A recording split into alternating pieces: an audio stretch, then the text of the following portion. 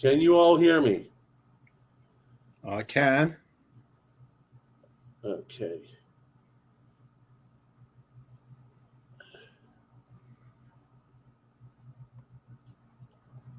Can you all hear me? Check. Hi, check. Hi, Amy. Hi, Nickel. Can you all hear me? I'm not sure.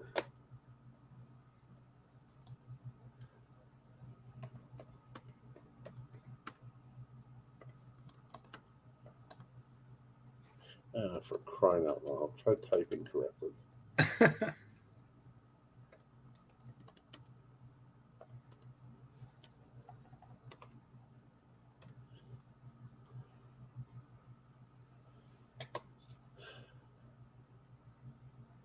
Let me see if I can choose the settings, high definition. Let's go to audio, MacBook, microphone. I'm not getting an answer yet. I can hear Ian and you. Okay. And here we go.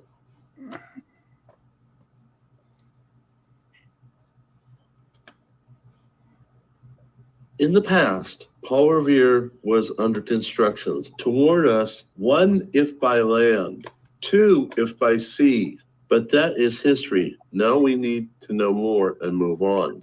Now we have to think about 3, if by air, and 4, if by internet. The British are coming. The British are coming.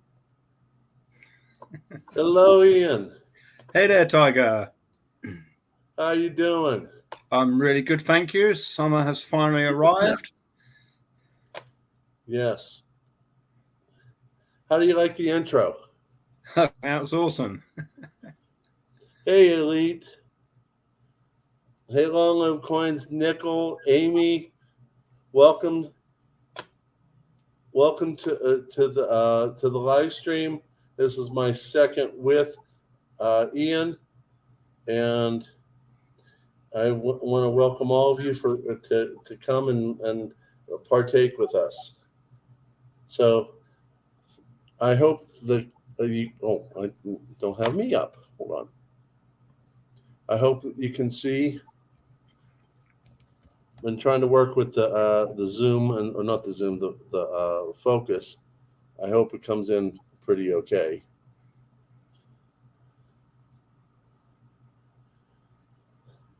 So how you been doing, Ian? Good, thank you. Yeah, periods of being really, really busy, and then seems to be just enough time to catch up. I understand. Yeah, at least you have a regular job. I've been working 18 shifts in a row of 12 hours. Oh, mine's not so regular. It feels like that for me as well sometimes, Tiger. Oh, I understand. Well, then again, you own your own business, so the work never ends. Are they working you hard in the zoo? Or? Oh, that is so true. That is so true. I've got 5 days off. Today was one of the 5 days. And basically just exhausted. Absolutely exhausted. It's been a very, very busy time frame. And, just I'm grateful for these 5 days. You know what I'm saying? Yeah. It's good that you've got this as a passion, isn't it? Really? So pretty much. Gives you something to look forward to. Hey, Lisa Anderson, how are you?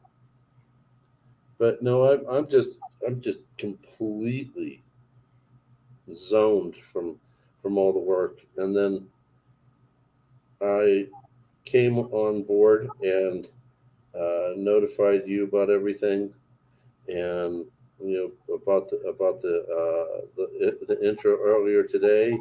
I had a meeting with Yankee, my monthly meeting with Yankee. So even though I've napped a good bit, I haven't gotten a lot of rest. That's okay, because I'm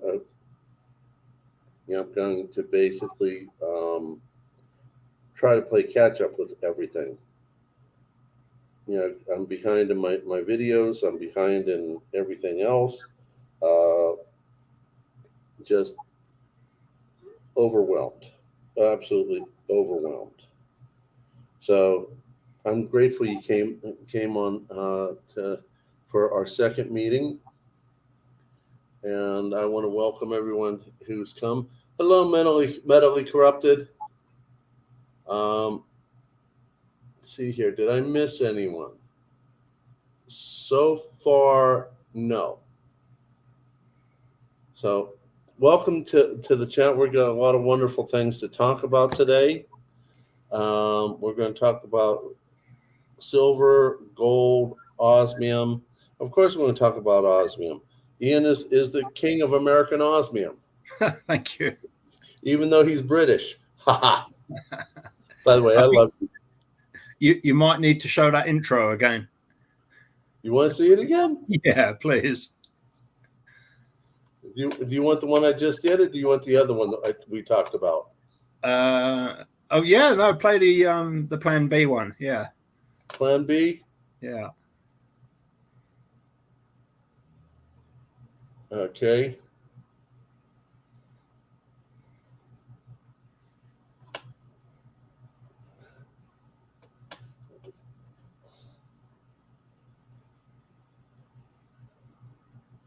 Guys, tell me how you like this introduction.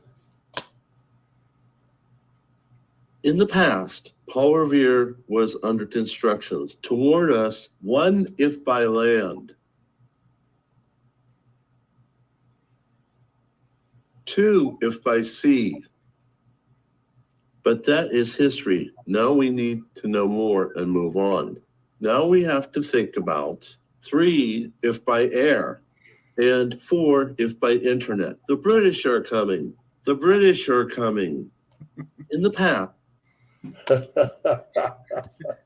We're better prepared this time as well, Tiger. We bring tea. Oh, okay.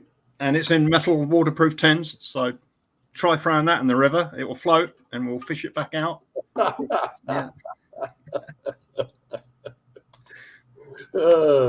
Boston Tea Party. Yeah.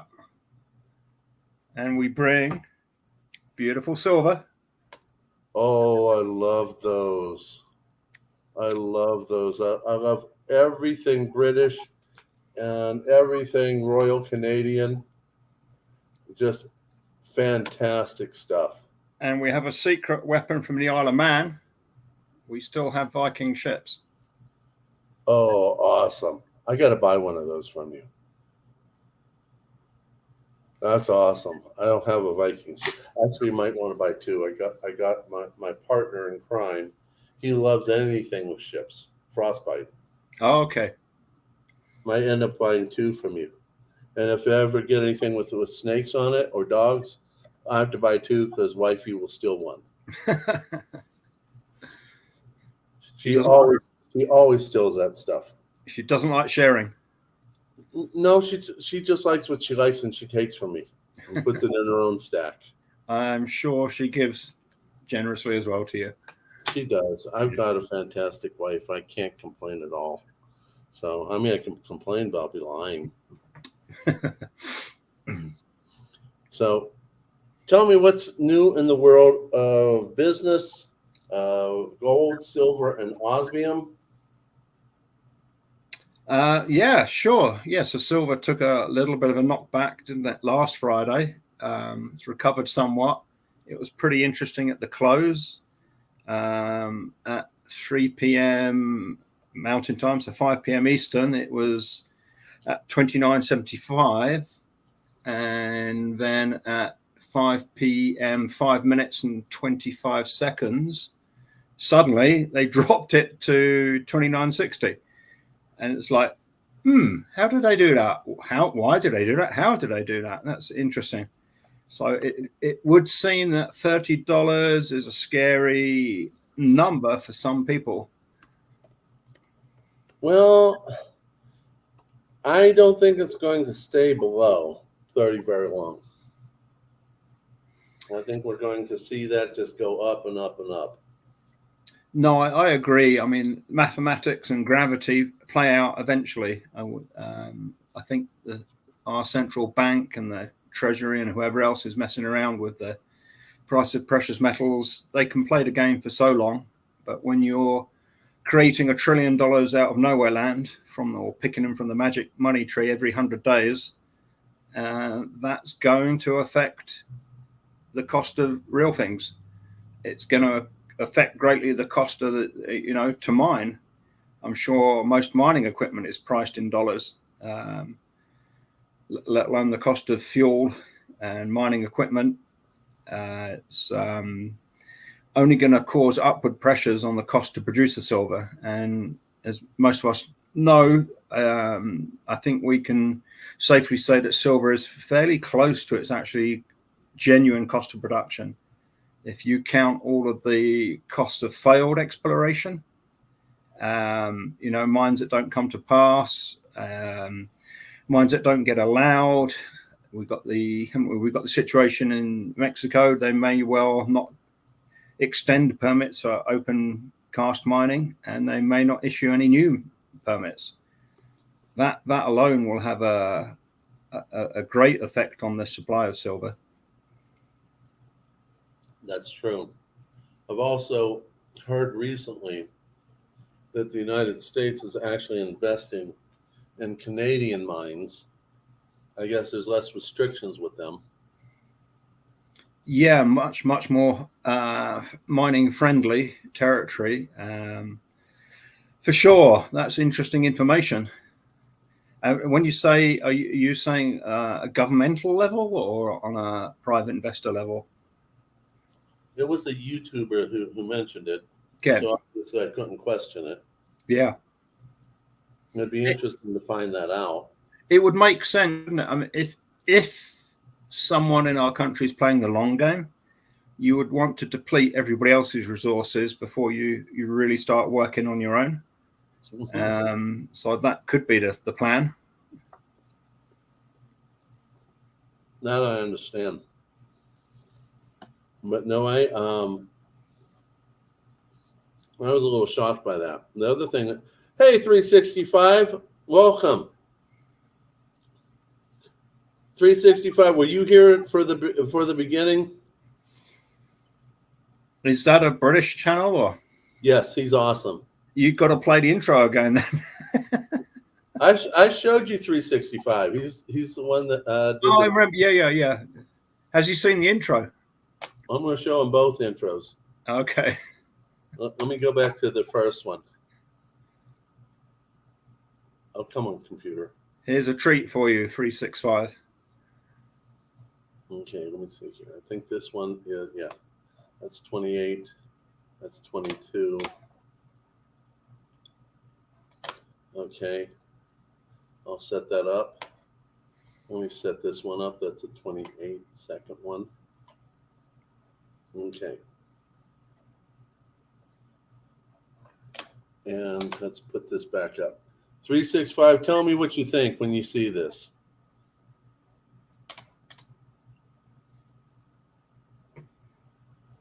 In the past, Paul Revere was under instructions to warn us, 1, if by land, 2, if by sea. But that is history. Now we need to know more and move on.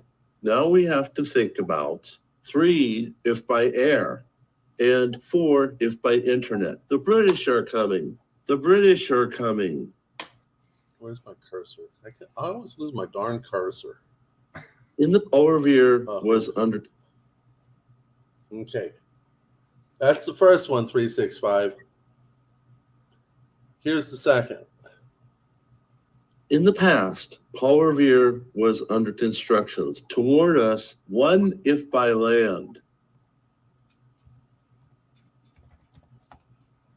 2, if by sea. But that is history. Now we need to know more and move on. Now we have to think about 3, if by air, and 4, if by internet. The British are coming. The British are coming. In the past.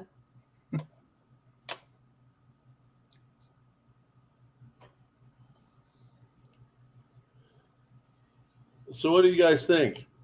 Especially 365, since he's British also. He's probably gone to get a cup of tea.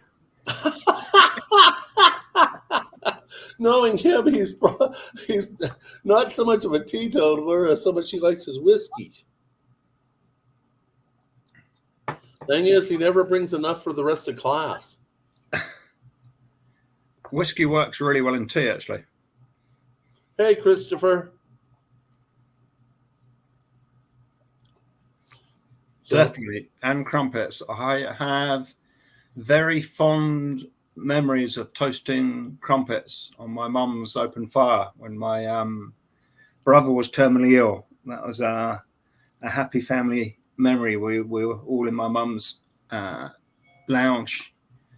I lit a beautiful oak wood fire and we toasted crumpets on a proper toasting fork. What are crumpets? Oh, how do you describe them? Oh my gosh! Yeah, I don't think you can buy them here. So it's a little bit. Do you know what? I can't really describe. I don't think there's any equivalent. But they are great, toasted over open fire with lots of good quality butter, and I like some honey. Okay. Nickel says they're cookies. No, they got quite a sort of almost a chewy texture. They're about 3 inches diameter, about 5/8 inch thick, and lots of air holes. The process of cooking them, they're sort of full of lots of holes, which is great for when you spread the butter on. You can really load it up. Is that kind of like an English muffin? No. Amy just do it. I don't think there's any. No, it's not pastry either. It's its own thing, a crumpet. Yeah. Also, slang for how do you put it? A liaison with the other sex. Yeah. To have a bit of crumpet is slang. Not quite sure why, but sounds like getting lucky. Yeah. I'm getting up in age. I don't remember what it feels like. Don't tell anyone I said that. Anyway. Oh, I'd love to try one.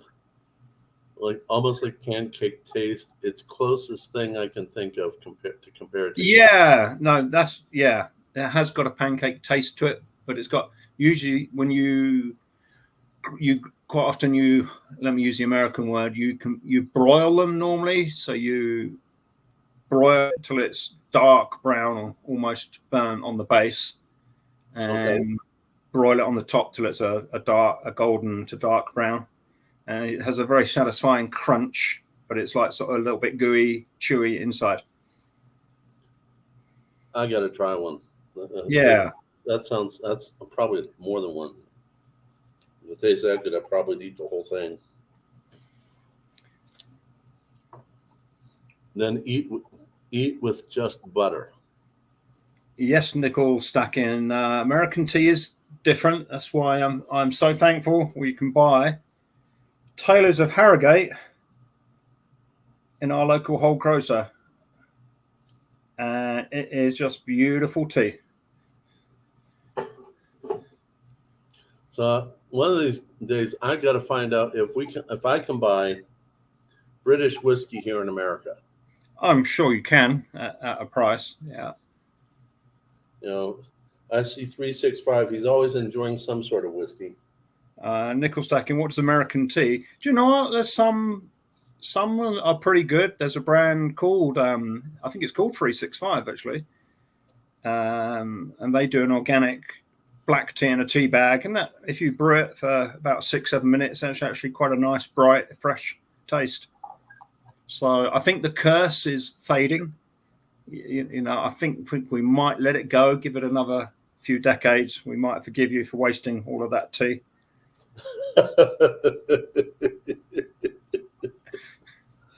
Oh, and it was all over taxes. And a fraction of the taxes we get charged now. And wasn't it our crazy king? I don't think he'd listened to Parliament. Parliament, I think, were advising the king to be reasonable with the colonies because they could see the benefit of maintaining, what the pre-United States incredible resource. It would have been interesting, wouldn't it, if Britain had been reasonable? As I understand it, the king wanted the colonies to pay back over time what they had paid on the war with the French. Well, it wasn't, and it was also the cost of defending against the French. The French, have had a long-running history of hatred with Britain, from invading Britain and us invading them, and sometime the king was king of part of France and England. There's a long history of animosity. So, but do you know what? I read in a history of American money, and I found some interesting information. And in 1746, the British Crown started withdrawing some of the coin from the colonies. They were reducing the amount of money in circulation. And the effect of that was that wealthy merchants and businessmen had wealth, they had businesses, they had, successful mills, whether it was a flour mill or lumber or farming.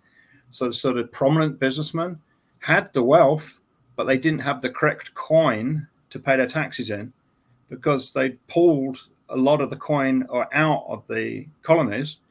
And so they were repossessed and lost their businesses.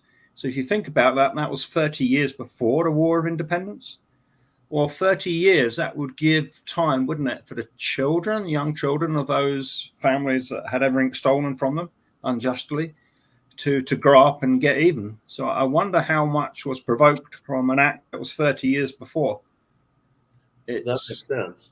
And time again, you look at what the Federal Reserve did. I think 1929 onwards, they reduced the money supply at a time that the nation was going into recession. They accelerated it and made it way worse, made it last a lot longer, go a lot deeper. So I think their motivation was crash everything down, and then the bankers will pick up assets penny on the dollar or not even pay for them at all. You think of all the farms that were foreclosed on, second, third generation, they built literally worked 7 days a week all of their life to build something up, and then that gets taken away. And the cause was reducing the money supply, which would accelerate the depression. It would accelerate the crash. Yeah. I am as most people who know me, I am no way a Keynesian economics. But there is something to be said that if a government should run a big, healthy surplus in good times, and they should use some of that to stabilize things in their downtimes, just to smooth out the excesses. That would be sensible, wise government. But now we get the opposite, don't we? We get, supposedly, if we're in a good time, and we're still printing up, well, not even printing, typing digital currency into existence in the good times. We're still, So going back to that, what a heinous thing to do to mess with people's lives by reducing their ability to pay a tax that they have the wealth to do it. Oh, wow. Thank you, 365, gifting 5 memberships. Thank you. If anyone sees aspiring alchemist in here, I want to do something nice for her. I was kind of hoping she would show up, but maybe she forgot. I don't know. I'll see if I can send her a message. Was that aspiring optimist or aspiring alchemist? No, you're aspiring optimist. She's aspiring alchemist. Alchemist. Oh, okay. So, well, if you think about it, we can turn a base material of very low value into silver and gold, can't we? And it's called the US dollar. So that is alchemy, really, if you think about it. We're turning incredibly overvalued dollar into incredibly undervalued precious metals. So that's alchemy. So we've cracked it. Yes, it is. And it's very interesting, that it's that way. And what England did back in the colonial days, and what you described the Federal Reserve doing, Yeah, it's just history repeating itself. yeah. It's not accidental for sure. Just like I think it was 1907 when all the different paper fiat currency was printed by different banks and states, and things got a little crazy, and the government let it get crazy to develop a crisis situation, and then turned around and said, "We'll take over," and everybody like, "Yay, yay! Thank you for saving us." And then on comes the Federal Reserve. Yeah. And now we got them trying to push digital currency. And they're going to claim that Bitcoin and Dogecoin and Ethereum and everything else is just creating a major financial crisis. And they're going to come in and save the day. But they're going to let the crisis go until everyone's crazy about it. Yeah. And whether obviously, and when we say they, we're talking about the leading financiers, the self-professed masters of the universe, aren't we? No, we're talking about long-lived coins. Sorry, LLC had to make a joke there. Okay. So yeah, no, I agree, Tiger. Welcome, aspiring alchemists. Okay, I'm going to before I do something, I'm going to prelim this. Let me get my cursor. I always lose my cursor. So, I can't find that. Maybe it's over here. No.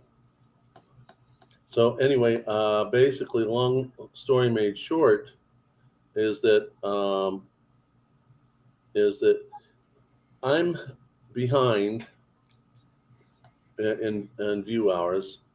I'm trying to beat the deadline, and I really, really want to get everyone's help on trying to beat this deadline. So basically, what's going on is I have approximately. I'm trying to beat this deadline. I'm trying to approximately get 360 view hours to make my 4,000 hours, which will not only give me full monetization, but if I don't make it before the deadline, YouTube starts subtracting hours that are more than 12 months old.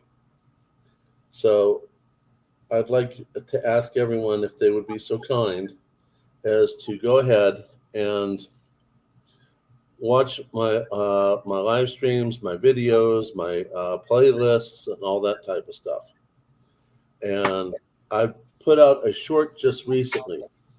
As I promised in the past, I will give away 4 different ounces of silver coins that are Tiger related. And those will be available to the subscribers. So, when that comes, we will have a giveaway party, and 4 ounces of individual silver will be given away to the subscribers.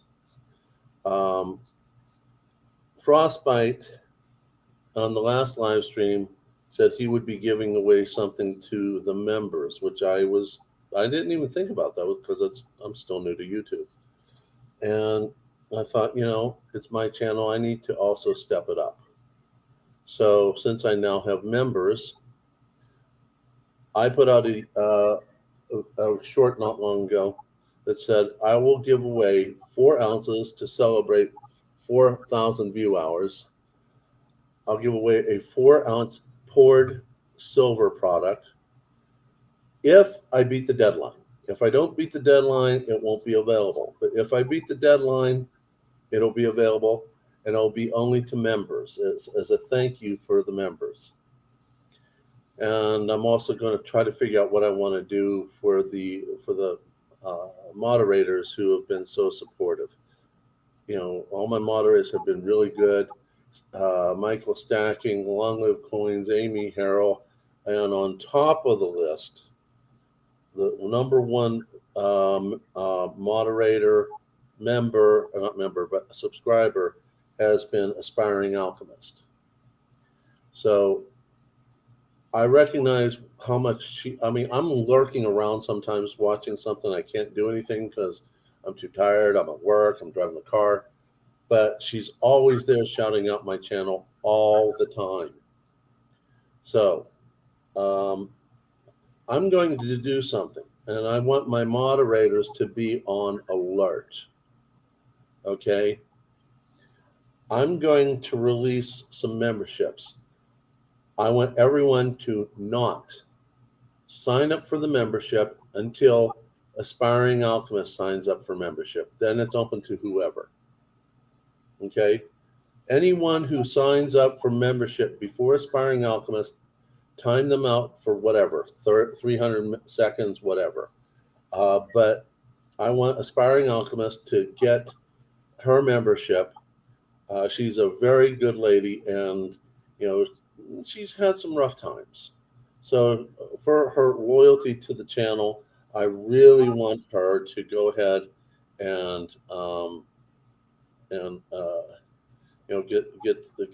get the membership. So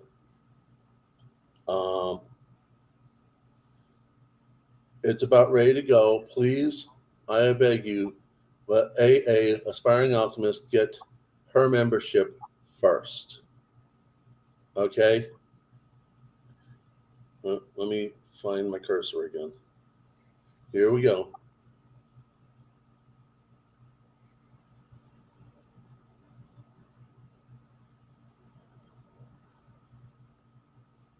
That should be in there by now.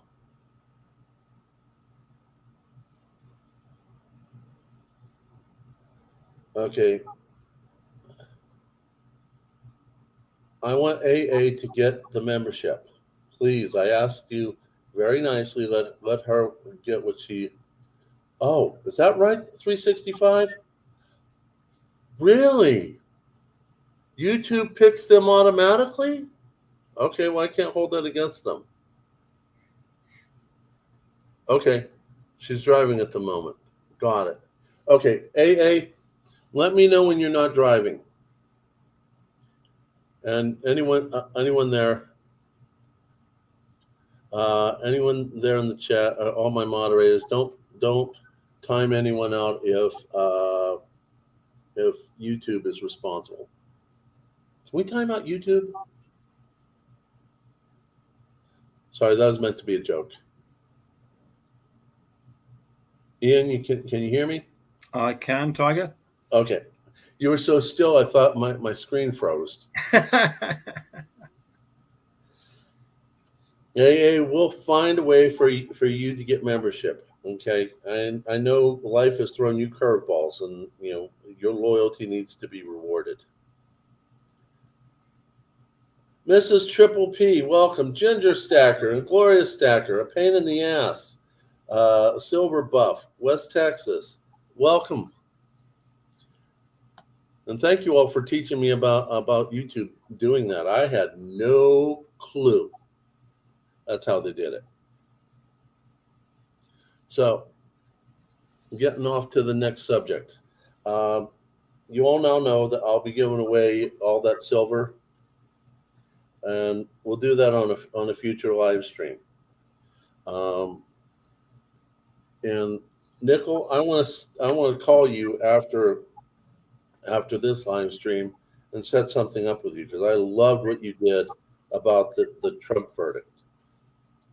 So I'd love to have you on for a live stream if you don't mind.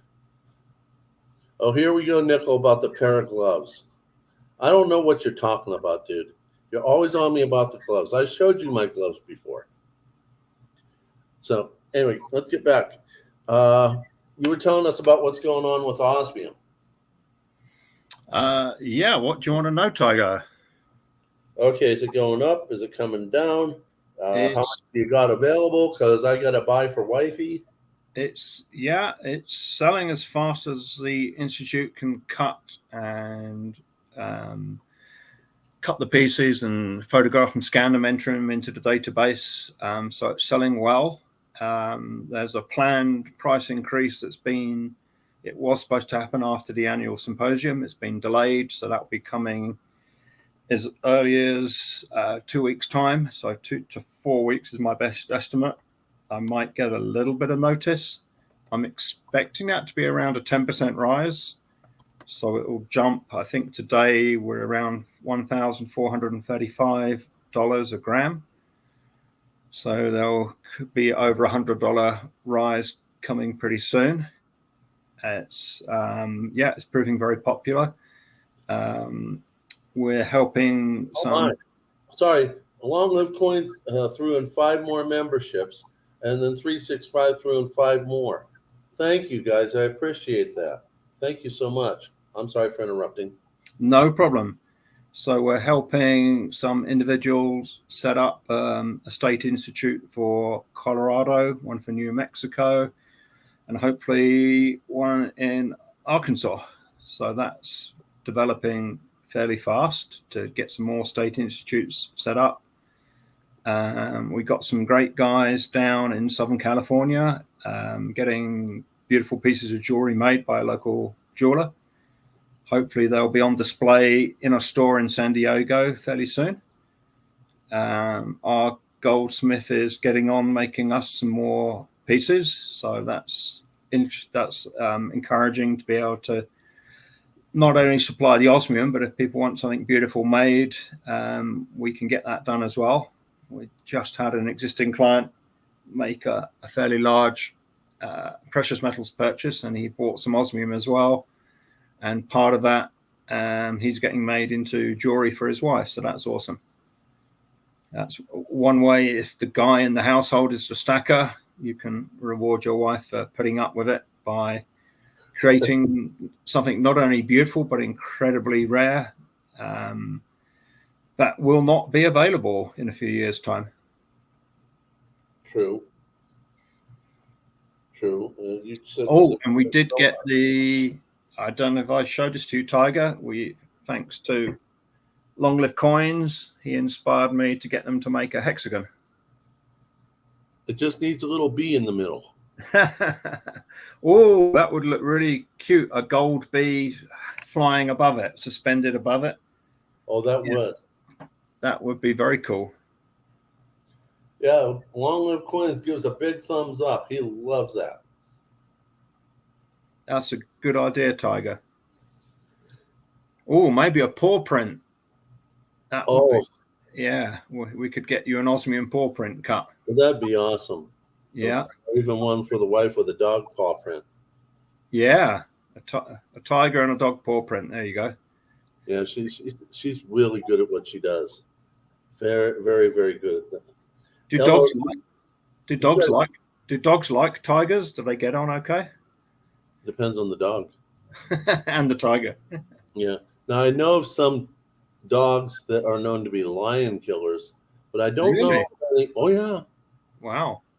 Yeah, I've learned a lot from helping my wife because she speaks mainly Russian and Ukrainian.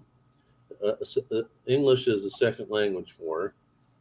And while she was going through college, and then later dog training school, I corrected her spelling and her grammar. So as I'm going through all those different articles and essays and everything she wrote to help her with her grammar, I learned a lot along the way.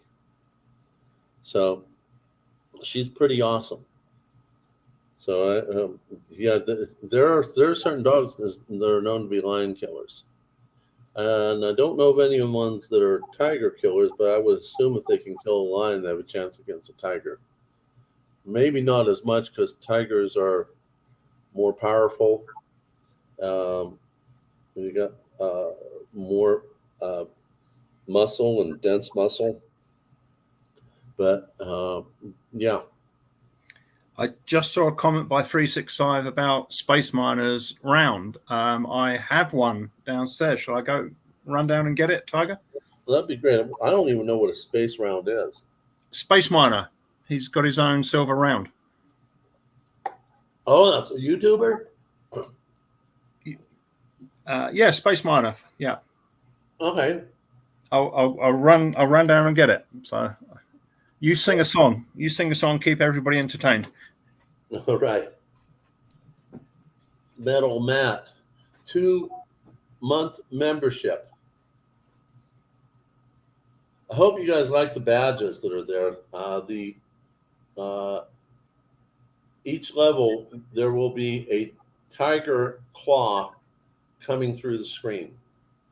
And the last one is the head coming out of the screen. Thank you, Middle Matt. Wow, I appreciate you guys being here. And I can't wait to learn about Space Miner. Never heard of him before. So, LLC, you got to tell me how you get all those extra emojis. I don't do so well with those. So, basically, let me tell you about what's coming up. I've had some things in the back room getting developed, videos. Not as many as I wanted because of the job. And my brother-in-law has been held behind because of the war in Ukraine. They've had their power knocked out numerous times. And so I've got a video coming up with the wife about dog training, protection dogs, about protecting yourself, your house, and your wealth. So I hope all of you will show up for that video when it's released. She is an amazing source of information. So I'll shut up about what's coming up because you're back. Here we go. Here is Space Miners round with a 4mm osmium inserted in the headlamp. Oh, how about that?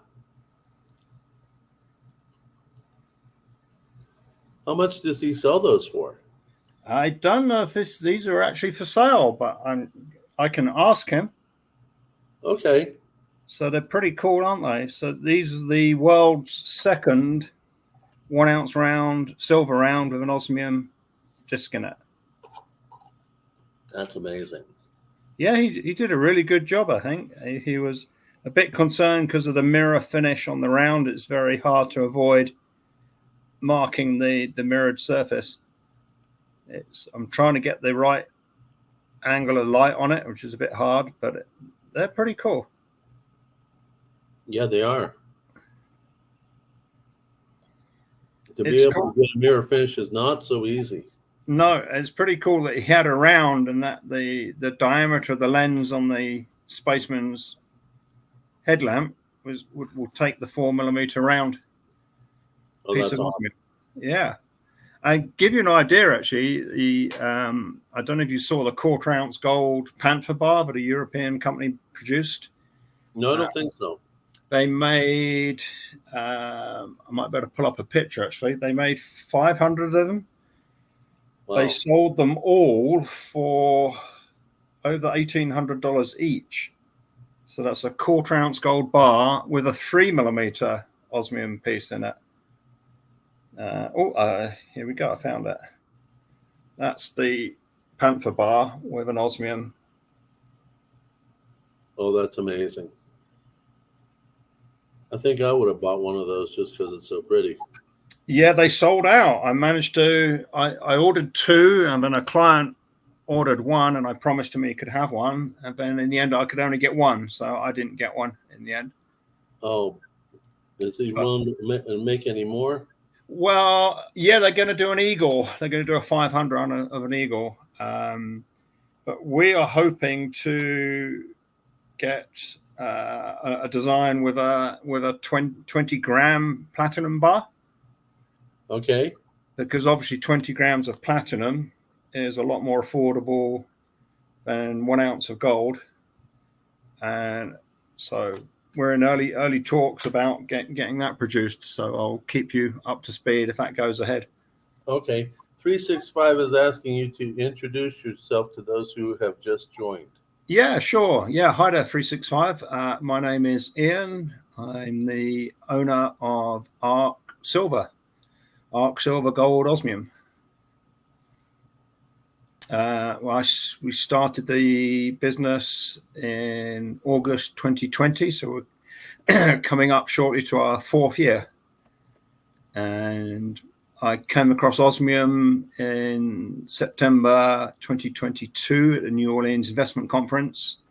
And when it was explained to me, its scarcity, its uniqueness, having the greatest density, so many features that make it unforgeable, and its incredible beauty, I insisted on buying some on the spot, even though the Osmium Institute didn't have any to sell. I ended up buying a ring, a pendant, literally off the vice president. So I literally took the ring off her finger and the pendant off her neck and bought them. So we were in talks thereafter, and middle of last year, they appointed us the first US retailer and the US flagship store. So that's very, very brief. I think silver is amazing. I love the British coins. These just came in, Tiger. Look at that. Isn't that beautiful? That's a 2013. Look at the shine on it. Oh. They came in, they used to be in tubes of 20, came in the mint tube, sealed, and just gorgeous. Absolutely a liquidy finish on them. Oh, and I mean, the edge as well is smooth. Oh, it's almost like a Philharmonic smooth. Yeah, with just a tiny little bit of detail repeating, that little squiggle repeating around the edge. Aren't they beautiful? Yeah. If you can get me a tube of 25, I'll take it. Yeah, they were in 20s. They did them in 20s then. I know, but I need 25 to fit into my. Oh, yeah, but they got a. This is the Royal Mint tube. So Okay. you'll have to get a whole monster box of 20s. Oh, that's going to be a real difficult thing to do in today's world. Yeah, they seem to be out there, but I was really pleased that these came in. I just bought some back dates, and you never know what you're going to get, and sometimes they're not in brilliant condition, but they came beautifully. So yeah, I love silver. I think silver is the best opportunity in 6,000 years. It is incredibly undervalued. True. And yeah, if you stack metals yourself. Oh, absolutely. That's how I started 365. So 2017, I was messing around on YouTube, and the algorithm suggested some program about the Federal Reserve, I think. And I started to learn what central banks are, what they do, who they are.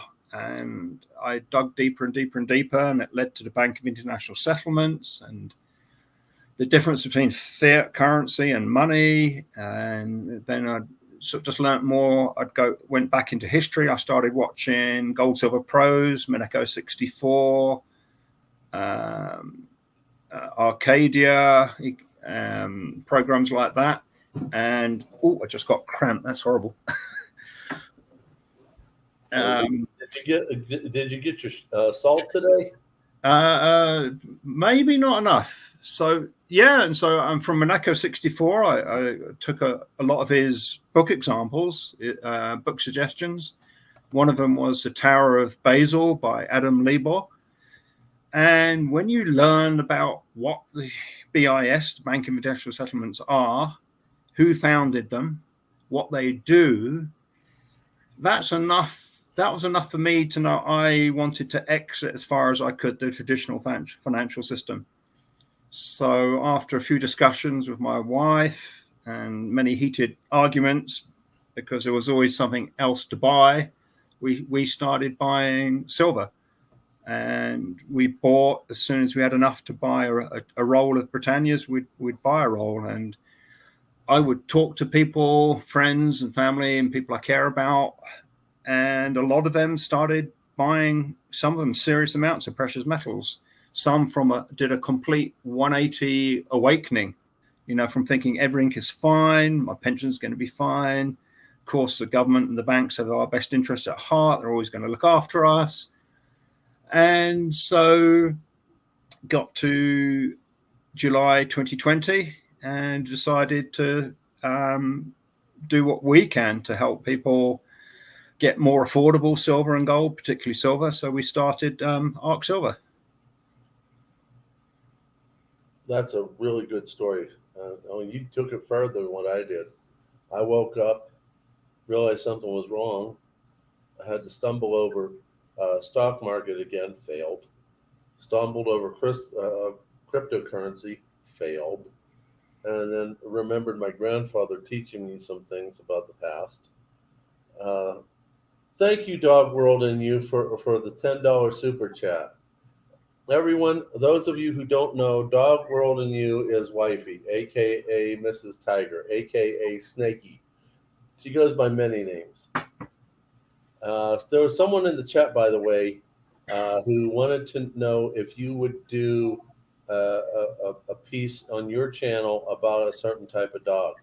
So if you can, I forget, I think it might have been Check Stacker, but I don't know for sure.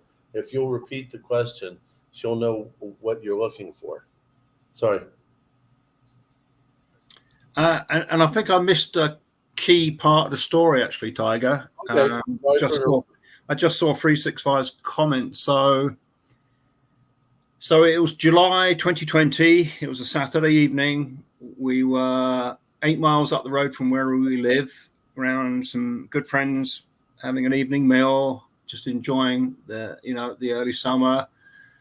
And in the middle of the conversation, out of almost nowhere, I said, something like, I think God is asking me to start a bullion business. I can think there must be 1,000 things you need to do. There's 1,000 reasons not to do it. But if God's asking me to do it, that will be one reason. That will be enough. That will outweigh the 1,000 things you'd have to do to start a bullion company. And then the conversation just went back to just normal stuff. And this was in the days of COVID, obviously 2020 and July 2020. So that was a Saturday evening.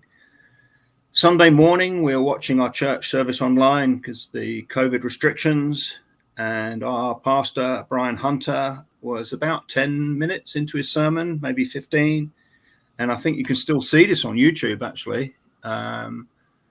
So I have empirical evidence that God speaks and speaks in many ways. Anyway, so Brian, 10 minutes in, stops mid-sentence in his sermon. And he says, I've never done this before, meaning stop in the middle of a sentence, in the middle of giving a sermon. And he said, but Ian Everard, God has given you a business idea. You can think of 1,000 reasons not to do it. But if I'm asking you to do it, that's reason enough. He repeated, and my wife remembers much more clearly, but he repeated word for word what I'd said the night before in private with some friends. I knew that God was telling me to do it. It was as clear as we're talking now, Tiger. That's the language God often uses to me. It might not seem, like do this, but by revealing to somebody else and getting him to speak it out publicly. And I knew I had to do it. I hear you loud and clear. I've had divine intervention quite a few times, and it's powerful. And it's best to get on and do it. Oh, yeah. Oh, yeah. Stacking with Kraken, thank you for the $2 super chat. And Amy Harrell, thank you for the $7 super chat. Frosty, welcome. So And I hear you loud and clear. I'm glad you told that story because, I've always respected you ever since I first found out about you. But it's rare. So yes, Like it was my idea, but I've had hundreds of good ideas that I've talked about. Never done most of them or any of them. It's like, so I can take no credit because without that Pacific direct intervention, I would have carried on in construction. you were doing construction? Yeah, I've been doing constructions literally from when I could walk. Yeah. Started young. Wow. Frosty, thank you for the $20 super chat. What does this button do? He pressed the orange button. Well, you got to keep in mind that's very funny because he's the person who tells me what to do with computers. 365. Yes, we do have a YouTube channel. I've not been very good at making content. I think I should. So yeah, maybe I'll get Tiger to teach me how to do it. I'll try to teach you, but I will tell you that I learned most of my stuff from Frosty. So if Okay. I tell you something I mess up on, we can always see if Frosty will put some things in. Oh, and 365. And 365, I really somehow want to see how I can start supplying in the UK, because everything I've seen is the premiums are so ridiculously expensive in the UK. It's compared to what they are here in the US, we are really privileged how low premiums are here. I was talking to the guy that runs the Kinesis Mint in Turkey, Alp, and he was saying what they can sell wholesale into Europe, and the wholesale prices in Europe are higher than the retail prices here. Wow. So we are really, really blessed in America. If you shop around and get a good relationship with your dealer, the premiums are incredibly low compared to the rest of the world. Yeah, I'm going to have to take your word on that because I have to pull up a computer to figure out British pounds to American dollars. It's about 1.27. But basically, in Britain, coins cost more in pounds than they do here in dollars. So it's a factor about 30% more expensive. And as 365 mentioned there, for new silver, you have to pay 20% tax to the government when you purchase it. That's ridiculous. It is ridiculous. Yeah, yeah. That's why I love these Britannias, especially the back dates, because these are pre-owned. These are second-hand. So in the UK, I can sell these without charging VAT. Because they're the coin of the realm? No, because they're previously owned. So second-hand silver coins don't attract VAT. Doesn't have to be charged. And what does VAT stand for? Value added tax. Yeah. Oh, V. I thought B is in Sorry, yeah. V for vicious. Oh, ain't that the truth? Viciously added tax. Yeah. That's so true. Yeah. I think most taxes that are not based on ability to pay are just unfair. And those of you who want osmium, now I wasn't really big into osmium, but the more I thought about it, the more I am seeing that as probably the only precious metal that you can really gain interest on, since it's limited and people are going to want it. So I'm going to be buying very soon from Ian some osmium. Can't afford Donald Trump levels, but I can certainly afford to buy some. And wifey is going to be getting some jewelry out of it. Don't tell her I said that. She might be watching. And she usually is. She knows what's up before I know what's up. Typical. But no, I'm planning on getting some for the stack, some for wifey, and go from there. And those of you who are interested in osmium, from someone who is a cautious person who is always afraid of something different, I think it's a wise choice. It would be an interesting addition to your portfolio, especially because the prices are going up and they're expected to continue to go up. Now, I'm not a financial advisor. Ian isn't either, but look at the evidence. So basically, look at it, and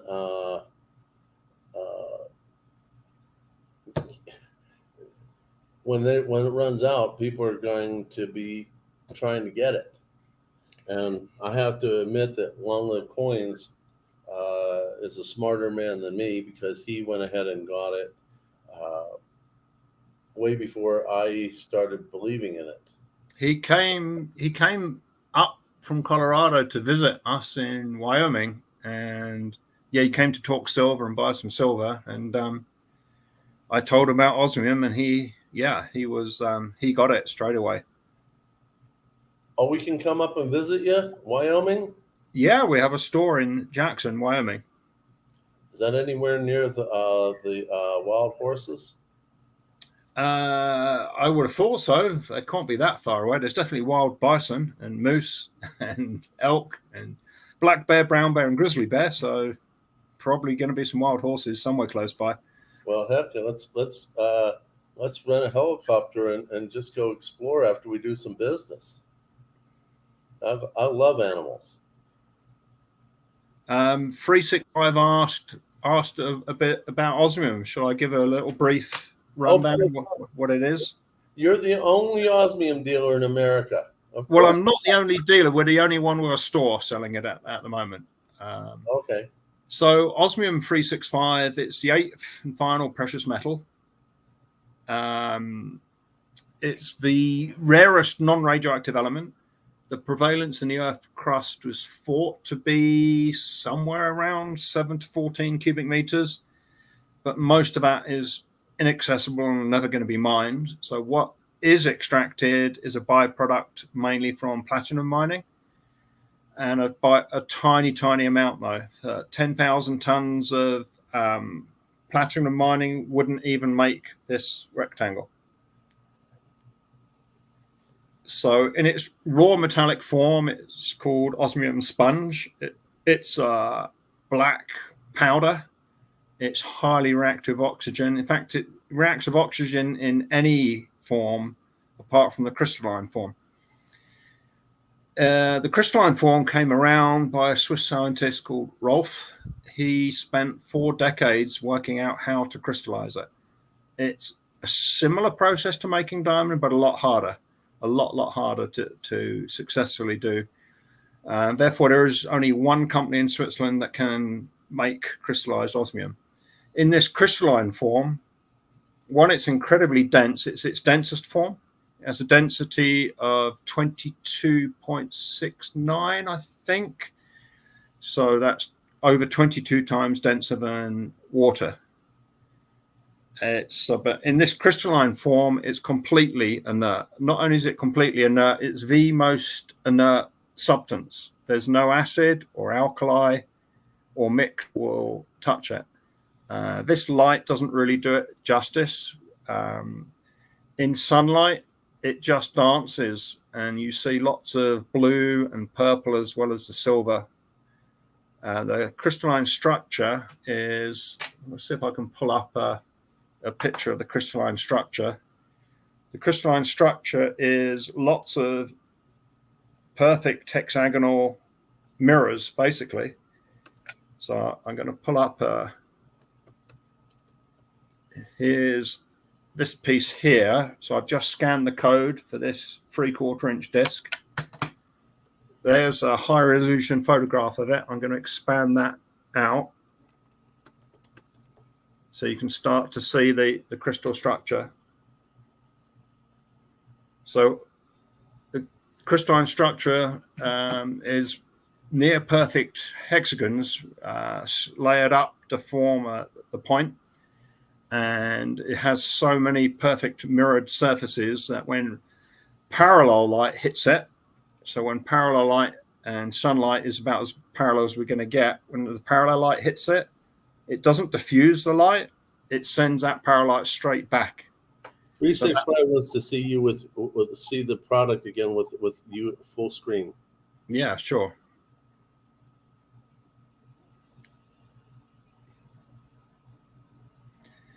So it's actually more reflective than silver. So it's really effective in jewelry because in sunlight or bright LED light, you can see it about a 3 times greater distance than you can diamonds, because diamonds refract light, so therefore it comes out at different diffuse angles, whereas the osmium is reflecting all of the light and sending it straight back at you. So osmium is being used a lot for high-end watches. Here's an Un. There's a handmade Swiss watch with an osmium face. And again, till you've really seen it in sunlight, you've not really seen it. Stacking Surfers asked, how can he get a surfboard? Yeah, you can order custom cuts. We can give you a quote. If you send us a design, we'll give you a quote. What are the questions we got? Price of this square. Okay, let's have a look. So that came out of that box. So I'll scan that QR code.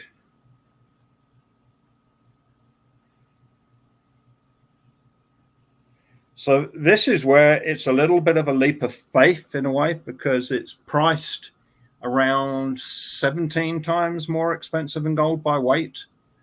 But what one needs to remember is it's between 1,500 and 4,000 times more scarce than gold in the Earth's crust. And then you add the fact hardly any of that is going to get crystallized.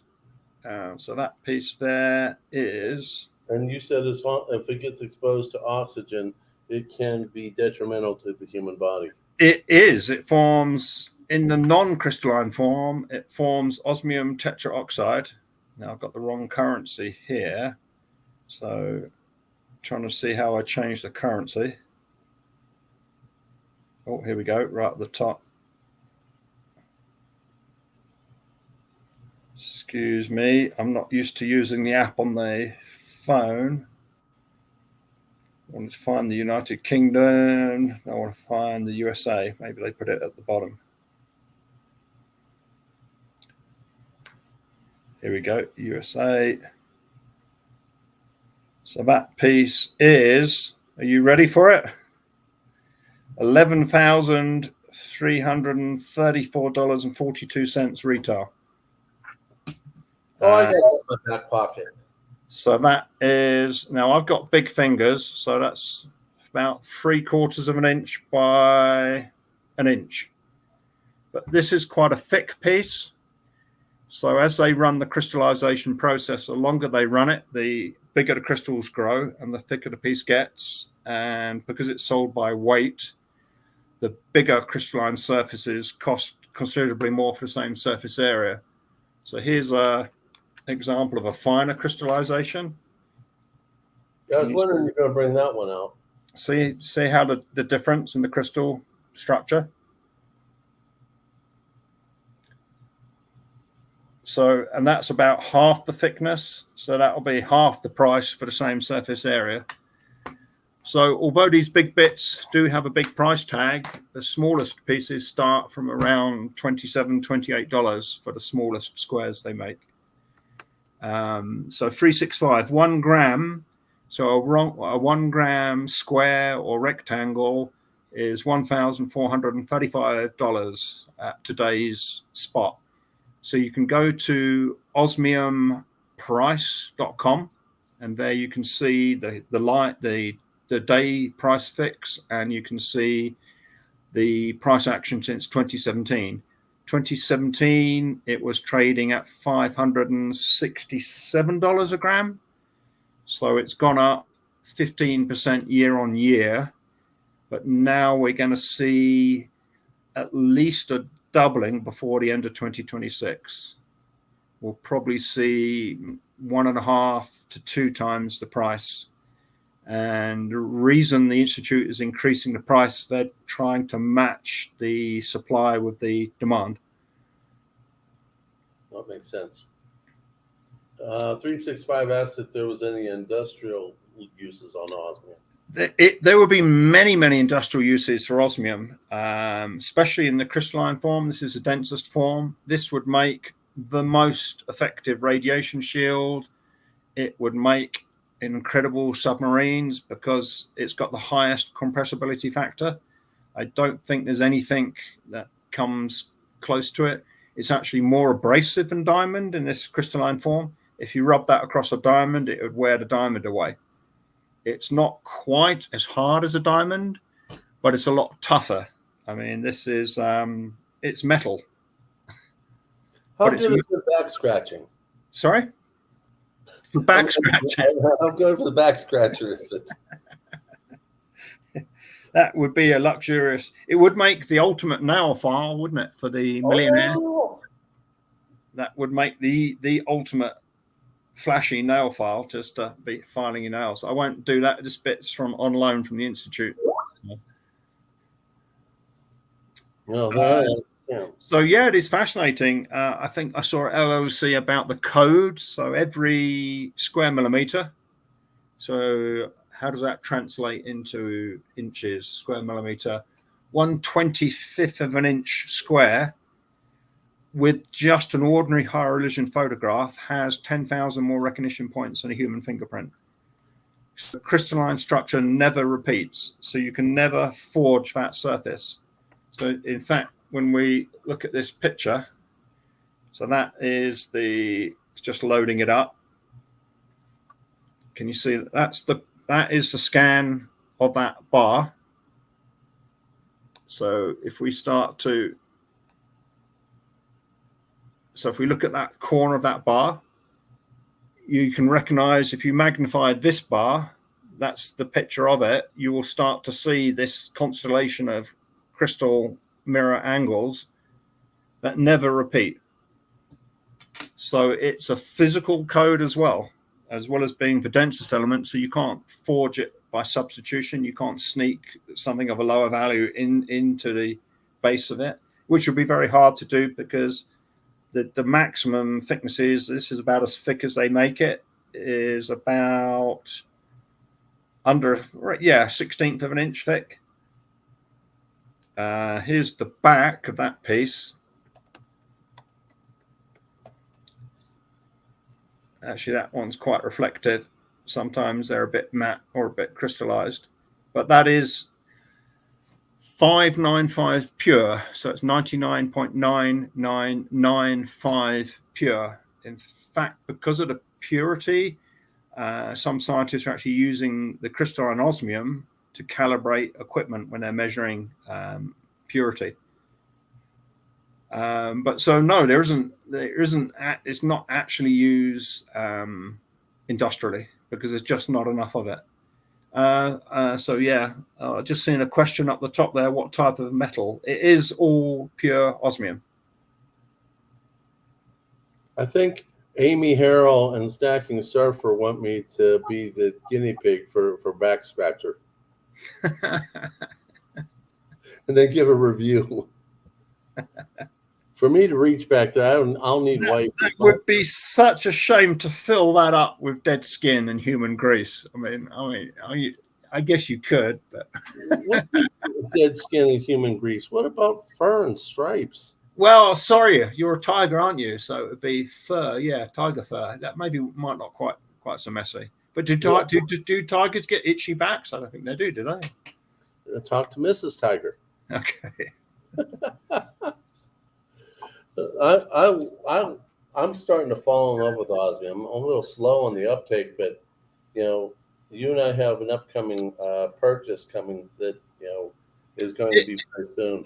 It is still in the smaller pieces, in my opinion, are incredibly affordable for what you can make them into. I mean, here's a osmium heart. Mm-hmm. You get a lot of sparkle there, and these start from around $150. So that can get made into a beautiful.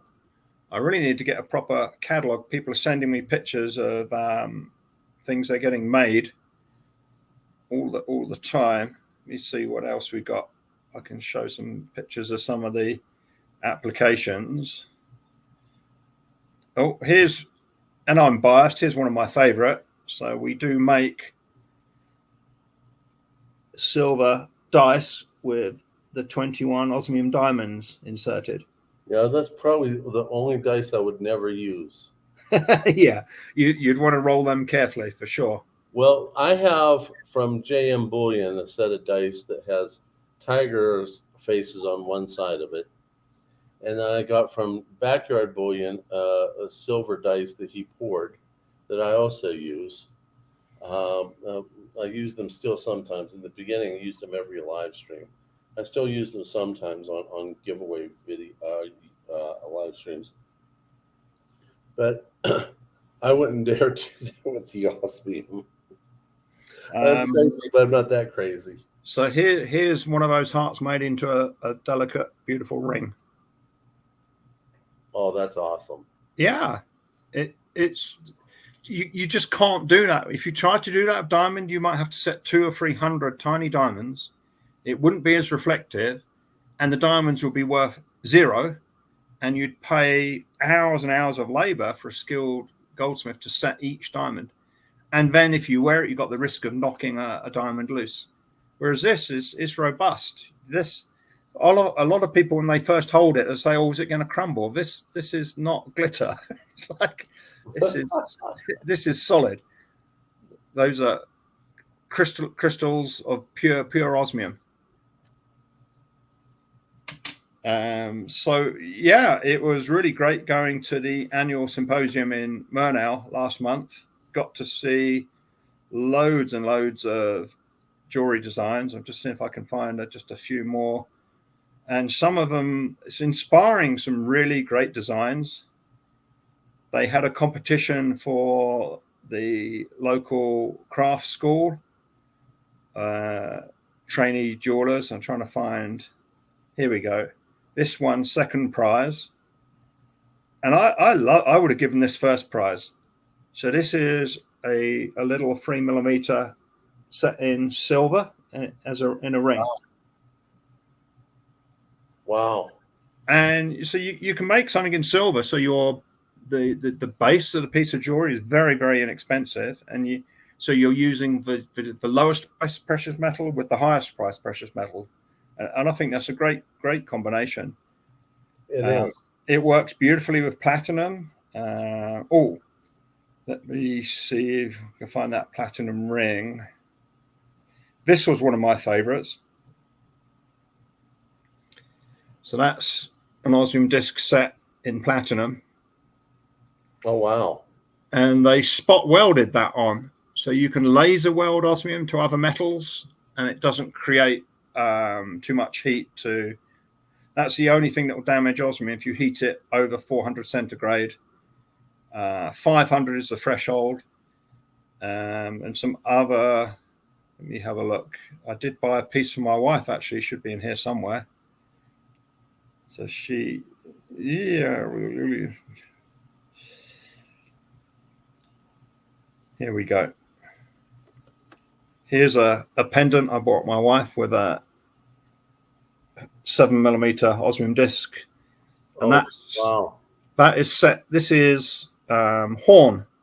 So here's the more dense grain of the horn, and they've cut it like that. So this bit has taken the black stain. Mm-hmm. And so yeah, it's inspiring lots of different ways of using it. when a goldsmith actually gets to use it, they love it. It's very easy to work with. You can make an incredibly impressive piece of jewelry very, very quickly. I think, was it Neil Hahn's Dynasty? They're prototyping a batch of nose studs, so I'm excited to see those. Oh, I think it's Neil and OC are working together to do gold and platinum nose studs. And I think with OC on this. Who's working with OC on this? Neil Hahn's Dynasty. Oh, okay. That'll be interesting to see. So yeah, it's getting really creative. I'm trying to get Long Live to. I'm going to see if I can get some smaller hexagons made, so he can start doing a hexagonal range. Smaller hexagons for smaller. Oh, OC, can OC get a picture to us? Can you send me a picture of one, OC? I want to see one. I can find a pair of 4mm square earrings. I've got to pick some up Tuesday actually, which would be awesome. Let me find.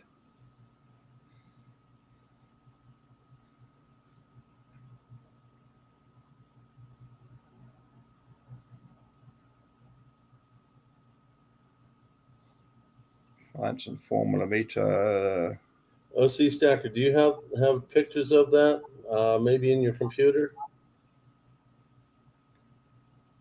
Oh, talking dogs. Here's my dog having a tummy rub.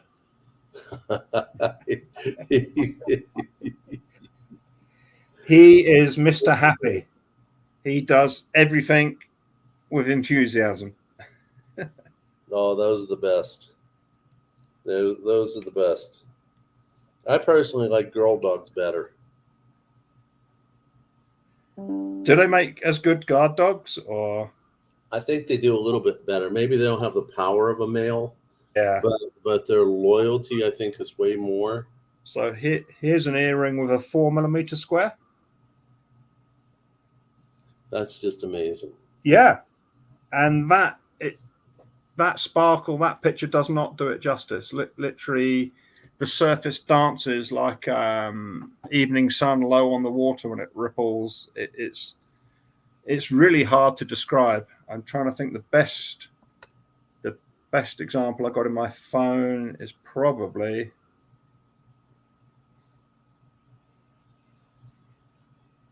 I did take a video of the watch on the plane coming back from Germany because it was catching the sunlight beautifully.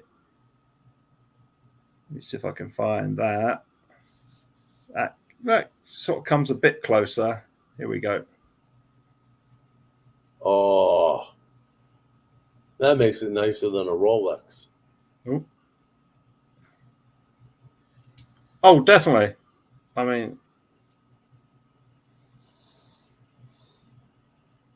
that's pretty. But it looks about 3 times better than that. The camera just cannot capture the detail that the human eye can.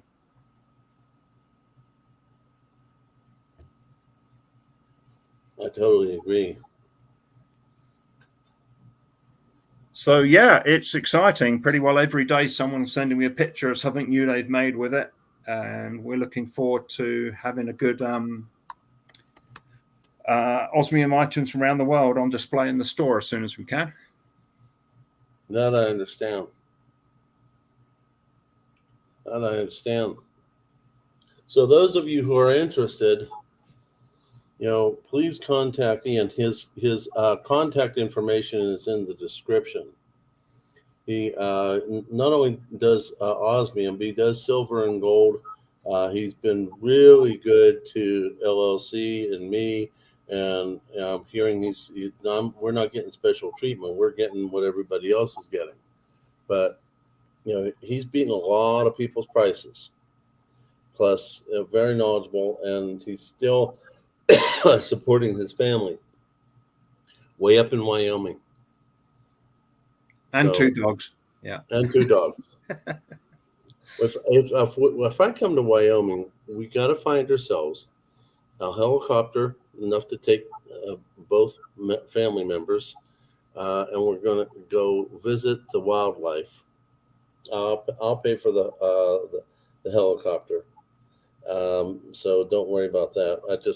I want to be able to take lots and lots of pictures of wildlife.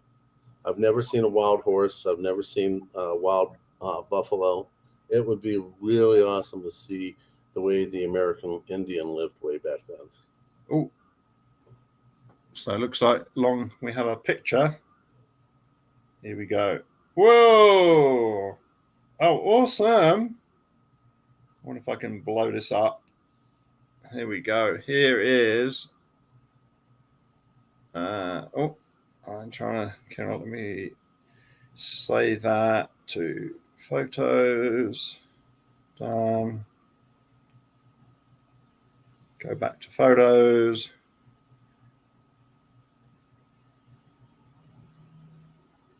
Here we go. I'm having trouble magnifying that, but does that show, Tiger? Oh yeah.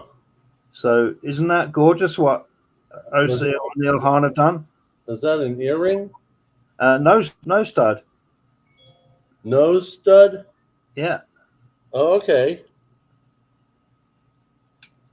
Your guys done a beautiful job there, OC. To answer your question, Surfer, I am currently at 1,003. No, that's not it.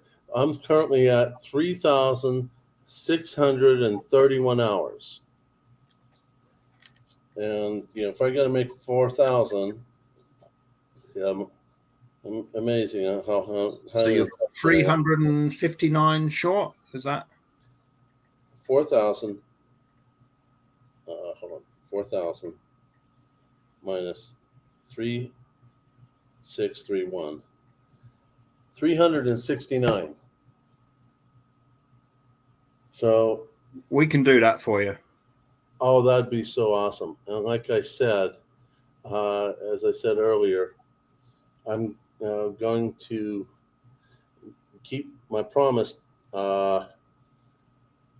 Everyone said your player tend to binge Tiger streams. Thank you, Stacking Surfer.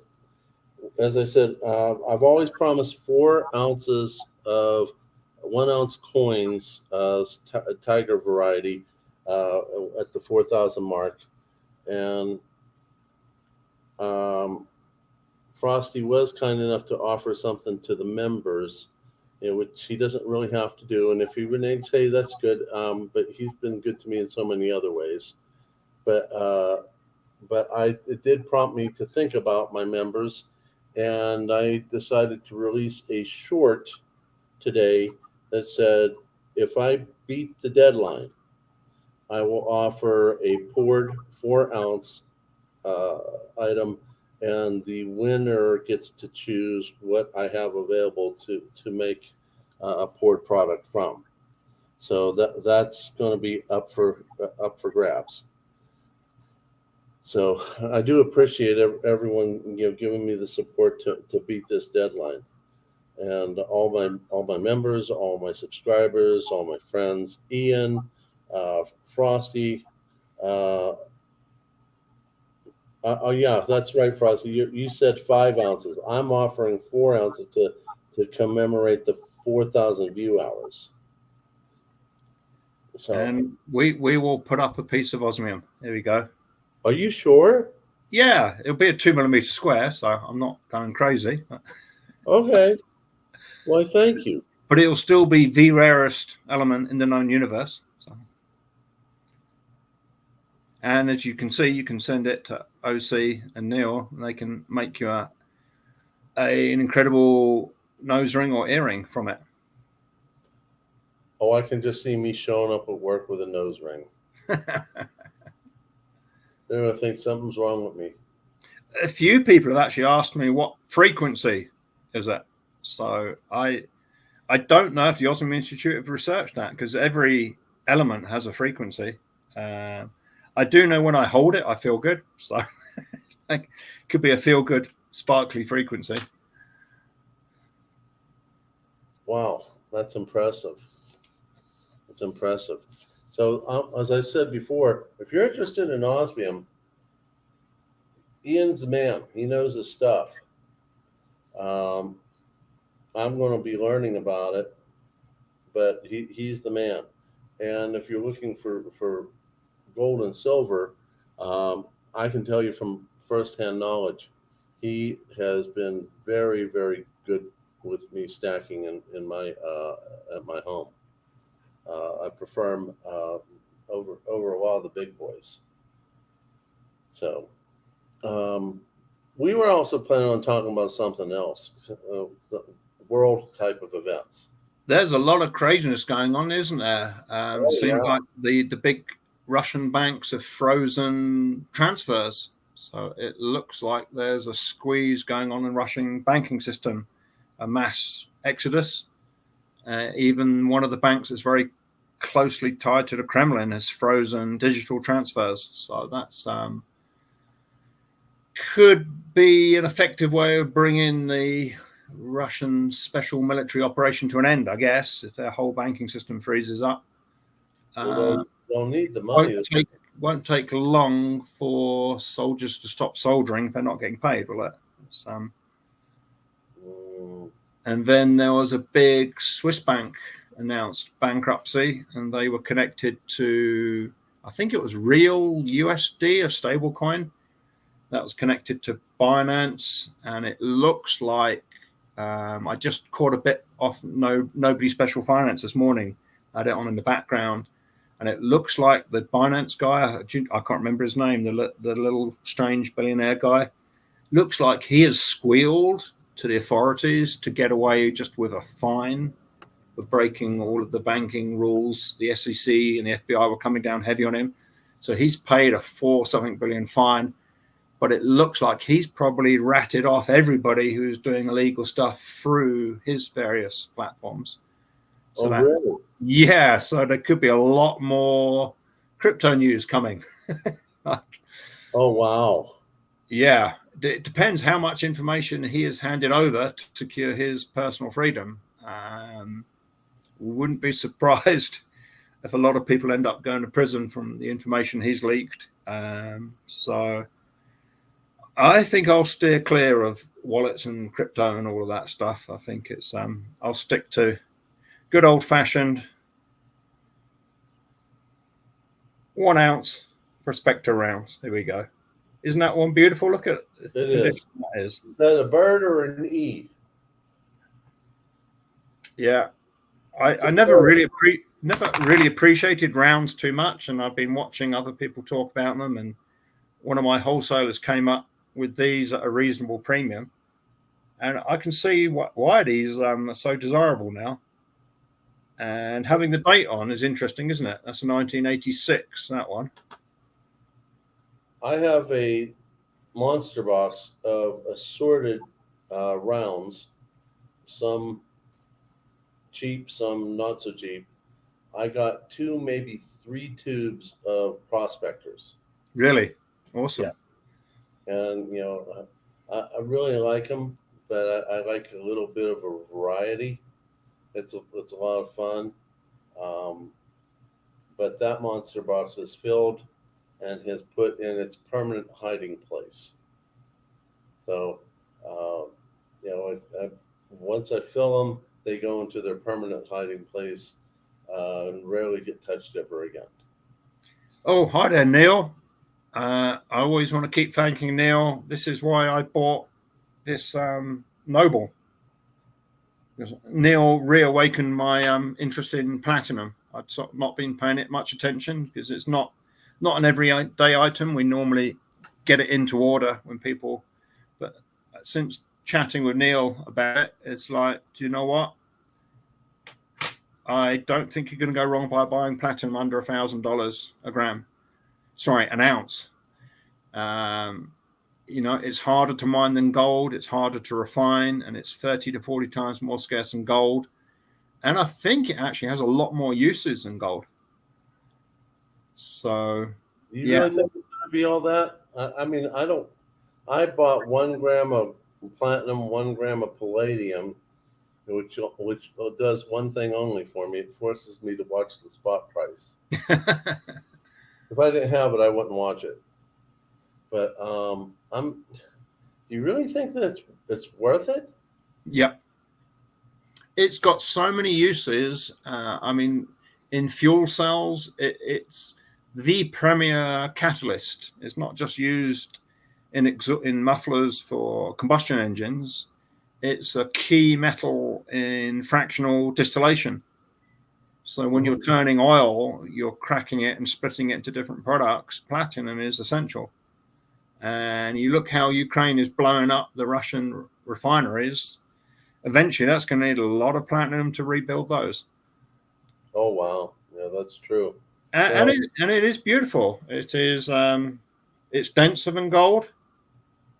And it has a different, I mean, let's put silver and platinum together. I don't know if that will show.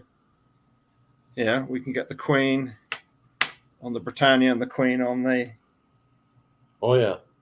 So it's got a different sort of silver to it, hasn't it? True.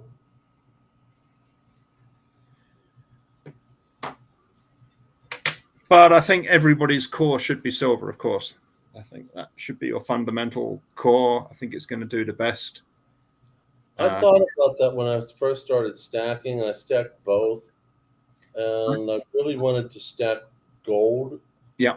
But as time's gone on and I've been looking at life, I kind of realized that what I learned is kind of true, and I got to know my place in the world. And I think it was a guy by the name of Neil. His last name's escaping me right now. Gold is the money of kings. Yeah. Silver is the money of gentlemen. Barter is the money of peasants. Yeah. But debt is the money of slaves. Yeah.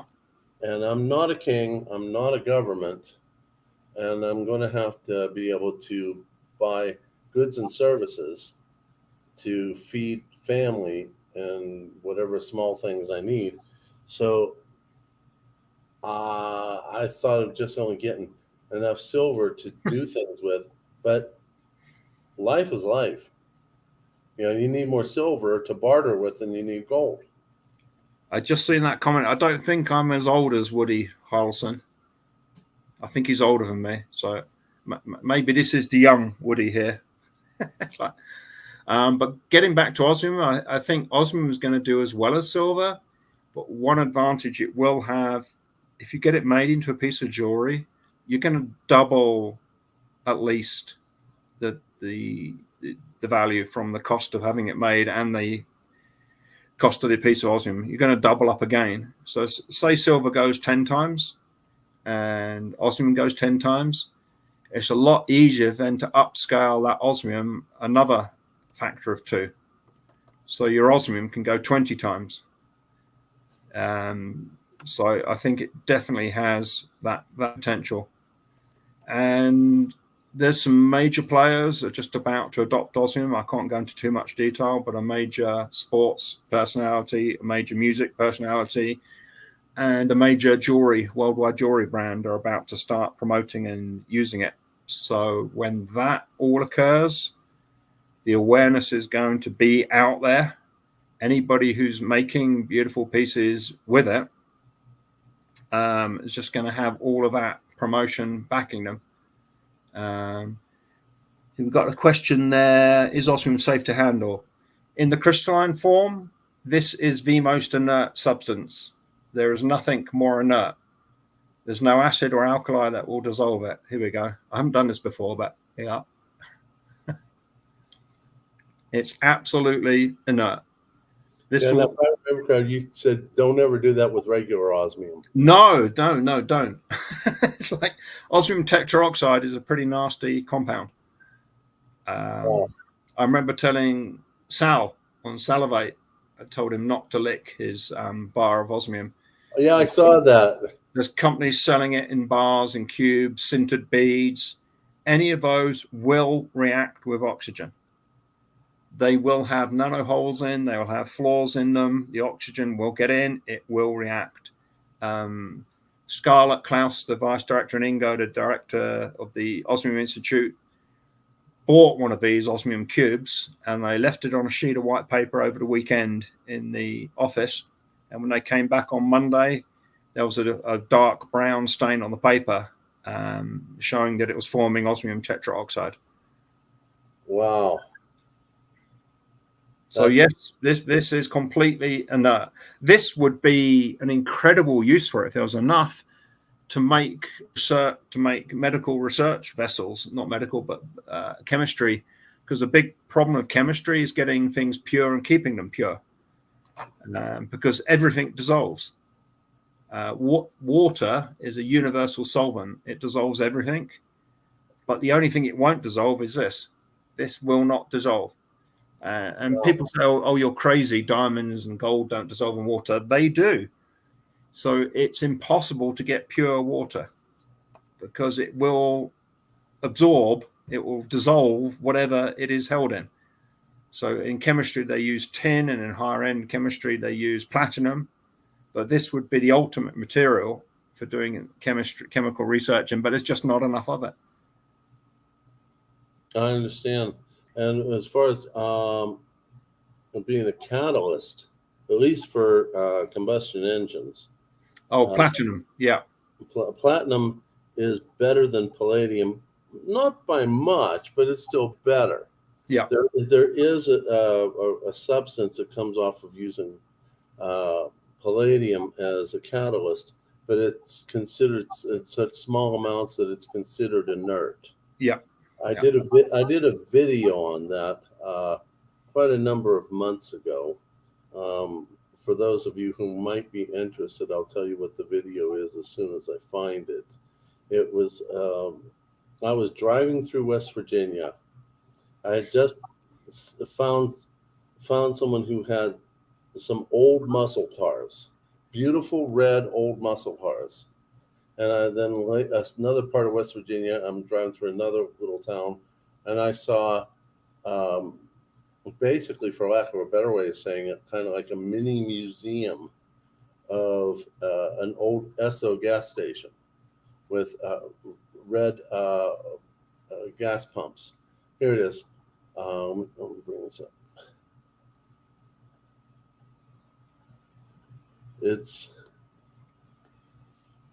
It's this video right here. Old muscle cars and 2 dimes bought gas. And I mentioned in that video about how platinum is used as a catalyst, and it was much better than what they did use, which was lead inside the gasoline and palladium. So if you ever want to learn something about that, that's available there for you. Yeah, so the lead they used to add to petroleum as an anti-knock to stop pre-ignition, to make it to even out the octane rating. What they did when they switched to unleaded, so they didn't put lead in, but what they did, they left the benzene in. So leaded petrol, they took the benzene out, which is an incredibly dangerous chemical.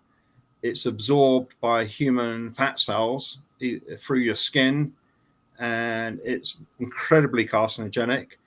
So they leave the benzene in. They don't bother to take the benzene out because the benzene works as an anti-knock.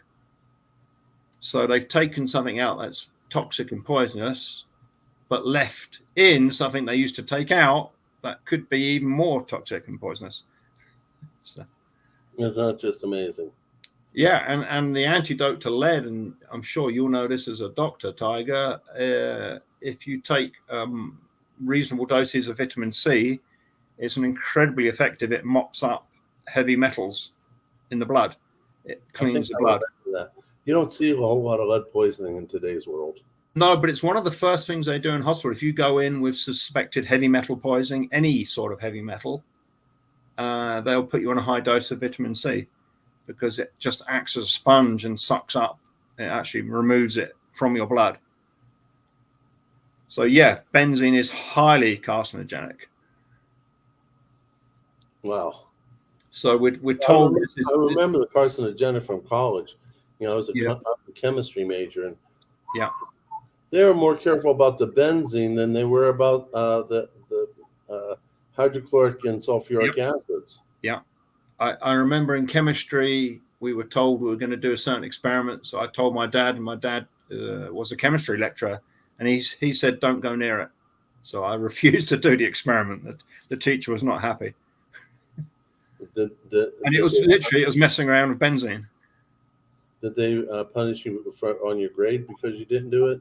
Oh, I didn't care about that.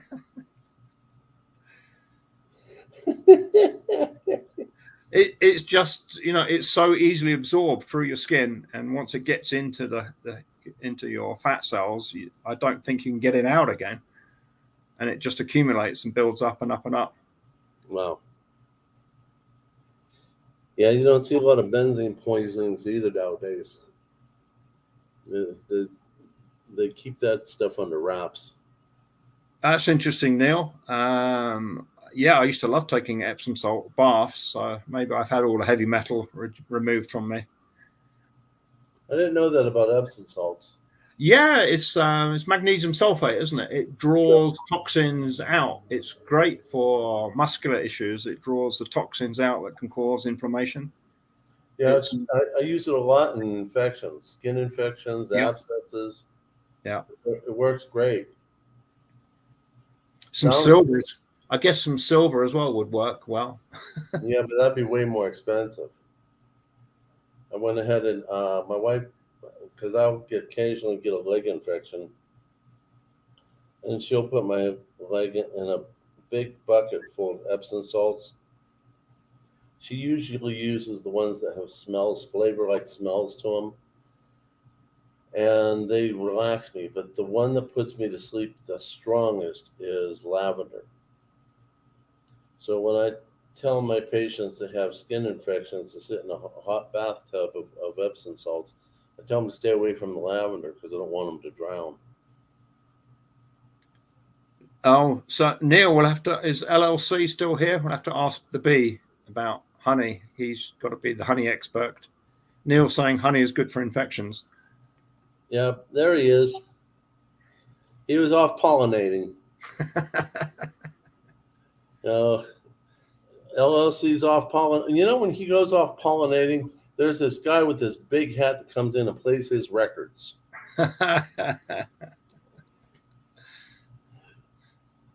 But yes, no, honey is incredible it's really good on mild burns as well. Even severe burns, it forms a breathable crust.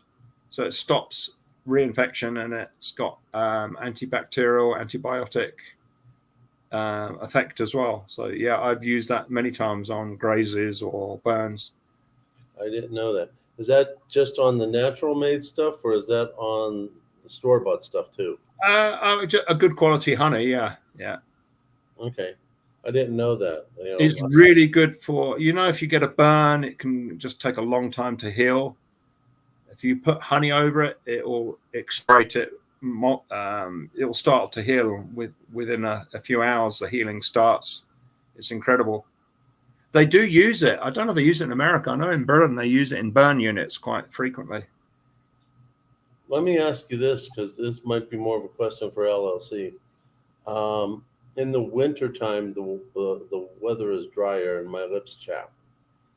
But here in New Mexico, they chap like I've never had them chap before. And I just bought some store-bought lip balm because all my long-lived coin lip balm I left back at home because I don't use it that much. But regular lip balm, my lips are somewhat healing. They're not at that painful level anymore, but they still want to crack. So I'm kind of toying if LLC's lip balm has that healing ability because it might have some honey in it. Maybe it'll work better than store-bought lip balm. I'll tell you what, Tiger, I've got a British-made lip seal stuff called Lip Seal, Lip SYL, I think, and it is incredible. It's way better than any other lip balm I've ever tried. I'll see if I've got a spare tube. I'll send you one. Well, thank you. It is incredible. In fact, when I was doing construction in the winter, you'd get splits in especially on your thumb, working in cold weather with cement and masonry. I would put it on that and it would heal it really quickly. It would really make the skin flexible so it wouldn't crack. Yeah, that makes sense. You can test it against long-lived. That'd be fun. Yeah. I could do a study and post the results. So tell me about this Swiss bank bankruptcy. I just caught a bit on Nobody Special Finance, and it looks like they've been dabbling a lot in this real USD, and they were pretty prominent as an on and off ramp for crypto. So and they were taking too many risks, and the Swiss authorities decided they were bankrupt and shut them down. And I think the depositors only got the first 100,000 euros, I think I heard. So if you had more than that in, the account holders have lost their euros. Well, they just lost faith in it? Well, they would have lost. Yeah, I mean, the bank has declared bankrupt, so obviously their assets didn't meet their liabilities. And the European banking law, same as in the US, is supposed to be bail-in. Unlike we had the banks fail here, the account holders got bailed out by us, the taxpayer, and every other bank that was part of the FDIC had to increase their payments to the FDIC scheme. Yeah, I was just talking to a recruiter who's trying to get me to go to her hospital, and I told her I don't want any more work. The place I'm working for is killing me, and so I want more time with my wife and YouTube and my friends on YouTube. And she's like, and I didn't tell her exactly what I do, but I told her, where do you keep your money? And she said, in the bank. I said, and she told me basically how much she has for reserve. I said, it's all in the bank? I said, yeah. I said, get it out. I said, what are you talking about? I said, get it out. Get yourself a very strong, sturdy safe and put your cash in there. Because, she didn't know what a bail-in was. I told her how many banks that I knew of that closed. She's like, are you kidding me? I'm just so amazed how many people don't know about this stuff. They don't perceive the risk. Just see OCs said, we did mention earlier about Russia. Basically, they stopped cash withdrawals, but they stopped electronic transfers. So it looks like the majority of people who live in the Russian Federation cannot now move any funds they may have in the bank. And I think the money changers were only offering, I think it was 200 rubles for $1. So they're saying a ruble is worth half a cent now. Wow. Well, I can tell you, I didn't experience this, but my wife did as a young girl. Her mom was a dentist. Her dad was an engineer. So pretty decent jobs. And they, like everybody else in the day during the Soviet times, stashed their money in the banks. Yeah. And then during the time when the Soviet collapse hit, they went to bed. I think it was a Friday. Imagine that. They went to bed, and they and everybody else in the Soviet Union had a zero balance the next morning. Yeah. And if you don't think it's going to happen here, you're fooling yourself. It might not happen as fast, but it doesn't matter if you're asleep at the wheel and it happens 10, 20% a year and the cost of living keeps going on up, but the purchasing power of your pension doesn't. it might not be as dramatic day to day, month to month, year to year, but when you get to retirement and suddenly you haven't got enough income to eat and provide your housing and run a car and maybe have a holiday or just start a new hobby or buy presents for your children or your grandchildren. If you haven't got any of that, it's all been stolen from you. Okay, it's not as sudden, it's not as dramatic, but it affects it's still theft of the effort of that person's life, isn't it? And that's the real criminality about it. We've seen so many blue collar workers that the company screws them over, the pension money disappears. And then the courts seem to side with the corporations. Oh, yeah, that's fine. Your pension's cut in half. We had it in Greece a while back. The wages of government workers got cut in half or less. It's really evil, the damage it does to people messing around with what they want us to think money is. But yeah, I just agree of long lived holding precious metals is the antidote. Yeah. There's so many stories that you were saying about in Russia. I remember when they had the 10 times devaluation. So they took 90% off the purchasing power. There was a story of a man, he'd been saving for 10 years to buy a motorbike and he nearly got enough and woke up after the devaluation and I think he bought some cigarettes. That's all he could get. And there was a story in Hamburg at the peak of the Weimar hyperinflationary period. A wealthy German cashed all of his money and it was enough to buy a day ticket to drive around Hamburg. This was, he had a lot of money, or he thought he had, and then that Weimar hyperinflation kicked in. The story goes that he bought this day rail ticket, rode around Hamburg, and then shot himself. It's, is that not murder? Yeah. For whatever reason, the German government then decided they could print prosperity. And now we don't even bother printing it, we type it.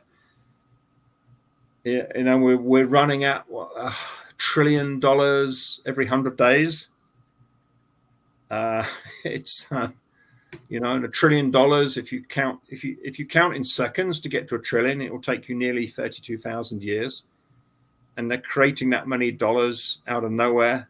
Well, in fact, they're not creating that out of nowhere, are they? They're stealing value from all the existing dollars. True. Every time they do it. And OC, yeah, I've heard the phrase Bidenomics, and I'm going to say, trying to pin it on one president is bullshit. If you go back, Trump, love him or hate him, or, he created $8 trillion out of nowhere land in 4 years. The president before doubled the deficit. Every president seems to double it. I think Obama doubled it in 8 years. Trump doubled it in 4 years. Is it the president deciding this debasement? No, it's the Federal Reserve and the owners of the Federal Reserve. They love it because they get to use the fresh currency to buy real things before the currency loses its purchasing power. They win whatever. So can you pin it on a president? You can pin it on all the senators that vote to keep raising the debt ceiling. Yeah. I guess if you wanted to temporarily pin it on somebody, they keep voting to increase the deficit. But it's never going to get repaid. It has to be defaulted on, either just blatantly, no, you're not having it back, or yes, you can have it back, but it's debased, devalued till it's meaningless. But no, to pin it on one president, I think that is short-sighted. It's not critical thinking. It's not looking at the big picture. This has been going on at the time as a legend. It's been going. You look at the Great Calm of 1873 when they came off this. We went from the silver standard in the US to the gold standard. That had the effect. The next 10 years was mildly deflationary, but the purchasing power of gold doubled. Who had the gold? The banks, the bankers. It doubled the wealth of the banks, whereas the average person in the street got poorer. So this has been going on for centuries. Mm-hmm. Well, since humans started using money to trade with, I guess. So to pin it on one president, yeah, I think that is short-sighted. I'm going to be quite aggressive in that. I would say there's a new category now, isn't it? A double hater. You dislike strongly both candidates for this election. I mean, I can't vote because I've got to apply for my citizenship. I've just done the 5 years, so I can apply for it now. So I can't actually vote. In good conscience, I couldn't vote for either of the candidates, or probably hardly any of the senators. I think they're all a waste of space. Yeah, I think they should all. I don't know. Maybe they could all go live on Epstein's Island or Branson's Island, or go to Mars with Bezos. I think that this country would be a much better place without the political class, all of them. Well, being that you're British, couldn't you vote for Prince Harry to take over as president? The monarch can dissolve Parliament. The monarch can rock up anytime they want and say, you're all sacked, go back to your constituency. Everybody has to get elected again. So we're not going to get any solution from the top down. We're way past that in this country. And this is a wonderful country. I mean, I love this country. I consider myself as American as I am British. I love this country. I love the people. We are not going to get any help from the top down. It's not coming. So wake up, people. It's not coming. Well, one of the things I want to point out while you're saying that is I've got a live stream coming up in early July. I think it's July 3rd. I've gotten Delegate Chris Pritt from the West Virginia House of Delegates to come back. I did a video with him that I broke up in 3 pieces because it was pretty long. He presented a House Bill number 4342 to recognize gold and silver as currency in West Virginia, and Bill number 4582 to give authority to the treasurer of West Virginia to basically bank gold and silver. But to point it out to you, so far out of all the states that makes up this country, only 4 have recognized gold and silver as currency, which is Utah, your state of Wyoming, yeah, Oklahoma, and Arizona. And I'm really hoping West Virginia is going to be the next one. Didn't Georgia do something recently? Nope. No, they didn't do it. If they did anything, they might have stopped charging tax. I think they've made the gains on bullion tax exempt, I think. So, which is pretty dramatic if they did. Idaho nearly voted to hold state reserves in precious metals, but that was vetoed by Governor Little because he wasn't happy that it would benefit the vault that was going to store it, because Idaho hasn't got its own vault. But yes, I mean, there's a lot of good people working hard for sound money, and the late James Forsyth did incredible work with. I would have loved to have met him. Setting up Citizens for Sound Money. They've been key in helping the states work on this, and it won't bring paradise, but it levels the playing field if you've got sound money. It doesn't guarantee equal outcomes, which I think is wrong, but it does bring more equal opportunity. You know, at least if you work hard and you stored your money in precious metals, it's not going to get stolen from you. Mm-hmm. You know, and that's where most people fall down towards the end of their life. It's I've been trying to get my dad to if Dad ever sees this, I've been trying to get him to buy some precious metals to preserve purchasing power. You know, he's incredibly healthy. He'll live another 20, 30 years. And I'm concerned that his arrangements, that will get devalued to the point where it won't give him options. You know, that's and that's part of what it's all about, isn't it? I think what we're doing now, and a lot of us are making big sacrifices to do it. We're doing major lifestyle changes to not spend and enjoy, and we're taking our hard-earned dollars and turning them into money, and that will be rewarded, and I think it's probably going to happen a lot quicker than we think. But no, the government is not coming to help us. I can't think of any. Can you, Tiger, think of any president that's actually really had a long-term beneficial for the majority of the people in this country? I can't think of any. Jefferson. Okay. Yeah. If I'm not mistaken, he was all upset about how money and currency would get taken advantage of. He vehemently opposed the central banks, didn't he? He fought.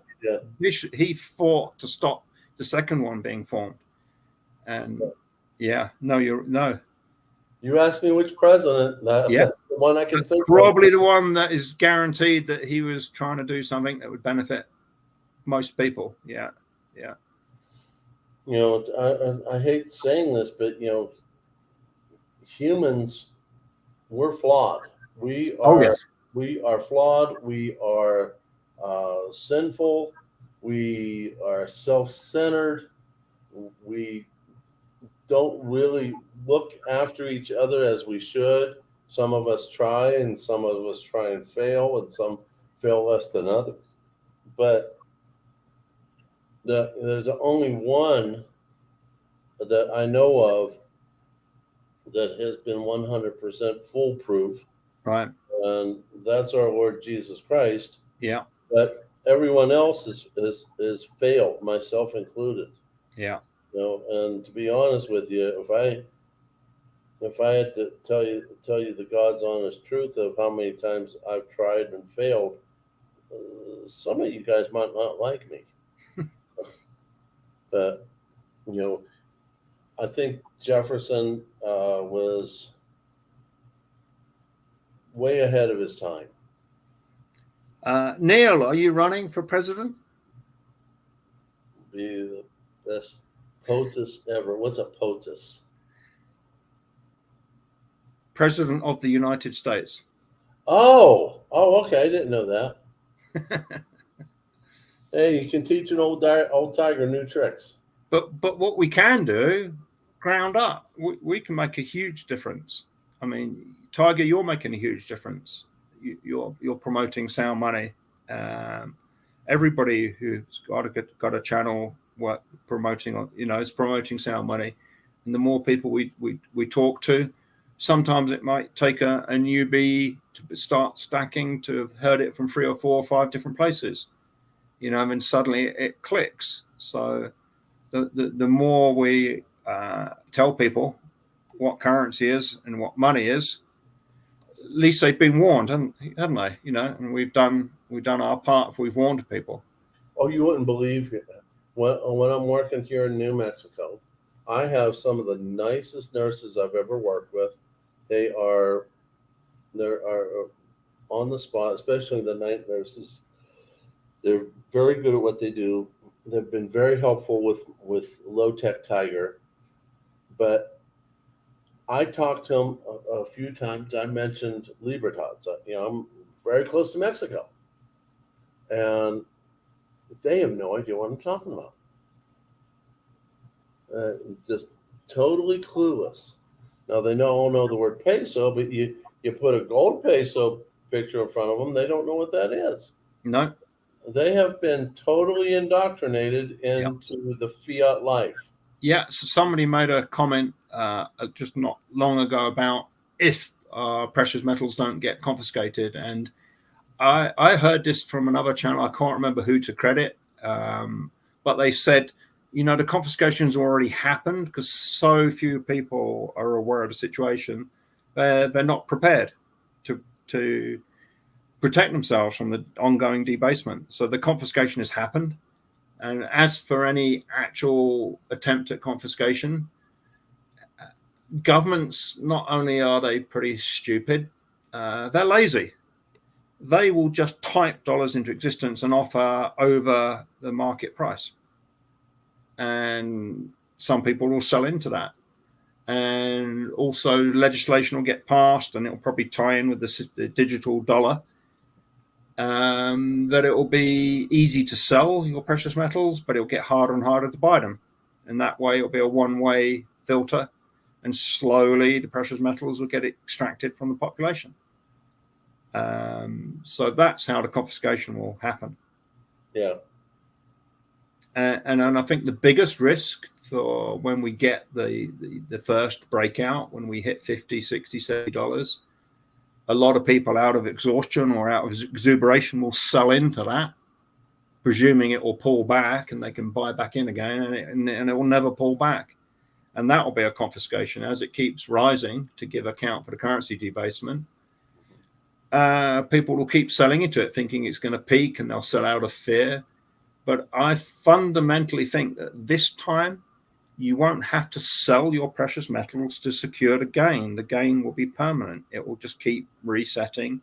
It will keep accounting for the currency debasement, which cannot stop until the whole system collapses. They can pause it and they pretend to tighten. And we've seen that. If you look at some of the Federal Reserve statistics, it's smoke and mirrors, a lot of it. The actual debasement has been carrying on, and we see it ticking up now in the actual M2 is actually ticking up again now. So I go back and I'll repeat, we won't have to sell our precious metals to secure the gain. The gain was baked in. We hold money. Yes. And the dollar and any other fiat currency is only a derivative of precious metals. It derives value because it can buy them. So when we get to the point where it's harder and harder to buy them and easier to sell them, that's the point where you think, do you know what? I need to hold back what I want to leave as inheritance, what I want to keep as insurance, and if you don't need to sell, just don't sell. Don't sell in a rush and exuberance, because I think it'll be hard to comprehend how far they run. I mean, if you look at the average of the last 7 moves, it's orders of magnitude. You look at the run up in the 70s, silver went from $1 or just over $1 to 50. Now we have 55 times more units of currency worldwide. We have more people with disposable income or savings that could buy precious metals if they realize they needed to. This is going to be extreme. Mike Maloney is not mistaken. I mean, our timing has been wrong. A lot of us in the precious metals, I was convinced this was going to run way back in 2020. I was convinced we'd see $40 silver. I was absolutely wrong. But we will, and it is going to run, and it is not only going to preserve purchasing power, it will increase purchasing power, whilst everyone around you, purchasing power will not just decrease, it will just disappear. It will be gone, zeroed out. That makes perfect sense. And to be honest with you, when I first started buying, like I said, one was more interested in gold than silver. But even at that time, I realized that I need to be able to buy small things. So I bought fractional, I bought Volcambi bars, the combi bars, gold and silver. I bought all sorts of other small things for fear that if it happened the next day, at least I had the beginnings of what I have to deal with. And I do believe in having the 1 ounces. I do believe in having bigger than that.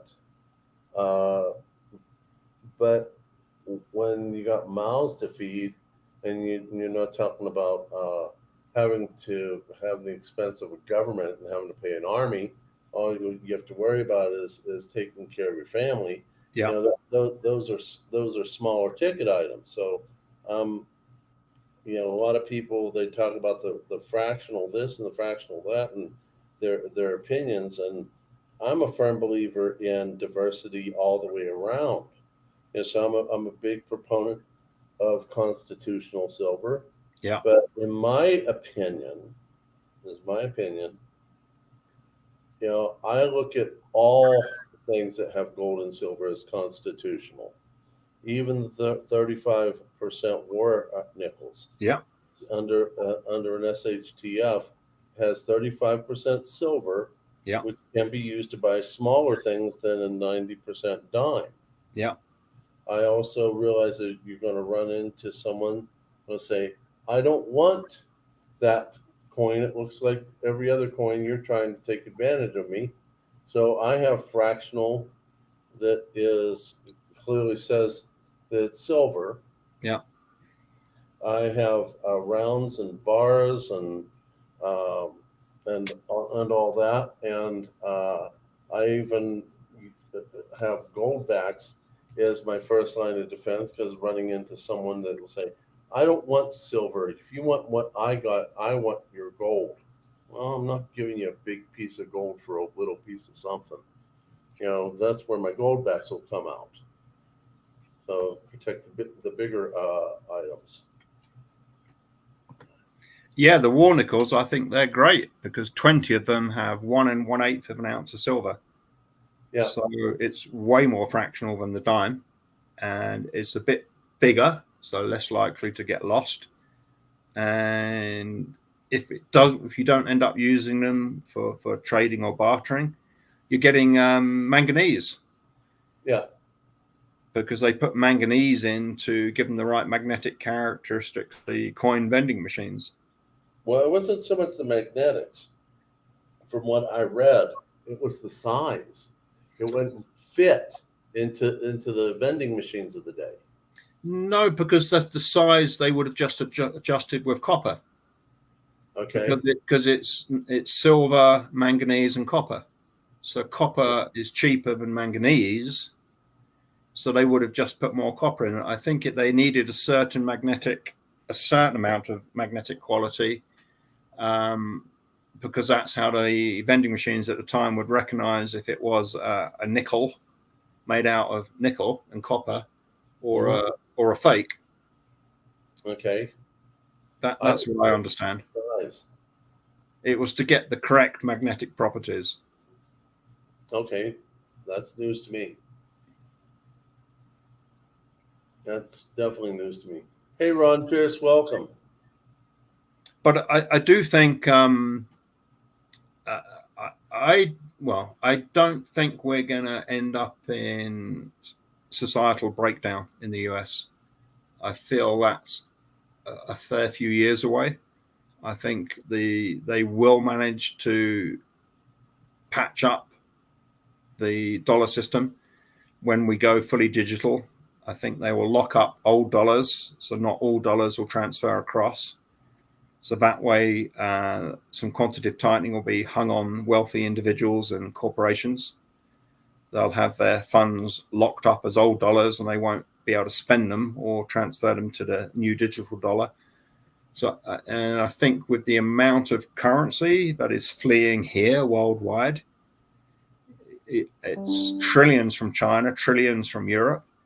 The dollar is actually being used more for more transactions now. The transactions done in dollars are increasing. The transactions done in euros is dropping dramatically. And gold as a bank reserve has overtaken euros held as bank reserves. So things are really falling into place. Oh, another thing you brought up when we talked last, we weren't on live stream, but when you last talked, we were talking about people don't need to worry as much as the BRICS nations trying to take over, etc. And, you know, about England joining in with America and Canada, and you know the story better than I do. You've warned everybody now that the Brits are coming, so that's going to go viral. The Brits are, so everyone knows now. They'll be looking out for the planned. You know, there's a planned reverse takeover. So Britain is going to apply. Britain's going to beg to become the 51st state. And America will say yes, thinking, yay, that's the final ultimate punishment. And But what will happen, it'll be a reverse takeover. That was the plan. You know, like a large corporation goes after a small corporation and they don't read the small print, and the small corporation ends up owning the large corporation. But you've warned everyone now, Tiger, so that we'll have to think up something even more cunning. That's not exactly what we talked about, but okay. but the BRICS, the BRICS. Let's have a look at the BRICS. So let's put Brazil to the side to start with. So they are Russia, the Russian Federation. Economy is the size of Spain, I think, or it was. It's the 12th largest. It's probably going to end up being the 20th largest by the time Putin has finished destroying that nation. They're only a threat because they got nuclear weapons and they keep threatening they're going to use them. They are not going to use them. Putin and his cronies know that they will be vaporized. This is the mutually assured destruction. There is no more Putin. There is no more Putin's daughters, known and unknown, and illegitimate children and acquaintances. They will be turned to radioactive dust before he can say ruble. So Putin is not going to use his nuclear weapons. The Russian Federation is likely going to break up. Only 40% of the Federation consider themselves Russian. All of the distinct nations are going to want their independence and prosperity back. So there is no R in the BRICS. It's okay, let's move on to the I. India. India is going to side with the West. India has rule of law. They are smart people. They're turning into a manufacturing powerhouse of the world. They have reasonable rule of law. Some, maybe they're more democratic than we are. They are not going to tie their rupee, which works really well in India. They're not going to tie it to a collapsing ruble or collapsed ruble and a collapsing yuan. They're just not going to do it. BRICS has had 2 attempts at banks. I think they're both bankrupt and needing huge loans in dollars to keep them hobbling along. So India is not a real part of a BRICS that's going to threaten the dollar system. And then you got China. So, I mean, what is going right for China at the moment? They got this crazy guy who looks like Winnie the Pooh, supposedly in charge. Nobody dares bring him any information, because if it's the wrong information, they're dead, organ harvested, exiled, or imprisoned for the rest of their life. So nobody tells him anything. He doesn't know anything. There were rolling blackouts across China early last year. He didn't find out till September. Nobody dared tell him. The whole Chinese prosperity is fake. 60 million apartments built that Chinese family have put life savings collected. They all get together to buy a second or third apartment.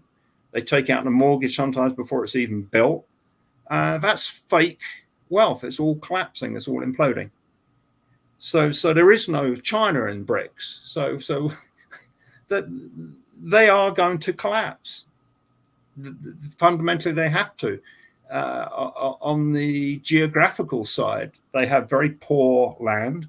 They're massive importers of food, massive importers of energy. They pretty well polluted most of their water.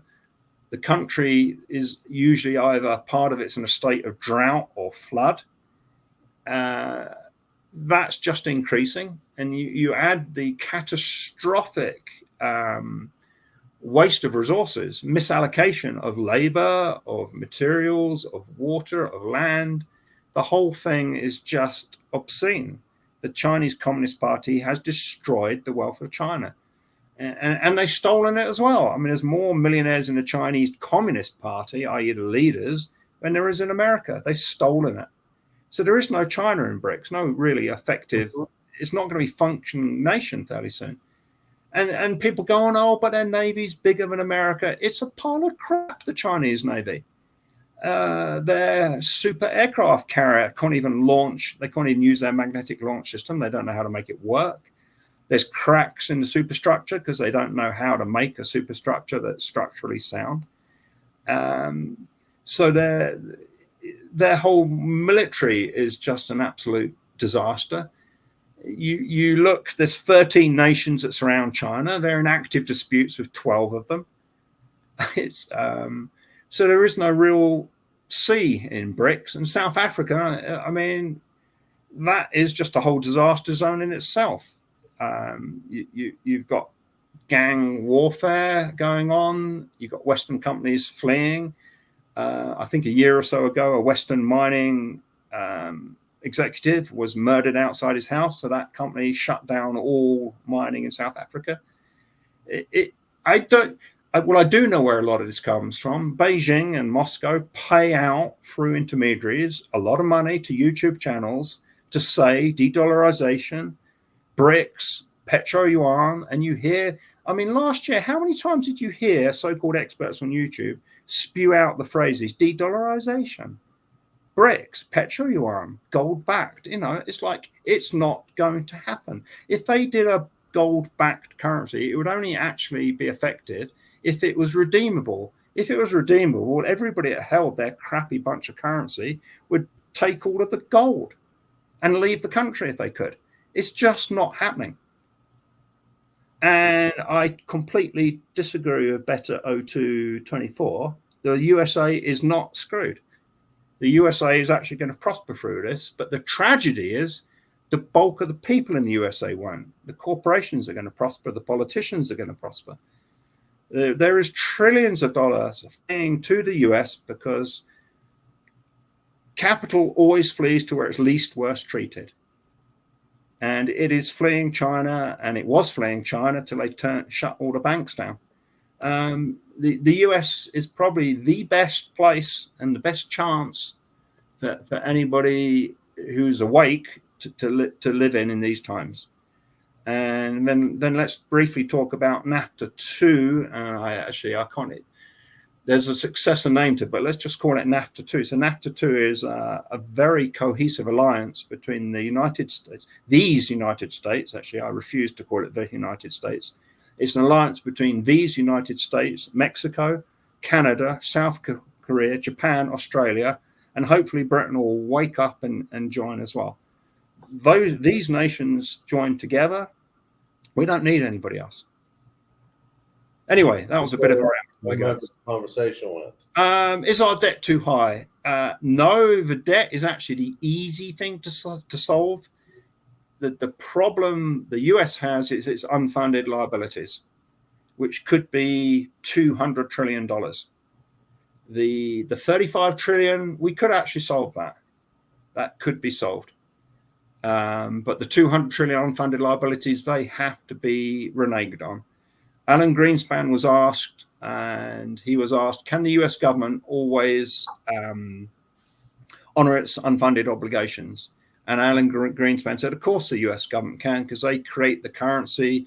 They can always send the check out. Then he paused and he said, but what the US government won't be able to do is guarantee what that check will purchase. So basically you're saying, yeah, of course the unfunded liabilities, the checks will always be sent out, but their purchasing power will carry on dropping. So no, US is not screwed. The US is going to do incredibly well over the next 10, 15, 20 years. Incredibly well, because for all of our flaws, there's reasonable rule of law here. There's reasonable protection of capital. You know, I mean, in China, if you do well, it's going to get stolen off you, and you're lucky to escape with your life. Same in Russia. If you're a Russian oligarch and you upset Putin, was it one of them fell off a wall while surrounded by bodyguards? Dozens of them have fallen out of windows. Others have murdered their whole family behind locked doors in an impossible situation. I think we're 27 and counting oligarchs that have been disappeared, you know, murdered, suicided. So you're going to get there's no incentive to excel in Russia or China. There's no real incentive in South Africa because it will just get stolen from you. At least here, you've got a fair chance if you really succeed in business. I mean, heck, we have our store in Jackson Hole, the home of the most billionaires in the world. You know, for whatever reason, they found they like Wyoming, rural Wyoming, for the I guess for the environment. So no, the US is not screwed. Well, what's your take then on the this whole gosh, what's the right way of saying it? How the left communists are trying to take over by indoctrinating the children into all this other stuff. Yeah, that is absolutely. Do you know what I'm going to say? It's satanic. Yeah, I agree. So we have a situation ahead of us. If we have one candidate who wins, we're going to move towards a fascist right-wing dictatorship, which is nasty and mean. It calls people scum. It says people are poisoning the blood of this nation. It speaks of Hitler-esque rhetoric. It's obscene. It's hateful. And I think people that hate that much and will use those words are not fit for president. And then on the other side, we've got the so-called Democratic Party, which is anything but democratic, because that's all about imposing doctrine and imposing or destruction of morals. So whichever way ahead we're entering into more of a dictatorship from the top. Does that cause me to despair? No, because it's up to us in our communities, in the sphere of our influence, to do the right thing where we can.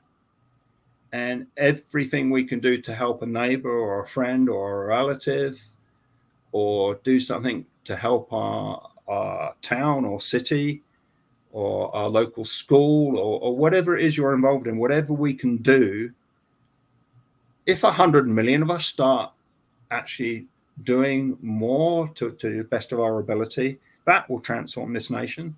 That's what makes this nation great, is the people, not the politicians.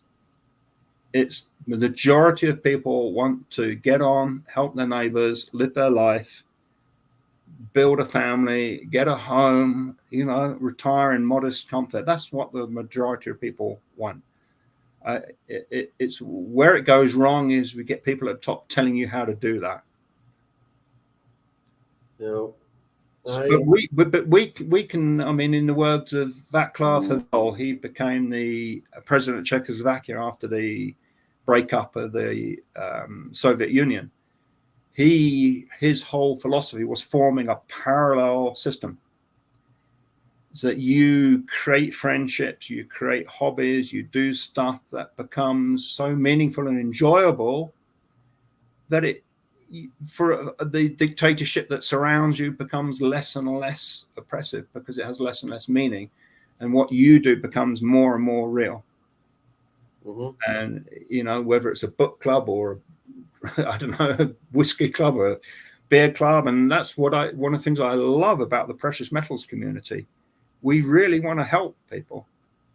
Yeah, I would say that all of my clients are some of the most deep thinking, caring, considerate, moral people that I've ever come across as a people group. And we are a people group, aren't we, as stackers, really?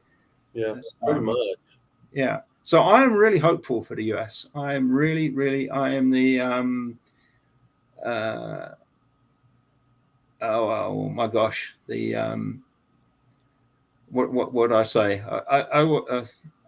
Overall, I think I'm an optimist, but I want to be more intentional about it. I want to be more encouraging,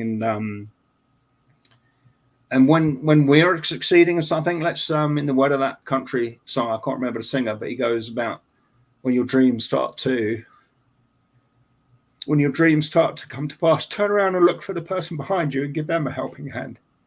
For every success that we have individually and together, let's look for someone that's not doing as well.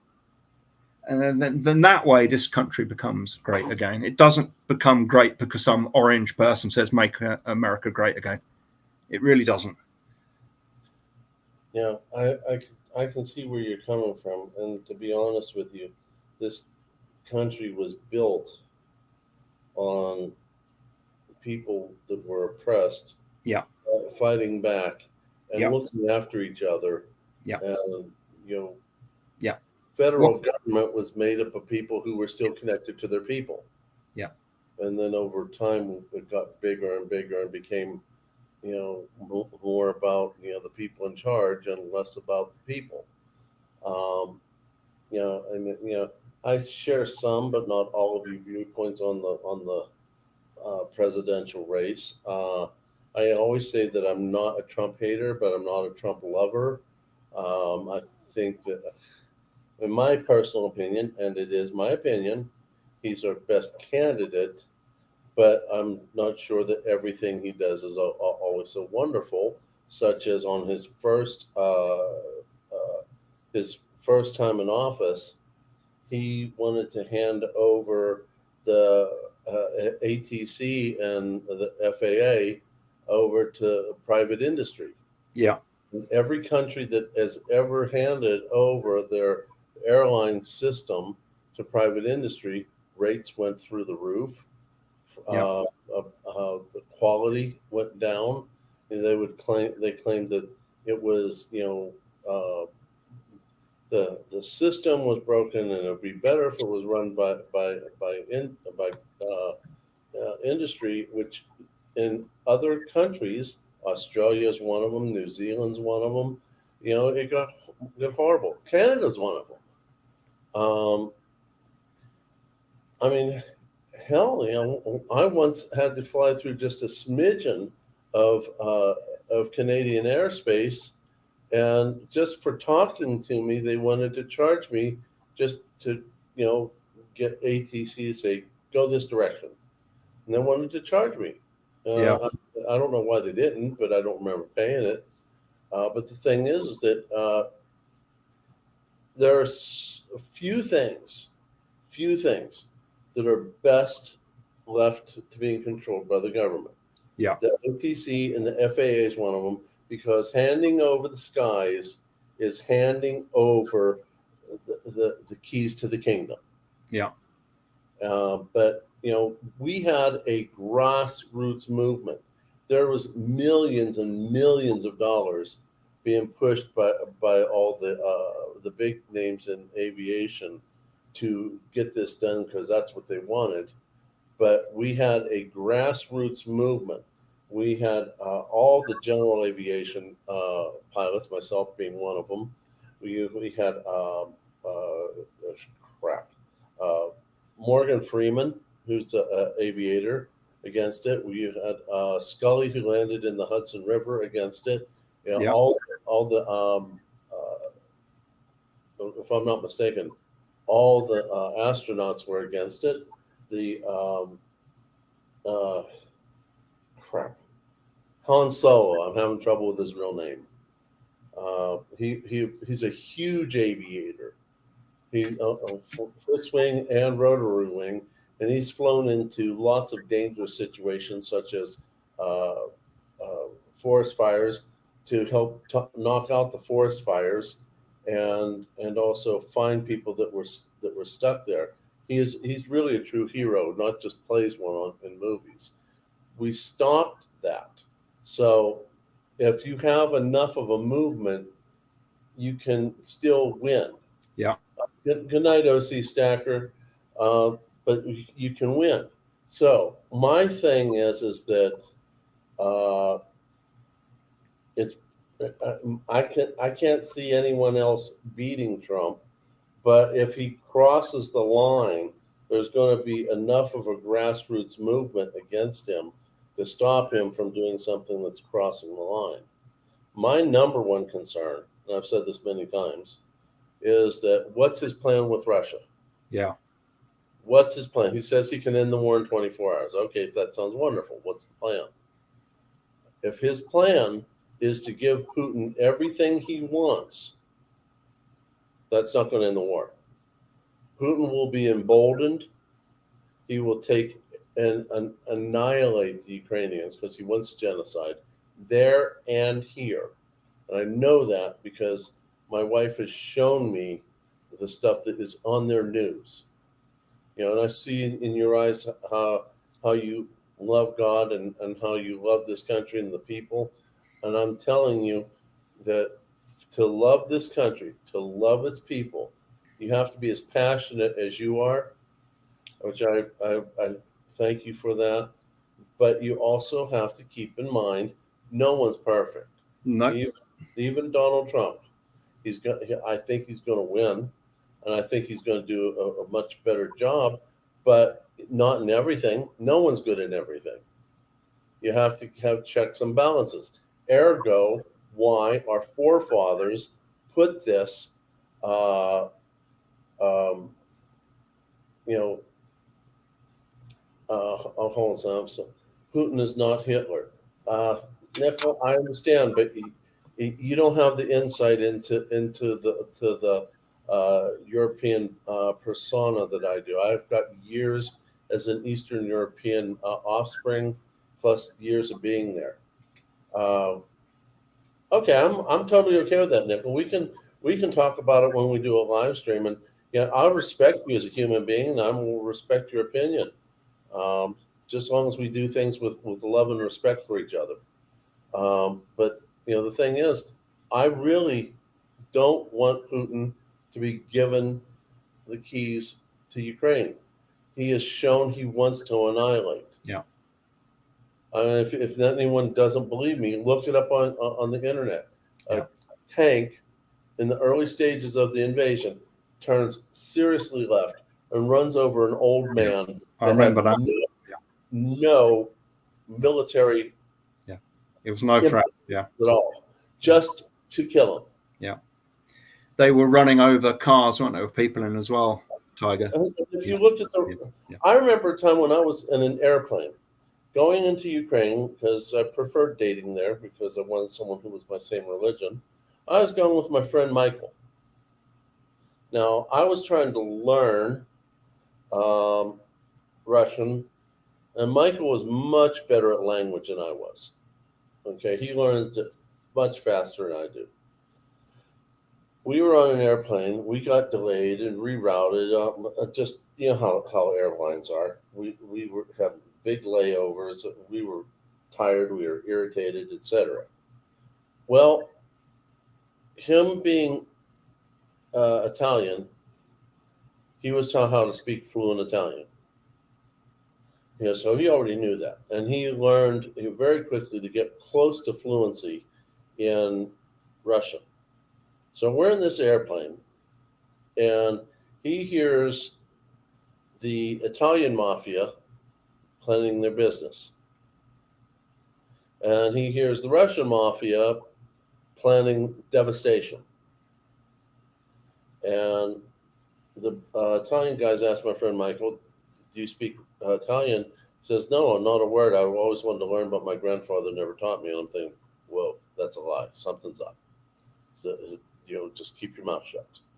So when we get off the plane, he says, you have no idea the danger we were in. He explained everything to me. He says, look, I'll tell you one thing right now.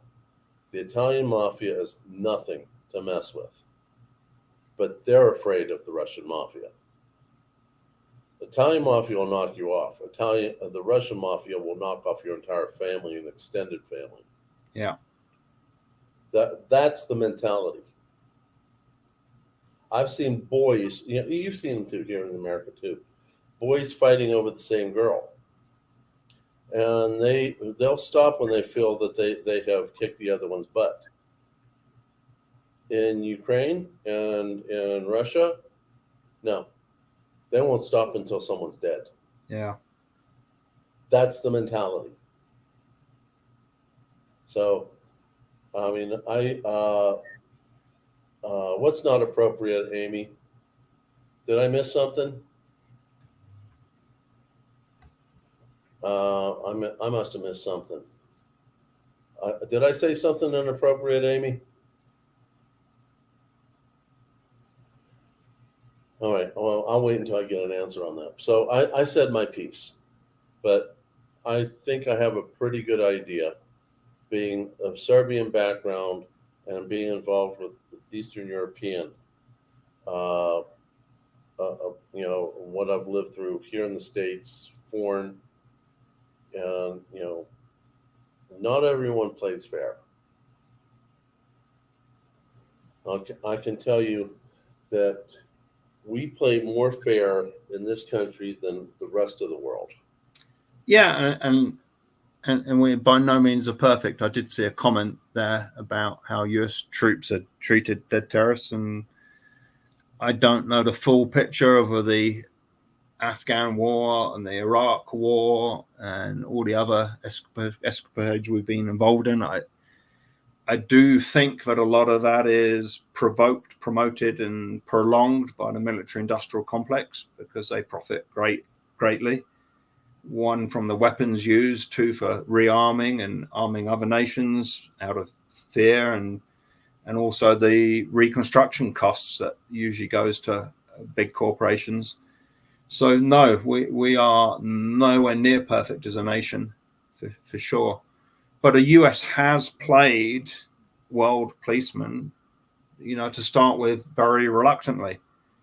It was probably only because of Churchill's American wife, that connection, that eventually America did the right thing eventually in World War II. And the bigger picture, globalization, was only happened because the US promoted free trade by having the oceans were safely navigable.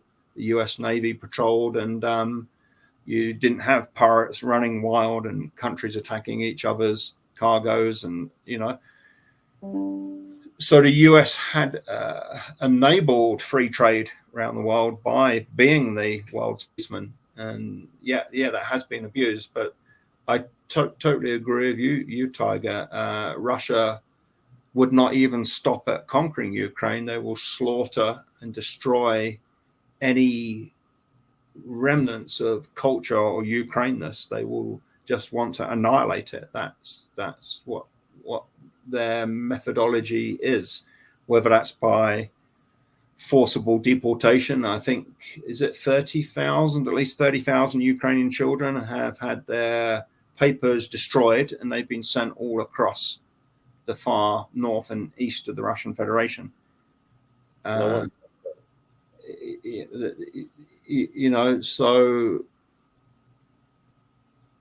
for the people who think it would be a good idea to step back and let Putin do what he wants, I think that is very short-sighted. Is Trump compromised? Has Russia got something on him? I mean, Trump joked, didn't he, about the golden showers? I wonder if that was a slip. I don't know. Is it possible? Is it probable? I think the risk is too high if he is that compromised. We know Kushner is compromised. He did a tour of the Arab countries just days before the end of the Trump term. What the heck was he doing? What the heck is Kushner doing with $3 billion of Arab money, getting paid over $60 million a year management fee? What the heck is he doing that? When the Saudis' sovereign wealth funds said to the MBS, we don't recommend it. Kushner's no track record. He's not even run a fund successfully. His fees are going to be high. MBS, the leaders, Saudi Arabia, overruled them. And, so the son-in-law of the prospective president is bought and paid for. In fact, the Arabs have boasted that they own Kushner. So just out of decency, these candidates should step back. I'm sure there's plenty of stuff people could say about Biden. Whether he's actually senile or he is a cunning, incredibly genius head of a crime syndicate, I doubt it. He looks like a doddery man who should really sit on the beach eating ice cream for his last few years. I totally agree. So why the parties are too scared to actually put up a decent candidate, I don't quite get that. Are the strings being pulled higher up? The people that really are in power, do they just want useful idiots? And I know I'm going to upset people, but I fall into that category of double hater. I think both candidates are repellent and not fit for purpose. but I'll go back. But I'll go back to what I said. That we're not going to get rescued from top down. Somebody mentioned it here. The comment: "I'm from the government. I'm here to help you." Doesn't matter what color the government is. They are not here to help us. They are here to facilitate the further extraction of wealth from the majority of the population. They are useful idiots at best. If they are complicit in that, if they actually know what they're doing, then that becomes a more serious offense. But I think the founding fathers would have deported them. They would have sent them back to Europe. It's like, you may be right with that. You know, the whole thing about the founding fathers, wasn't it? It was to minimize rules and regulations and people getting in your face, and you know, protecting rights, yes, but I think they were generally decent people, and they realized that every right has a responsibility, and they didn't expect people to behave in such a selfish way. Yeah. And Nickel brings up the point that that he's against war. I don't think very many people that are peace loving are for war, myself included. But I'm kind of the mindset, when you're given no choice, you fight, and you fight to win. It's like in my own personal life, when I was a kid, I was bullied a lot. Something inside of me snapped. And all of a sudden, bullies, I didn't tolerate it anymore. And the bigger you were, the more I would fight you. I had cousins say, I'm bigger than you. Say, I don't care if you're bigger than me. I don't even care if you kick my butt. What do you care about? How long I can put you into the ICU? How much blood I can get you to spill on the street? Said, you're crazy. I said, it's best not to mess with me. And most people, when they realize that you're not going to back down, they back down. And ever since I learned to hate bullies that deeply, I don't get in any fights that much, hardly at all anymore. But the thing is that you have to be willing to fight for what's right. Yeah. Because freedom is never free. And whether it's, getting bullied in the grocery store, or protecting your wife from some yahoo, or, trying to protect our nation from being taken advantage of. I didn't actually ever go to war, but I was willing to go. I was a captain in the United States Army, a medical corps. I was first in the 325th General Hospital, and later in the 104th Pennsylvania National Guard Cavalry Unit. And I was willing to go. I agree with that sentence, Nickel. If Ukraine kept their nukes, Russia would never have invaded. And the deal was, wasn't it? The deal was Ukraine give up their nuclear weapons, and they had a substantial part, didn't they, of the Soviet Union's nuclear armory. The deal was that the new Russian Federation would guarantee their security and independence. And so did NATO. And Europe would, and America would. That was the deal. So, yes, we did lie. NATO lied. The Federation was told that NATO had no intentions and would not extend eastward. We lied. We extended eastward. But by invading Ukraine, are you not moving the Russian border even closer to more NATO countries? And now the consequence now, we have Sweden and Finland have joined NATO. And the consequence Ukraine will join NATO. So screw you, Putin, if you're listening. I doubt it. You're an idiot. You have destroyed what's left in your strange, twisted mind of the Soviet Union. You have destroyed it. You've stolen a third of it, probably, you and your cronies. I mean, the head of the military, they reckon he took at least a third of the military budget personally. They are despicable. The people that destroyed the wealth of Russia, they've fallen into the hands. So if Putin was a reasonable, rational person, he could have, with their natural resources and the sound financial situation the nation was in. What if Russia hadn't had all the wealth stolen by the oligarchs? What if that had all been reinvested actually in the country? They stopped even bothering training engineers after the Soviet Union collapsed.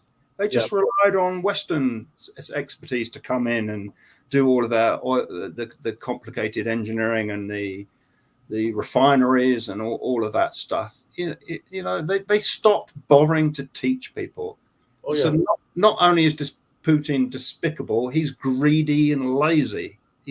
And he has destroyed the Russian Federation. Well, not only that, I mean, Nickel brings up this thing. If Putin was the guy, I'll say, why would Ukraine do that? Okay, you don't know the history of Ukraine then, my friend. Ukraine has been a battleground for centuries. Even back when Russia and Poland would fight, they'd both go into and take over Ukraine. Ukraine has been a country that is a pass-through country, and when whoever owned them tormented them and drove them to the breaking point. When the Soviets, before the Soviets, when the Soviets owned Ukraine, or they treated them like seriously second-class citizens. Yeah. Okay, under the Tsar's rules, Ukrainians were treated substandardly. After a while, you get tired of it. Why do you think the people fight in Israel like they do? Because they were all told the stories. They were all told the stories of what happened to their ancestors. Okay, so Nickel, totally okay with doing the show with you. Just make sure we do it with friendship and respect for each other's position. No, he did try to starve Ukraine. He didn't just start. He didn't. So Stalin went into the incredibly wealthy agricultural regions, which is a large part of Ukraine. And what he did, he went in and took all the food, thinking he would starve them out. But the farming families were smart, and they had food stashed away, and it didn't all get stolen. So that didn't work. So what did Stalin do? He went in and he murdered 5 million. That's 5 million Ukrainian families. Didn't even bother to count the number of people. 5 million Ukrainian farming families were murdered. So I think the Ukraine has every right to say, do you know what? We do not want to be ruled by Russia ever again. Yeah. And for Putin to stand with the head of the Russian Orthodox Church saying he is on a mission from God. He's on a mission from Satan, and to say that Ukraine has no history and Russia has more rights over it than the Ukraine has over their own country. I mean, Kiev was a thriving metropolitan city, whilst Moscow was trees and walls. It didn't exist. Oh yeah, and what threat was Ukraine to Russia apart from showing up what a crappy thing Putin was doing to Russia? Ukraine wasn't threatening to invade them. Maybe with ideas and a more attractive way of life, yes, that's a threat to a quasi-communist whatever that Putin had turned Russia into. But for a demigod to be ruling the Russian for 20 years and make himself undeposable with all of that joke about swapping from prime minister to president and back again, and his promise to the Russian people was that the Russian people know what he is. His promise to Russian people was, I'll do my organized crime. I'll get incredibly rich. I'll increase your standard of living, and I won't make you fight. I won't put you into war and make you fight. That was the deal. He has reneged on the deal he made with his own so-called, his own people. He is sending hundreds of thousands of Russians into the meat grinder.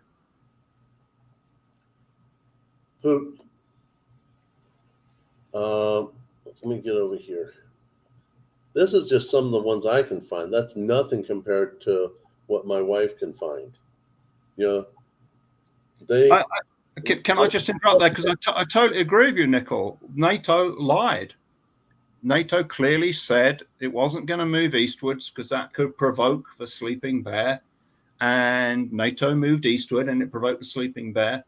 But I think on the bigger picture, the people that really are trying to run the world, they're the ones that promoted and funded the communist revolution that caused Russia as a successful nation to collapse and go into communism. And you know, maybe they thought it was time again. Let's keep poking the bears. Yeah, that wasn't necessary. I don't believe Putin has been scared of it being invaded. I think he's ideological and he wants to recreate what he thought was a travesty of history, the breakup of the Soviet Union. I think he wants to recreate that. But the end result is it right to invade an internationally recognized nation? And not just invade them, but to continually and repeatedly attack the energy infrastructure. I mean, to send cruise missiles into apartment blocks, to blow up markets.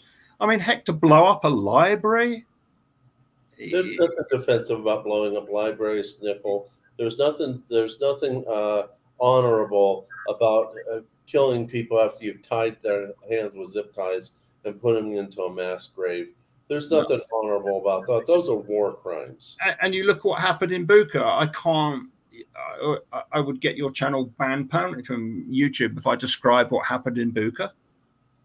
I think you probably know, Tiger. It was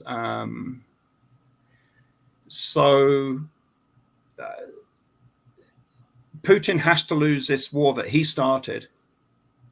Yeah. And how many excuses did he give? He started the aggression. Well, it was a special military operation, and then it was to cleanse Ukraine from Nazis. Then it was something else. Then it was something about Jews. Then it was something else. And now it's a war. I'm sorry, but I was in Ukraine about 13 times. I've never seen a Nazi. Okay, when I was there, I saw some people that were by people who knew what was going on. Showed me which people were the Russian mafia in Ukraine, and to stay away and all that. And I know a guy who lost his life because he didn't listen to the advice that was given to him. You know, and he offended whoever they were, and he was gone. You know, they didn't care if he was an American or not. I was there. I saw mostly what I saw was people like you and me, young people trying to find each other and fall in love, middle-aged people trying to raise their children, old-age people trying to deal with their ailments.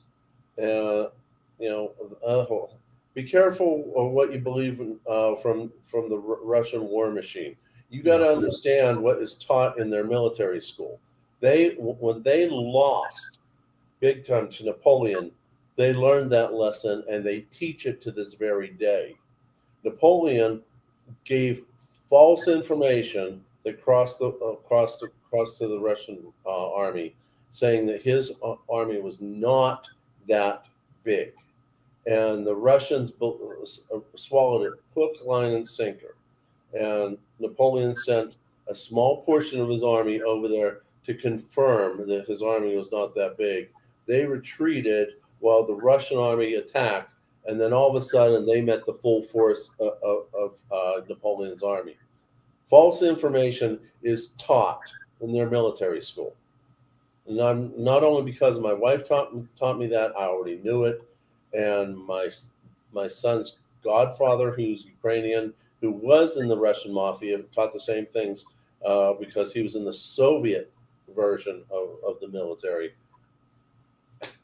Dude, I Just seen a comment there, Tiger and Nickel. Some Ukrainians fought with Germany during World War II. One became a general. The whole of frickin' Italy fought with Germany during World War II. Oh. Are we going to invade Italy now because they did that? True.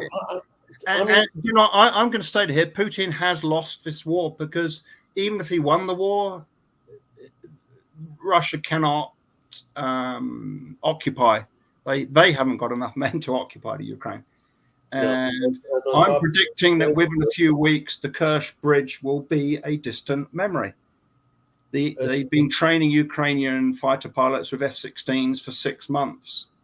I know that my dad lives near an RAF base in Wales, and they are being highly trained. They're going to get dozens of F-16s.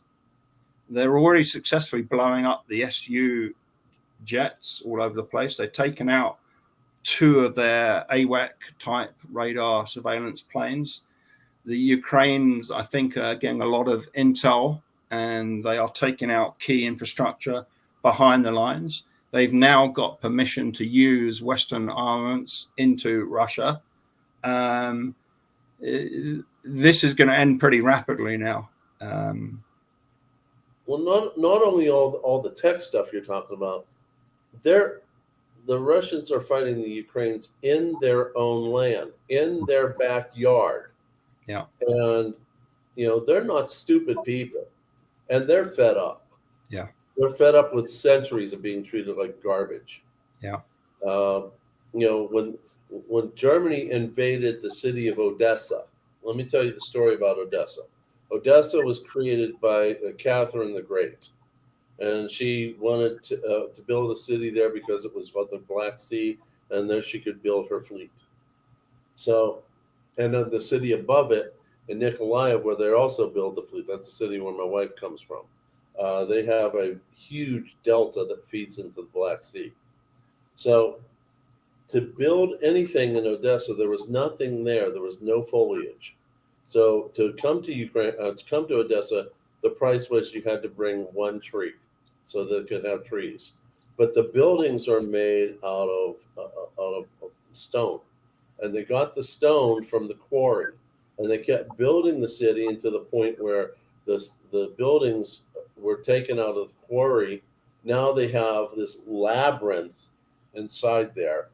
Okay, now many years later, the German army is invading Odessa, a 50 battalion German army against a 2 battalion Ukrainian, Soviet, whatever you want to call it, army. They knew they would be obliterated. So they went into the catacombs. The catacombs that were built to build the buildings. And the Germans went in there multiple times to get them and got annihilated.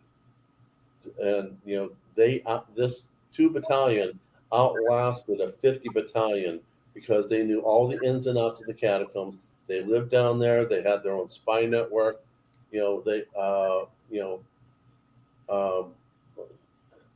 Where does Ukraine get men from? So I mean, for what I understand, and some of the military people I've been listening to from Britain and America, when a bit tying in what you were saying there, Tiger, when you are the defender has the general advantage, and quite often the casualty rates are 10 to 1.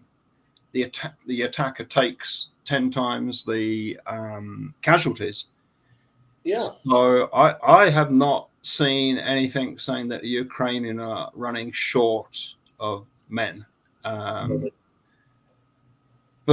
and I agree, we will see.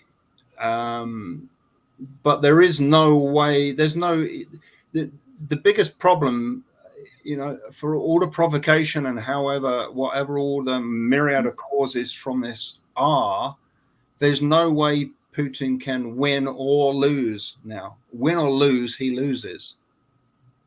Well, you got to also keep in mind on what you said about the aggression. Even let's take it to a more simple level. Aikido. Aikido is a martial art built on defense.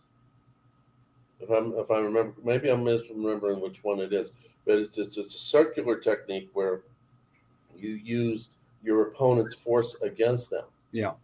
So it takes the attacker to attack. Yeah. That you turn their attack against them. Yeah. It's and add that with you're defending your family, your home, your friends. That's a new level.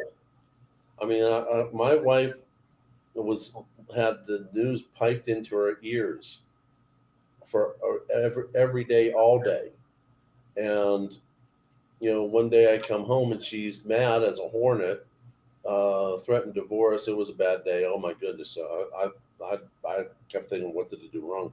When I woke up 4 hours later because I laid down because I had abdominal pain and a headache from it, she told me, "I'm sorry, it wasn't you." I said, "What is it?" Says, "It's Putin." So I can't stand it. My family's at risk. My friends are at risk. Everybody's at risk, and I just can't take it anymore. And hey, I get it.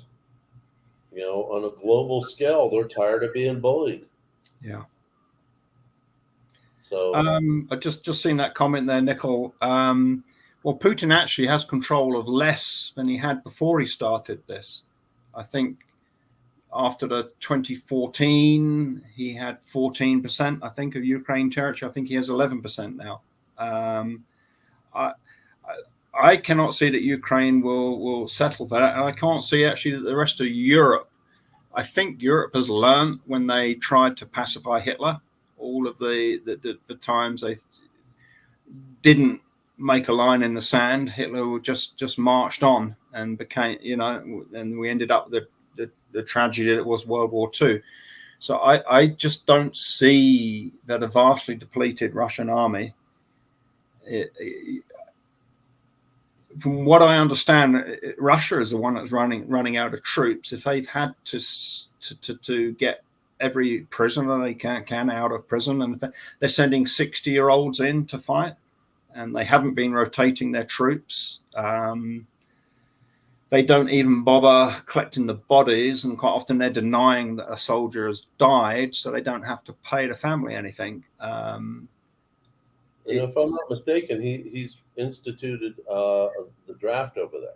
Oh yeah, and no, Michael, there you're right about the Azov battalion. Yeah, that was an extreme battalion, but again, I think from what has happened with time, it hasn't moderated, and I think it was the Azov battalion that held that city. They were in the underground tunnels under all of the steelworks and ironworks, and they fought for a long time to defend that.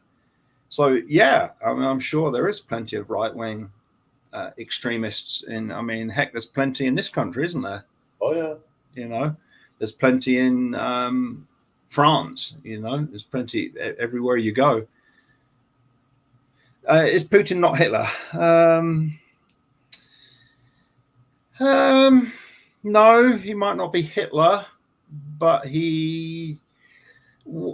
I can't see why he invaded Ukraine. He did expect to overrun it in days and take the whole country. So what about that is positive? What's the positive outcome? So no, of course he's not Hitler, but he's Putin. And demographically, Russia is dying. I mean, maybe they've lost 500,000 now, dead or injured to the point they'll never work or fight again. Probably 2 to 3 million fit, young, healthy, motivated men have fled Russia, so they don't get drafted. They're not going back. Demographically, the country is dying, like Japan and China. I think the birth rate is 0.7 or something per woman. So, but yeah, we will see.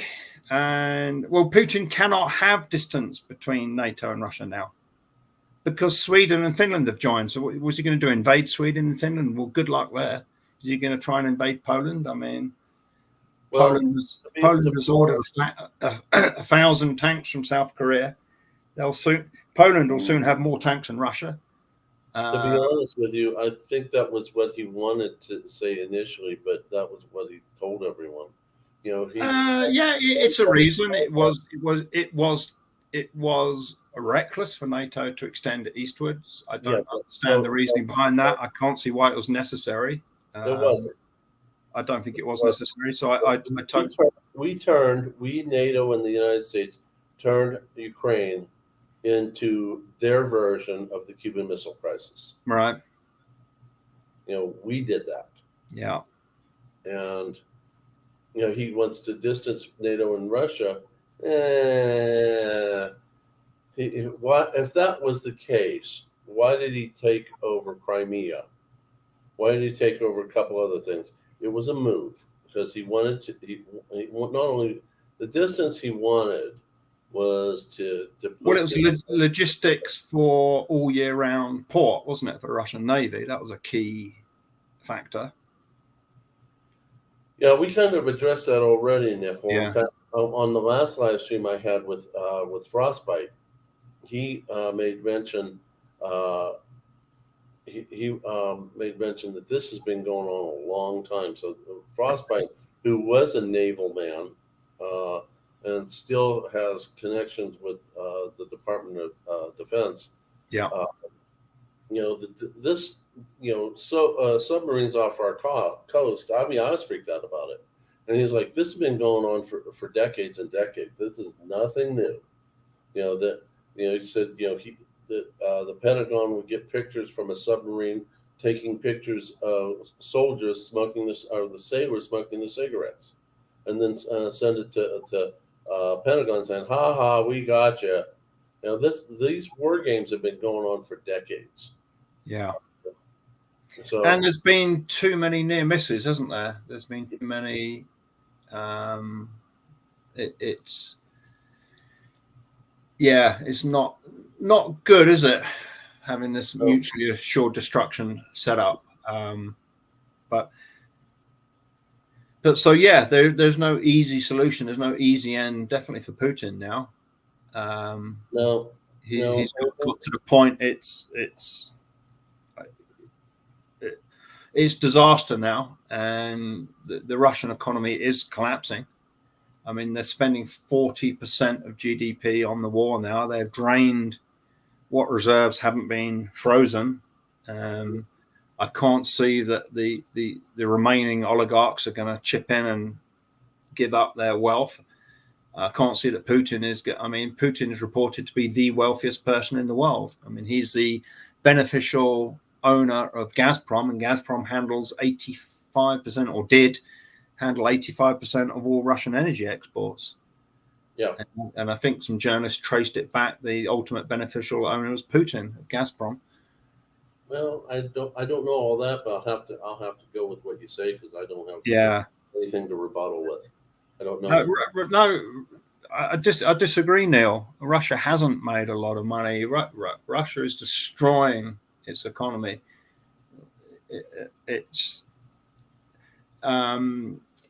So the Nord Stream pipeline, that's never coming back. That's gone. Germany is now getting all of its gas from Kuwait mainly. So Russia's never going to supply Europe in decades with oil again. China doesn't like Russia, or what Putin doesn't like Putin any more than I do. They will just do what's their own benefit. The deal to have a pipeline from Russia into China, that's scuppered. That's not going to happen.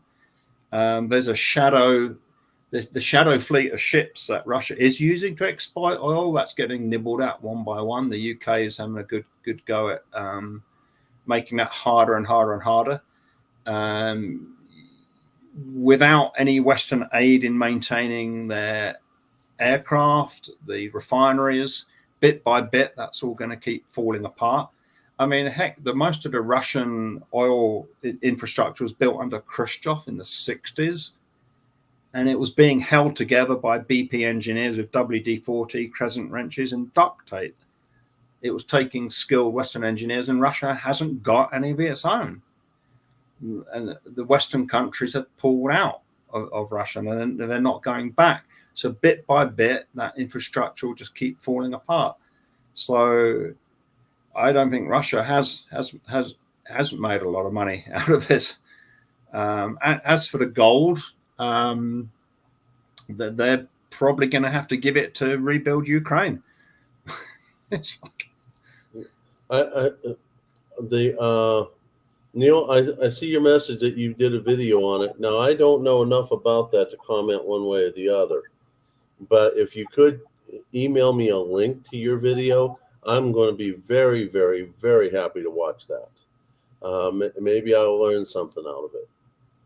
But I do want to put this out there, as we've talked about, wonderful things such as precious metals and protecting the family, and went down a rabbit hole of why things might go down the toilet. And the thing is that there is I've heard that same thing too, Nickel. But the thing is, if you look at our ancestors, and I'm not talking about our forefathers, I'm talking about the ones that existed in the 1900s and through the Great Depression, we are not out of it yet. And if you protest or struggle in Russia, it doesn't end well. I mean, there are protests. There's lots of wives of soldiers groups complaining of the appalling conditions, and so it's not like you're allowed to go and protest anyway. I mean, it gets shut down. And as for the groceries are full in Russia, I don't know if you know, Nickel, but half of Russia of the Russian Federation doesn't even have indoor plumbing. The major cities are quite advanced and nice and clean. As that useful idiot Tucker Carlson did that interview and was amazed about how amazing the supermarkets are in Moscow. But you go to the bulk of the Russian Federation, they literally don't have indoor plumbing. A lot of their buildings it's in a third world condition. Yeah, a lot of their buildings aren't even intact. I've seen a lot of what my wife has shown me through the internet, and she can show me stuff that people here don't know about. But I've also been in villages in Ukraine, and they don't even have floors. Their floor is dirt. I've been all over the place in Ukraine. So, I hadn't been in Russia, but I've been in Ukraine, and you can quickly go from beautiful everything to families that have nothing. Yeah. And I'm assuming it's the same way over in Russia. But the point I'm trying to make here is that we have a wonderful situation in our country where everybody has been for decades and generations has been trying to leave their family with something better than what they have. Yeah. And that has given us the lifestyle that we have, and the American dream exists. Yeah. And and that, I think that is one of our best benefits, is that we have the American dream, and we can't let that die. We can't let that die with wokeism, and we can't let that die with all those things like critical race theory. Yeah. Because I did a video on that, worsening trends exposed. For those of you who want to go look at it, I've showed what I've seen when I was a young boy, and how things went down the toilet, whether it was money, whether it was house prices, gas prices, respect for your elders, respect for the police. We can't let that die. We got to get it back to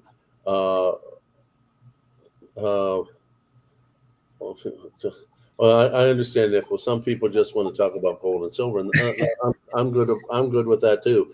But the thing is that Ellie, we do have a lot of poverty. No place is perfect.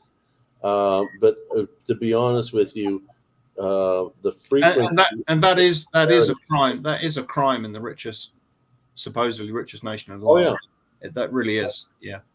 I agree. I agree. And there's a multitude of reasons for it, and but no, it's not acceptable. No, it's not. And no, it's not. But the thing is I personally, well, you gotta keep in mind what I do for a living. Yeah. You know, I've seen people come in with severe mental health issues that has put them in harm's way, and you know, we're always trying to get them into a position where they can get the emotional and medical support that they need and family support that they need so that they can potentially build their life back again. Yeah. You know, I mean, this is important, but it's only part of the picture. Okay. And we need to, you know, put it in a position where we support each other. We have the best community in YouTube, okay, where we are supporting each other. We might not live next to each other, but you know, honestly, we have better than everybody else. Yeah. And I personally fought, I'm not at war, but I fought for this country.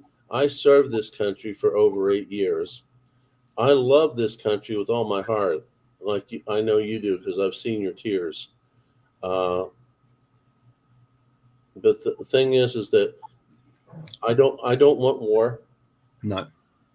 I don't want. I would love to see this come to a good, peaceful ending. It might not happen that way. It's beyond my scope of control, your scope of control, and everybody in this chat scope of control. You know, and God's going to let this unfold the way God wants to let this unfold. Well, we are, like you said earlier, everybody falls short. Oh yeah. So there is, yeah. Does anything happen that God doesn't allow? No. But does God cause everything? Absolutely not. You know, and it's a hard concept to grasp why there's so much suffering, and nobody should be killing anybody else to get what they want, or you know, or for their opinion, or whatever the motivation is, you know. But that goes back to Cain and Abel, doesn't it? And, you know, when Cain killed Abel, God asked him, "Where is your brother?" And what did he say? "I am not my brother's keeper." Well, we are our brother's keeper. You know, in the parable of the Good Samaritan, that parable was given when Jesus was asked, "Who is my neighbor?" And the answer was, anybody that you come across that needs help is your neighbor. It's like, there's some truth to that. Well, that's fact, isn't it? There's some truth to that. I mean, you know, honestly, yeah. You know, our Lord, and I fall short too. I mean, I've often wondered if I was asked, you know, by a beggar to help them if they really didn't want to go buy themselves a sandwich, they wanted to go buy themselves drugs, you know, and I've frequently just given to them anyway. Saying a prayer to myself, please let them use this for a good purpose, not a bad purpose. But, you know, there are certain things outside of our scope of control. Yeah. You know, but what is in our scope of control, to bring it full circle, is protecting your family, protecting each other, looking out for each other, teaching each other, stacking gold and silver, stacking food, finding a way to have water preserved for your family. You know, I'm trying to get my backyard turned into a homestead. You know, 2.5 to 3 years worth of non-perishable food. Planning on buying more if I can get my family out of Ukraine. You know, this, as beautiful as it is a means to an end. Yeah. This is important to stack, not simply because of its wealth, but what it will do for your family. That's right. What it will do for your friends. I love Lynette Zhang. She has food in her front yard of both of her homes because she doesn't want people to go hungry. But on the other side of the coin, she doesn't want them to attack her home either. Yeah. So she's wealthy enough that she can do way more than what I can. She, someone walks by who's hungry. So that's what the front yard garden's for in both homes. She has on her getaway home on top of some mountain somewhere. She's built enough of a solar system, not only to take care of her home, which will take care of a lot of her family members, but to provide power for the entire mountain. Not only to be a good neighbor, but to hopefully develop a good support system that they'll all pull together in a crisis. And I'm sure in her mind, also protect her and her family a little bit more because she's provided for them. None of us, not very many of us, are Lynette Zhang's ability. But the concept is there. Yeah. We can't do everything. No man's an island. And the thing is that we need to keep stacking. Yes, this is fun. This is fun. I enjoy stacking. I enjoy how pretty it looks. But to be honest with you, I look at it, it gets put away, and when the container is full, it gets put away from the house in its permanent location. Rarely ever to be looked at again. I check on it to make sure no one knows where my secondary source is, but I rarely open things up to look at it again, because it's not an issue about stacking for stacking. It's an issue about protecting your friends, your family. Yeah. And there's a reason, isn't there? So many of us have started stacking. For a lot of us, it didn't even seem to make sense when we started. And I totally agree with you. It is part of preparation, isn't it, for what is coming? And for whatever reason, certain people have woken up and have preserved and protected their purchasing power, which I think will fundamentally increase, and then that will bring a test in itself when we do finally get the reset, and suddenly with that increased purchasing power increase, we'll have increased responsibility. It's so that's when we need more wisdom to know what, when, and how to use that, for sure. That's true, and you have to keep in mind, with the world becoming what it is, the stuff that's happening, the Ukraine war, the war in Israel, the border crisis, the fighting inside of our own country, the breakdown of society. We are very fortunate in this community. We have each other.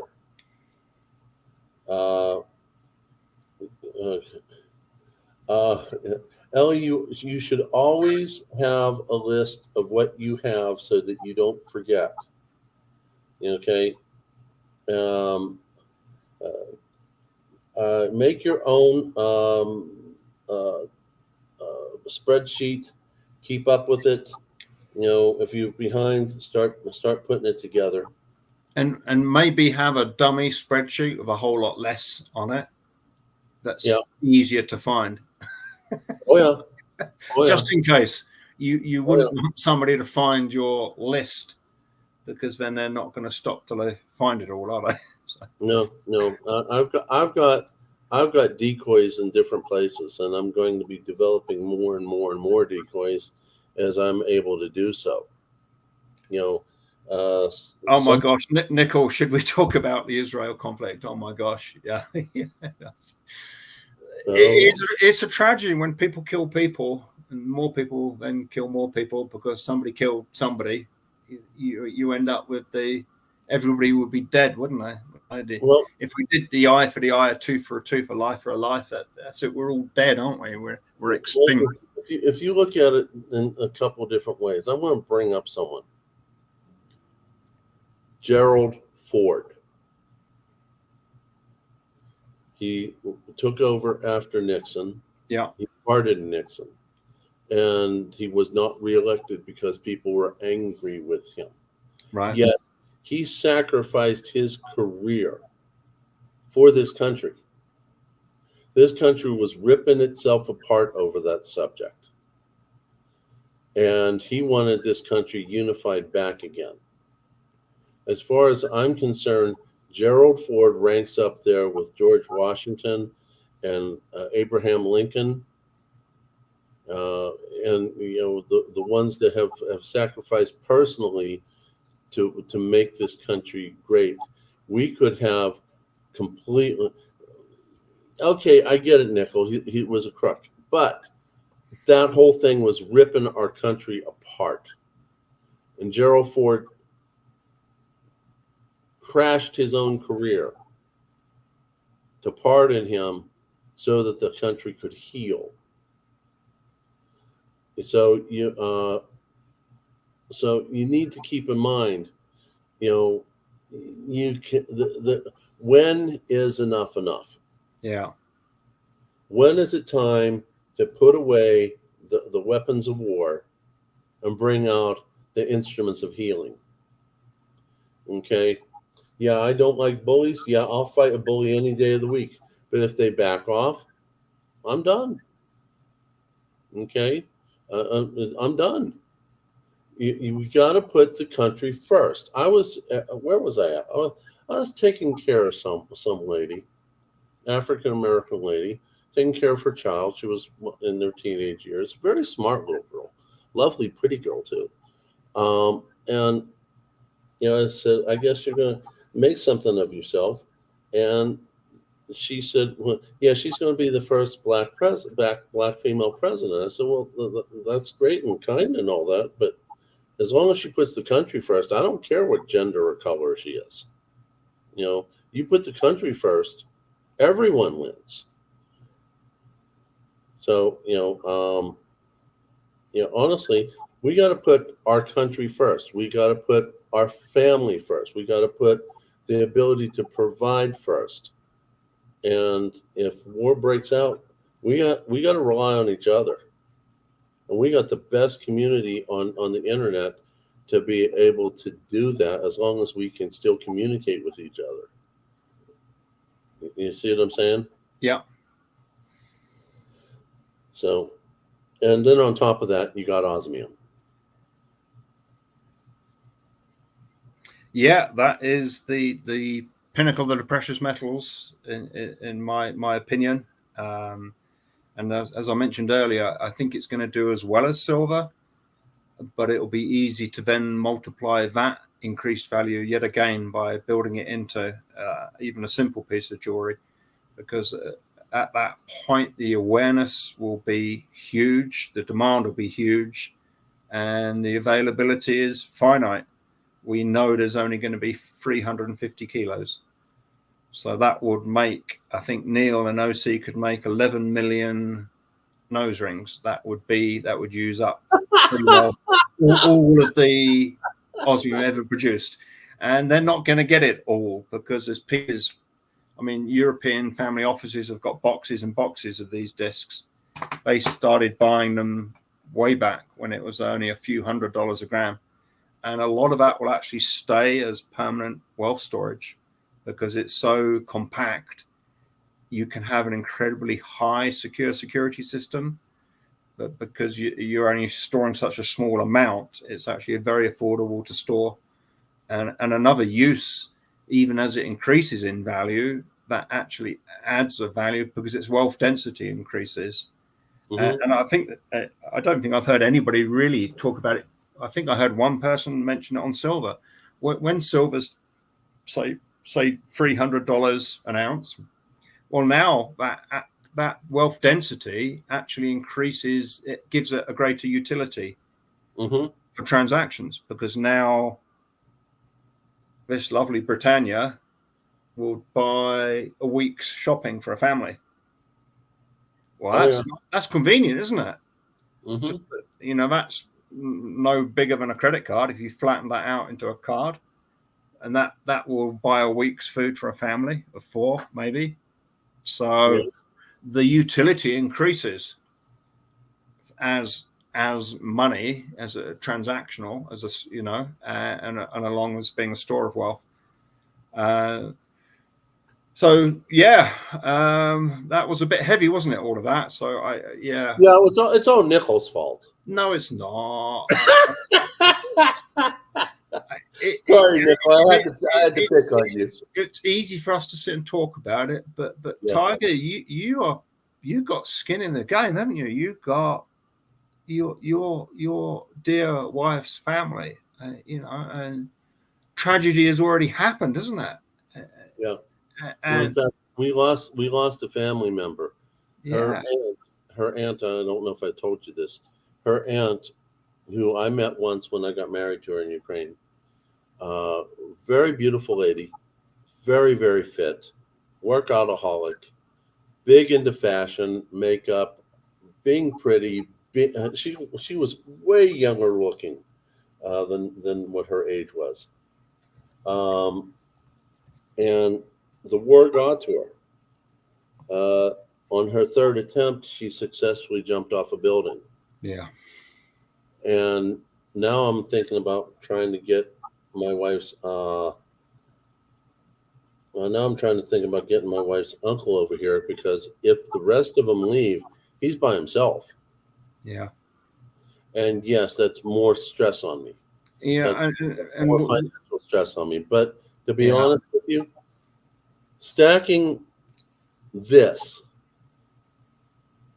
is important, yes. But stacking souls and stacking family and getting them out of harm's way is more important than any gold and silver. And I'll work like a son of a gun until I drop dead to support my family. So, you know, it's one of the reasons why I haven't done a whole lot of videos. And I apologize to everyone here. I'm sorry I didn't do a whole lot, but the job I had this time I had 18 shifts of 12 hours back to back, and I was too exhausted. While I was not doing videos and I was upset, I was really upset about not being with you guys. But on the other side of the coin, when I see someone who gets the help that they need, whether it's a cardiac disease or renal disease or psychiatric disease or whatever, even though I'm stressed, I feel relief. I'm helping God's people. Yeah. And I might not be a priest, but I still am helping God's people. And there is something honorable. And if you look at what was the book that was taken out of the original Bible, the Apocrypha, there is a section in there about the sanctity of the physician. And you put your people first. And, you know, Nickel, I'm still learning that one, how hard it is. But honestly, tomorrow morning, I'm going to sit down with the wife and try to get more stuff done to get them here. But that's remaining to be seen. Put the family first. Dad always said family comes first. Mom always told me charity starts first with the family. Okay? And everyone else is important too. But basically, this is a means to an end. This is to help us survive bad stuff, but it's also to help provide for family. And the reason I was totally okay with going down the rabbit hole on this topic with you, Ian, is I think you and I have similar viewpoints on this. Maybe a little different here, a little different there. And that, by the way, little side note, that's one of the beautiful parts about our country. We can have a difference of opinion and still get along. Okay? Because if I knew if you needed something and I was able to be your buddy and help you out, I would do it. Okay? Thank you, Tiger. And all you have to do is ask. If it's in my power, I'll do it. You know, a lot of you in the chat know that how I am about people. You've seen me do things to make sure someone was happy. And to be honest with you, that makes me happy. If you see what I'm saying. Yeah, I do. So honestly, I want this live stream to end on a positive note.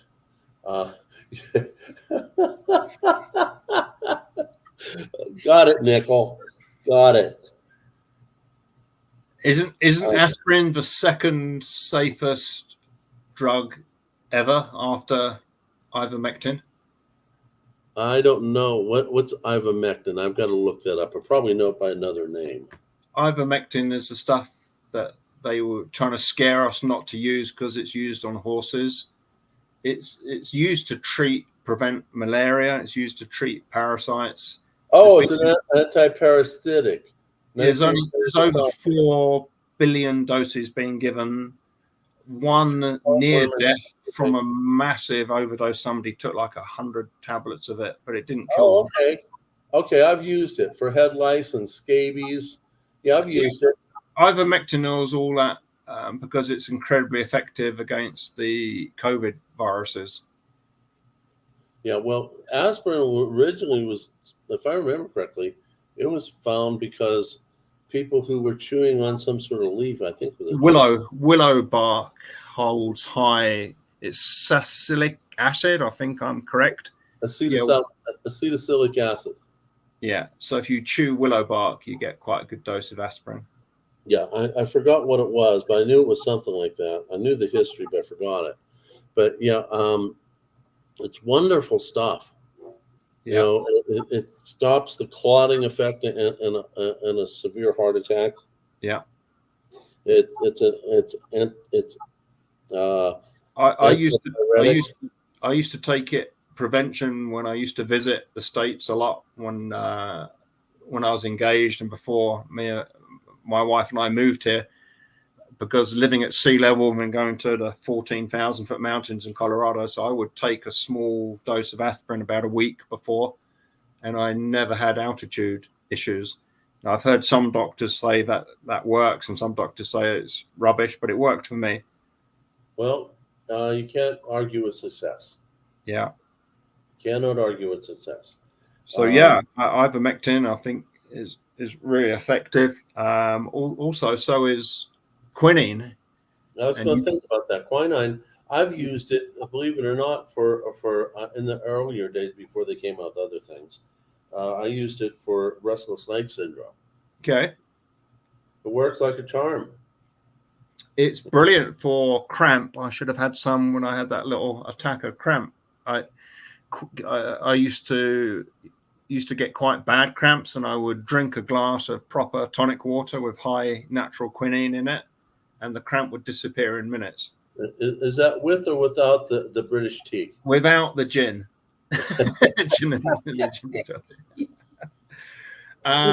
What we did in doing some research during COVID, we also found out that you can make your own quinine really easily. You simmer grapefruit peel and lemon peel. You put it in a pan, you cover it with water, and you simmer it for a few hours gently, and then you filter the liquid that's left. And apparently that's a very high potent natural quinine. You can make it yourself. Okay. I didn't know that. And that's great antidote for colds, coughs, anything like that. Anything viral, any virus. Oh, listen to that. Neil says bee sting therapy is used for Parkinson's. Oh wow! So you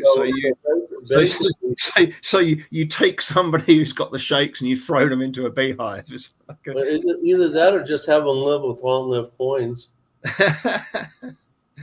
I can see that, yeah, because it's pretty potent stuff, isn't it? Interesting. Yeah.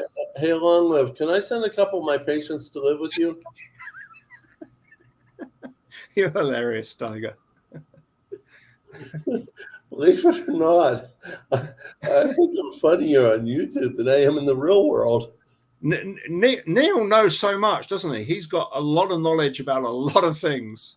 I think that'd be kind of fun to Neil. Please promise me you're going to send me a link to that video, because I don't think I've ever subscribed to you. I may be wrong. So, I'd like to watch your stuff.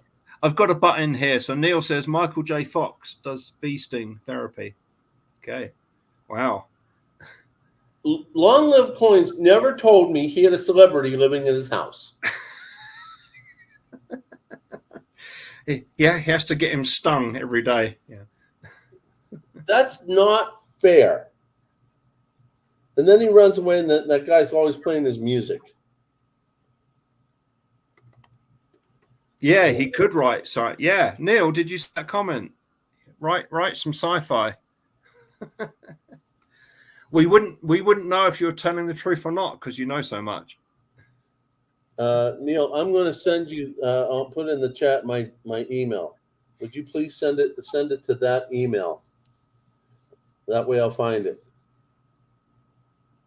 Because I think we went so seriously down the rabbit hole, I didn't watch the chat as deeply as I should have. So, but no.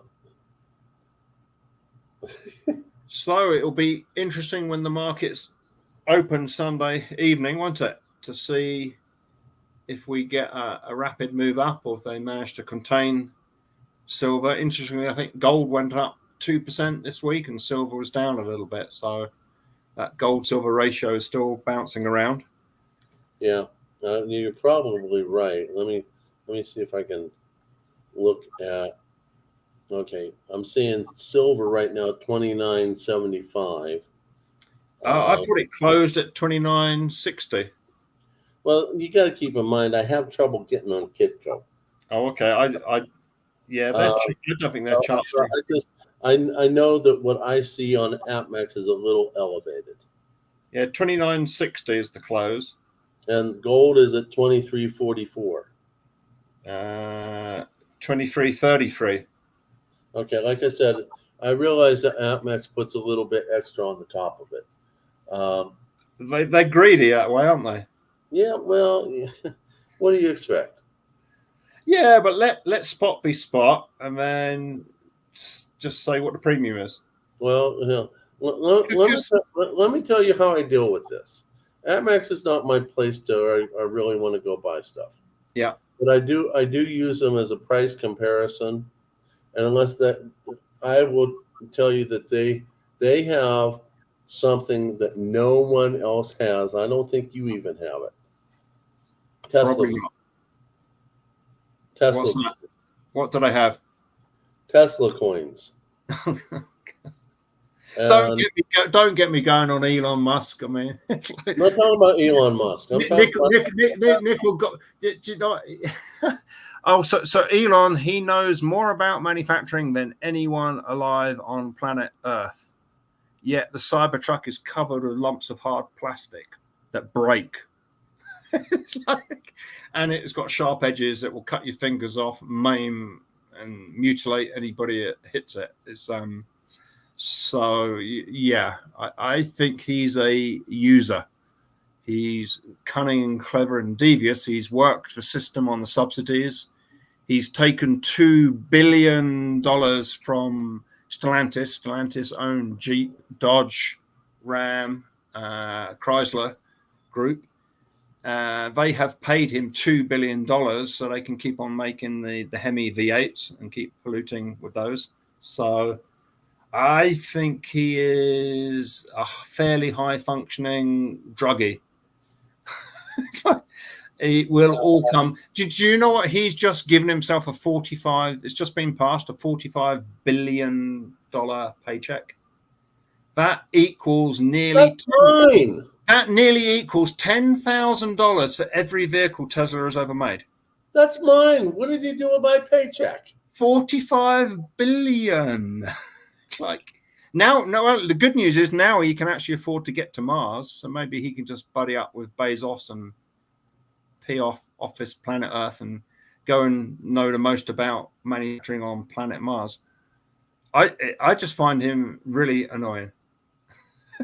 Ellie, I am going to do some poor videos. I'm not home right now.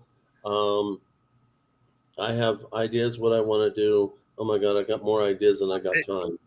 Ellie, I think Elon Musk is a user. He has played the subsidy system and fair game for the craziness that governments write all of these subsidies. I mean, give you an example on the battery exchange. He never intended to roll that out. He did 1 or 2 swaps, and I think he got 5 million from California or something, or whatever it was, or 10. It was a lot of dollars he got to do one battery swap. And time again, he's played the system to extract. I mean, you look what SpaceX, how much he's been paid to do that. And from what I know, he's never actually invented anything. If somebody can tell me something he's actually invented. And the founders of Tesla, the actual genuine founders, he pushed them out and took over Tesla. So, yeah, I think he's a con artist like Bill Gates. I don't think Bill Gates ever invented anything. I don't think Apple actually ever invented anything. Now, I'm going to upset. Let's see if we can do a record. See if I can upset absolutely everybody. I mean, you look at what Apple, all they did was take the free technology from all US military research and inventions. And then they put it together and monetized it. I don't think Apple have actually ever invented anything. They've just put together existing technology. And Bill Gates, I mean, I have to put up with flipping Microsoft on my laptop. It's a pile of doo-doo, isn't it? It's my wife wants me to go Apple, but it's like I've just given some reasons why I don't think it's like. My dad wants me to go Linux, and I'm just putting up with a cheap HP running on Microsoft. My wife got me to flip to Apple. Did she? Yeah. Are you enjoying it, or? It took me a long time to get adapted to it. Oh my goodness! And those of you who know how much of a low-tech tiger I am, I mean, for God's sakes, Frostbite can tell you how frustrating it is to teach me something new in the computer. But once I get it, I'm good. But to go outside my box is scary. Oh, Nickel. So Musk invented PayPal? No, I bet he stole it from somebody. I mean, like Ellie said, Bezos stole the Amazon idea from someone else's. Yeah, let's have a go at somebody British. Branson. He stole his original company idea from an elderly lady's husband I used to know. He started doing that. It's all smoke and mirrors. It really is. I mean, yeah. I mean, did Elon? I don't know. Does Elon Musk champion free speech? Not if you don't agree with him. I'll probably get.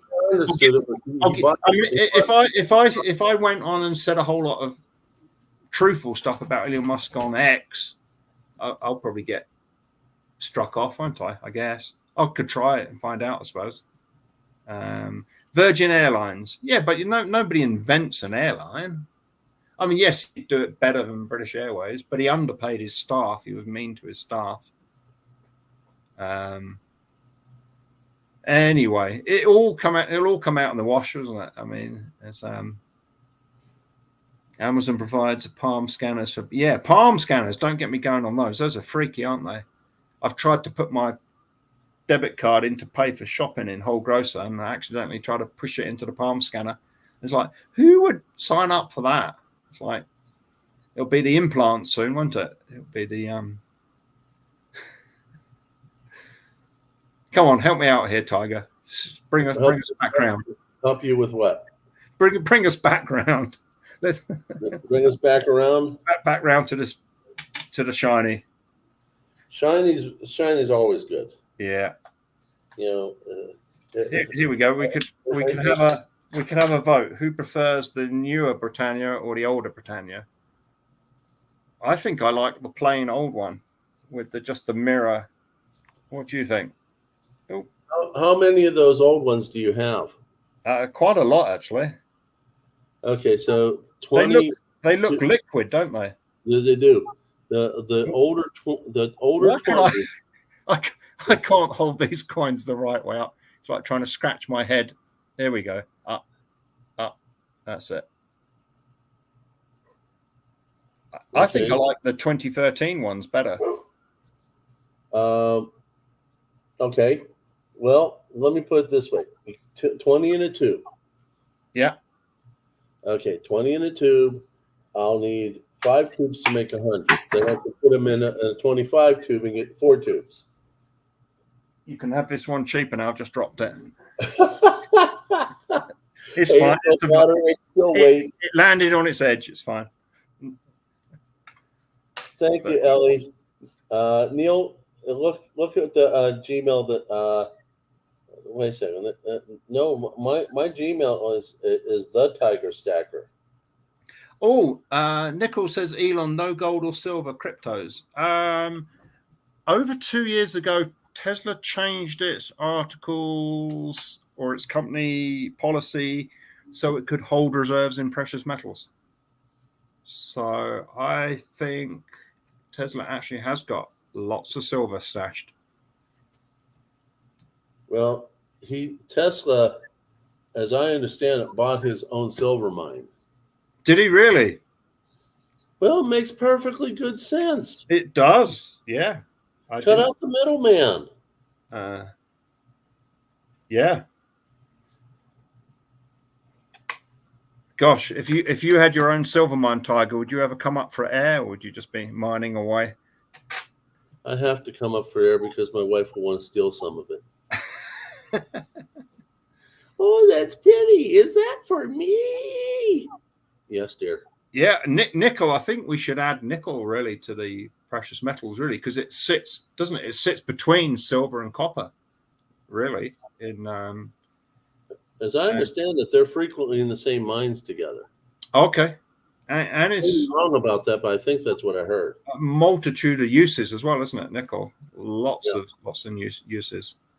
Well, I think that's one of the reasons Nickel chose that as part of his name, because he's a huge believer in stacking and keeping nickel as finances. Yeah. I kind of think that you're going to have a big warehouse to get all that. He says copper and silver. But, yeah, I think all of them. Yeah, and I guess because silver has always been a monetary metal, but we could see some huge gains in some of the rarer metals that are key. Manganese, nickel, tin. Yeah. Two of my favorites is lead and brass. in a particular combination, I guess. Yeah, the lead in front of the brass. Oh, that reminds me, I got to do an unboxing. I had some custom 3.5 ounce 0.457 caliber bullets. Made. They're about 3 inches tall. I've got to do an unboxing of those. Oh, you're going to put it on YouTube? Yeah. That'd be nice. Oh, Nickel says tin is exploding. Yeah, I mean, tin was mined extensively in Cornwall. I mean, Cornwall was on the ancient trade routes from thousands of years ago. I'm not sure what the use for tin was. I guess mixed with copper, you get bronze, don't you? I'd have to look that up. Yeah, it's got to be tin. Yeah, tin and copper make bronze. Copper and zinc make brass. Ellie brings up a question. Ian Everard, did you ever hear China stop purchasing gold? Yeah, I mean, we don't know what they're doing because, if they're reporting, are they going to, are they going to stop buying gold? I doubt it, because I would have thought they have some idea their currency is gonna collapse and keep on collapsing. So I'm not sure we will actually ever know what China is doing. They're tighter-lipped than the old Soviets. Yeah, and historically they've not said anything. Then they've reported a dramatically higher gold holding. One thing I don't think I've heard anybody else say, I'm pretty convinced that the US has a lot more gold than we're supposed to have. It'd be nice. I think we have. Well, it won't be nice because it doesn't belong to the people, although it should do. But I think all of the wars we've been involved in, caused, escalated, prolonged, always seems to be the gold disappears. It's like, where did it go? Mm-hmm. And if you've got a massive military, searching for weapons of mass destruction, well, what if the weapon of mass destruction was gold? Because it is, isn't it? Gold is the weapon that will eventually destroy or reveal the fallacy of the fiat system. Yeah. So what if that was all about stopping Saddam going onto a gold standard and stealing all of their gold? Could have been, couldn't it? No, Ron, yeah, from what I understand, the bulk is at West Point, not at Fort Knox. So we're supposed to have 8,800 ounces. Then again, maybe Bix Weir is right, and there's millions of tons of gold at the bottom of the Grand Canyon. I thought I heard that a good section of the metal reserves that the country owns is. Oh yeah, Gaddafi's gold. Yeah, we've got it, Nickel. I'm sure we stole it. Wouldn't that be ironic that the whole system has been dissing gold, talking it down, calling it what did Ben Bernanke say? It's a barbaric relic. And he was asked, why do banks hold it? And he says, I guess it's just tradition. I'm sure that was Bernanke, wasn't it? That was he Canadian? I don't know who said that, but I remember hearing it. Bernanke said it was a barbaric relic. Yeah. Mm-hmm. And now it's a larger reserve than the euro. Central banks hold more gold in dollar terms than euros. And the euro is the second largest currency in the world in terms of transactions. So, there's some gold in Denver. Okay. I didn't know they had some sort of. Well, you've got the Denver Mint, so I guess you've got the Denver Mint, West Point Mint, and your San Francisco Mint. I'm sure they all hold pretty substantial reserves. Yeah, that might be. I mean, I did find out from Frostbite's video about all the Morgan dollars that were held down in, I think it was the New Orleans Mint. Really? Yeah, they got some Morgan. What, old ones or new ones? No, this is history. Oh, okay. And there's a video he did about the hoard that Jesse James never got. Oh, there. Gold under the White House. That's what January the 6th was all about. They were just looking for the gold. Okay, that explains it. Oh, okay. I thought they were looking for steak. No. But yeah, that would be interesting. Can you imagine it? That maybe BRICS do pull something together and they announce a gold-backed currency and it's backed 1-for-1, and they have, I don't know, 10,000 tons between China and Russia and India and South Africa and Brazil. And then we rock up and say, we've got 40,000 tons. We stole everybody's gold. I can see that happening. It would be funny, wouldn't it? It's I can see that happening.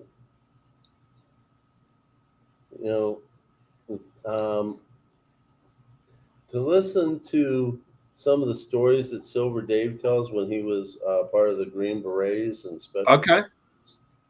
I was like, granted, we were spending more than what we should have been spending for different reasons, but I can see the skullduggery go the other way too. I mean, if you have no check and balance system existing because of war and political strife and all that, if you got no one, keeping you honest, and you're not an honest person to start with, or an honest government to start with, you're going to do whatever you darn well please.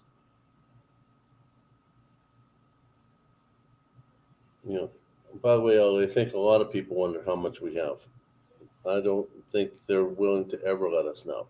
No, and the world isn't ready to go to sound money. I mean, do you remember Rafi Farber? He was saying last year, August, the dollar dies. We're going back on a gold and silver. It will be money. A few ounces of silver will buy a house. It's like, I don't think he's saying that anymore. I don't know why he changed that prediction. But I'm going to make a prediction. I'm predicting that the dollar will carry on being currency. It will carry on being the predominant world currency, but it will keep on losing any status as a reserve. And banks, corporations, individuals will shift more and more of their reserves out of any fiat currency into real things.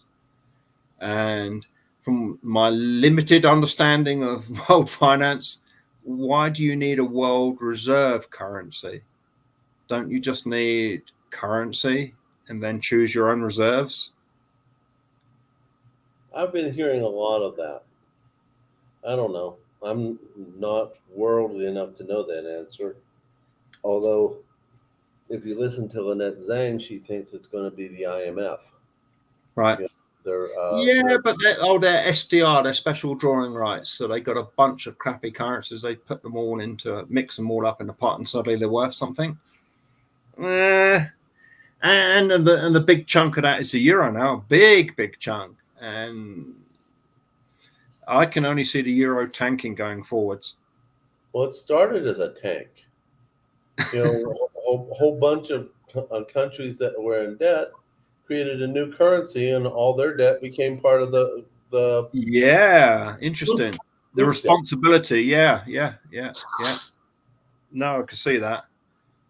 I mean, you and I could make a currency, and I'll take my house debt and my car debt, and take your house debt and your car debt, and we'll just integrate it into the new fiat.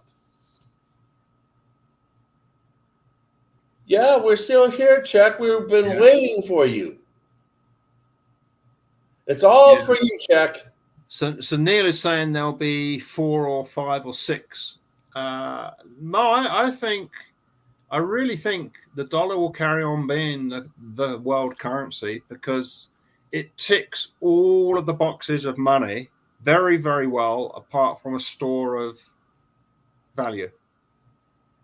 And even that box, I've heard people argue, of course it's a store of value. It'll store its value for a week. What more do you want? That's like, it'll store its value in the time you get it and then spend it if you're quick.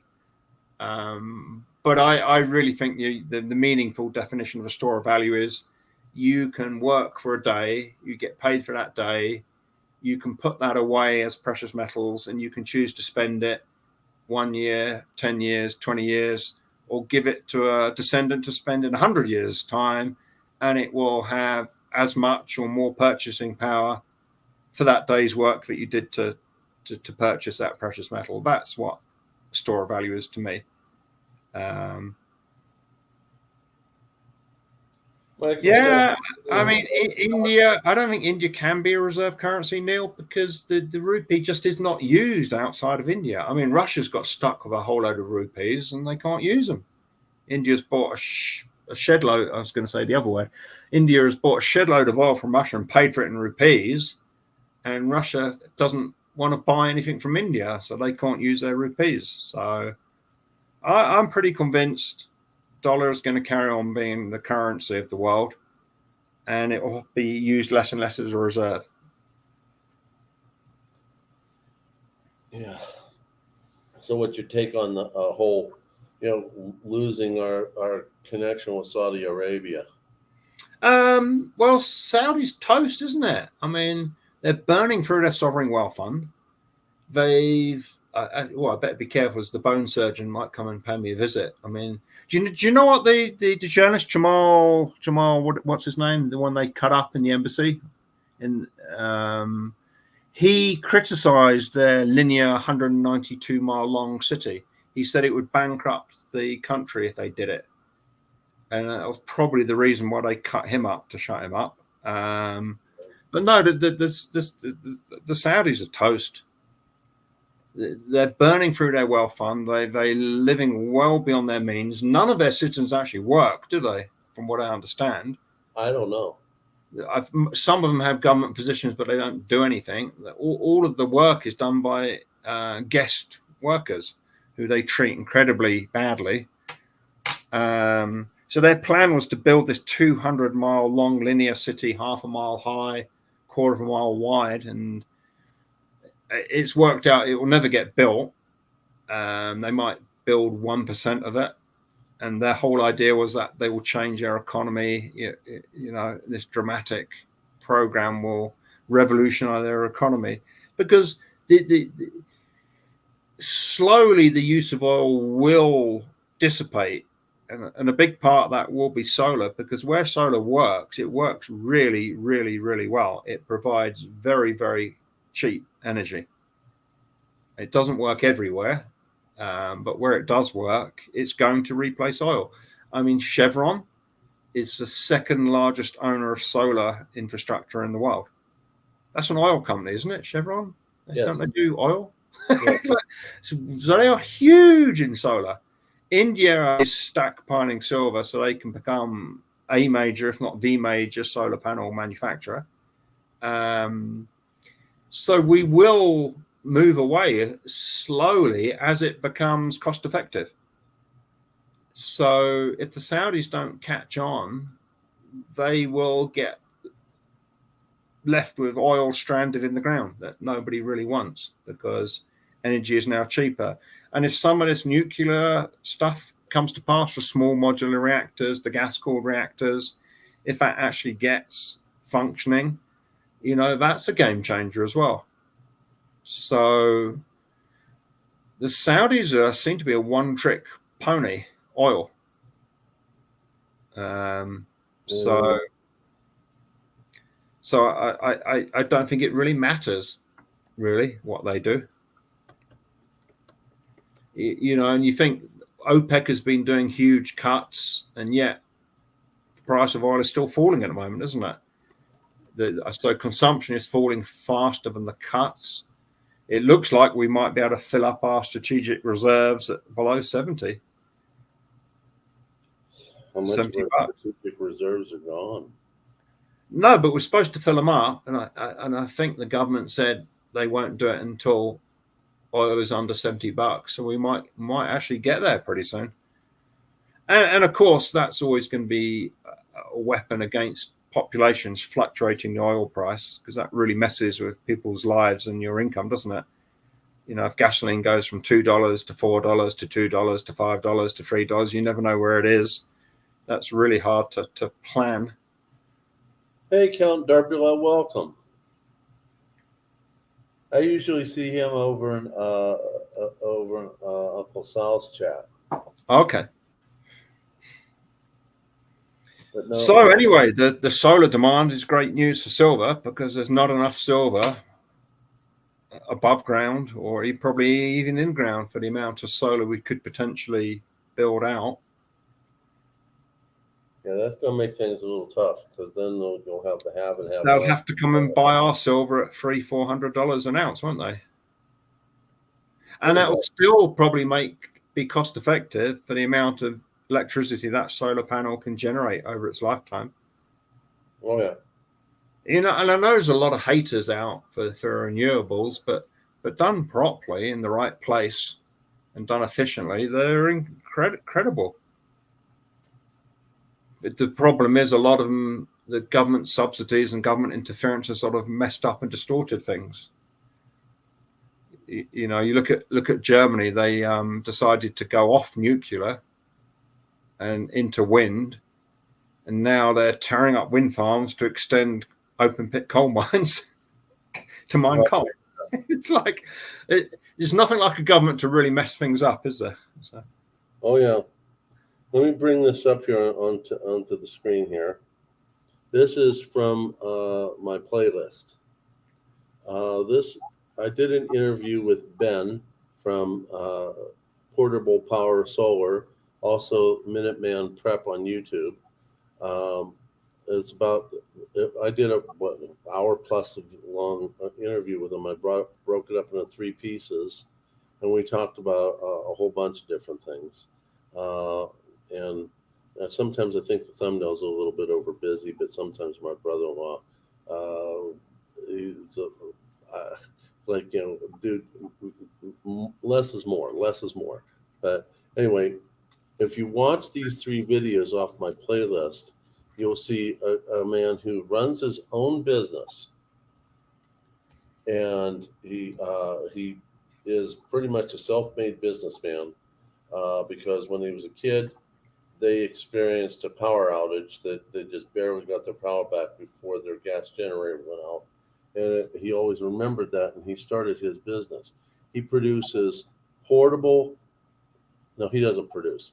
He sells portable solar units that can do very little or very much, depending on what you need, and for a fraction of the price of a stationary unit. Just to give you an example, my home at $40,000 or $60,000 of solar stationary material will produce maybe about 40% of what my family needs. If I spent it up to 120, I could have 100%. And they don't support, a lot of these solar companies don't support what they sell. They sell, buy. You know, not buy like buy more, like goodbye, we're done with you. But Ben, he will stand by his stuff. He will help you through whatever. And, you know, if you watch these videos, which I appreciate if you watch them because it will help the channel, but it also will help you. And then you can try calling him, tell him Tiger Stacker sent you. And, you know, he gives a great deal. I could buy in tranches. It's going to take me $40,000 to $60,000 to get my entire house covered with solar versus what the stationary units are. And the advantage is, if you have to bug out, you can take it with you. So you have all sorts of advantages here.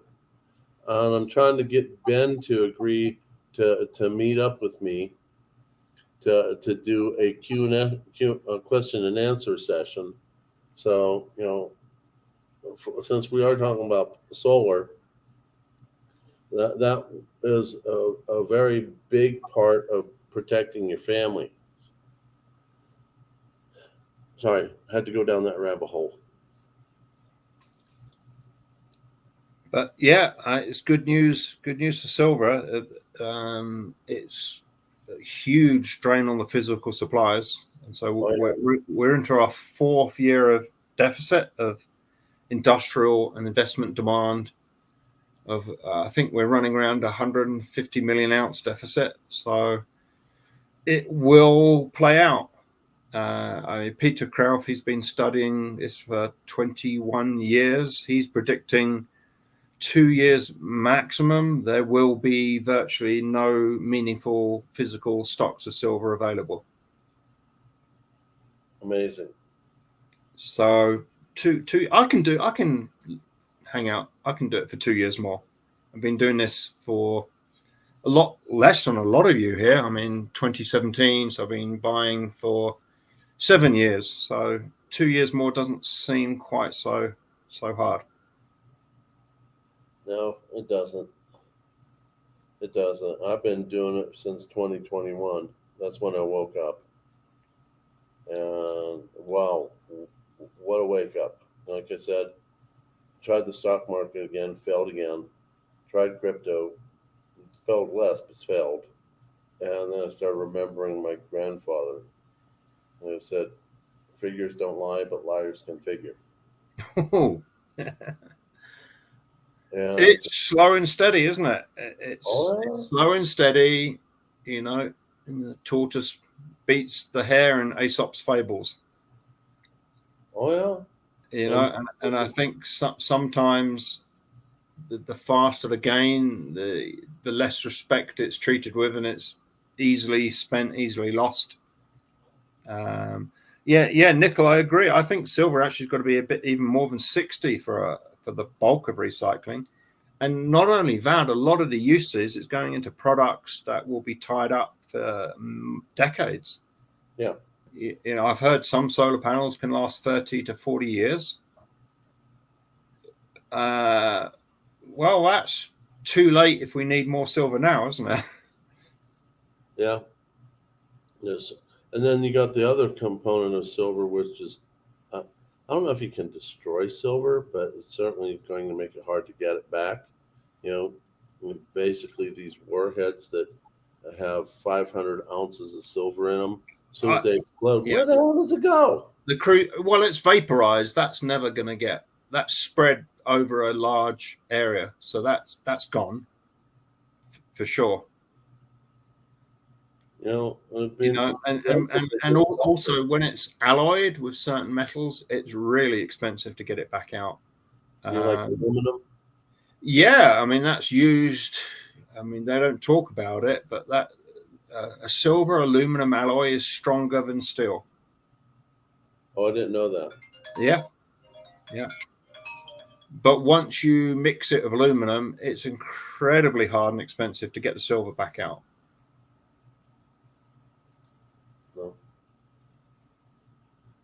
Hey, Neil, congrats. Neil says he's found 9 solar panels on the side of the road. Wow. Have you tested to see if they work?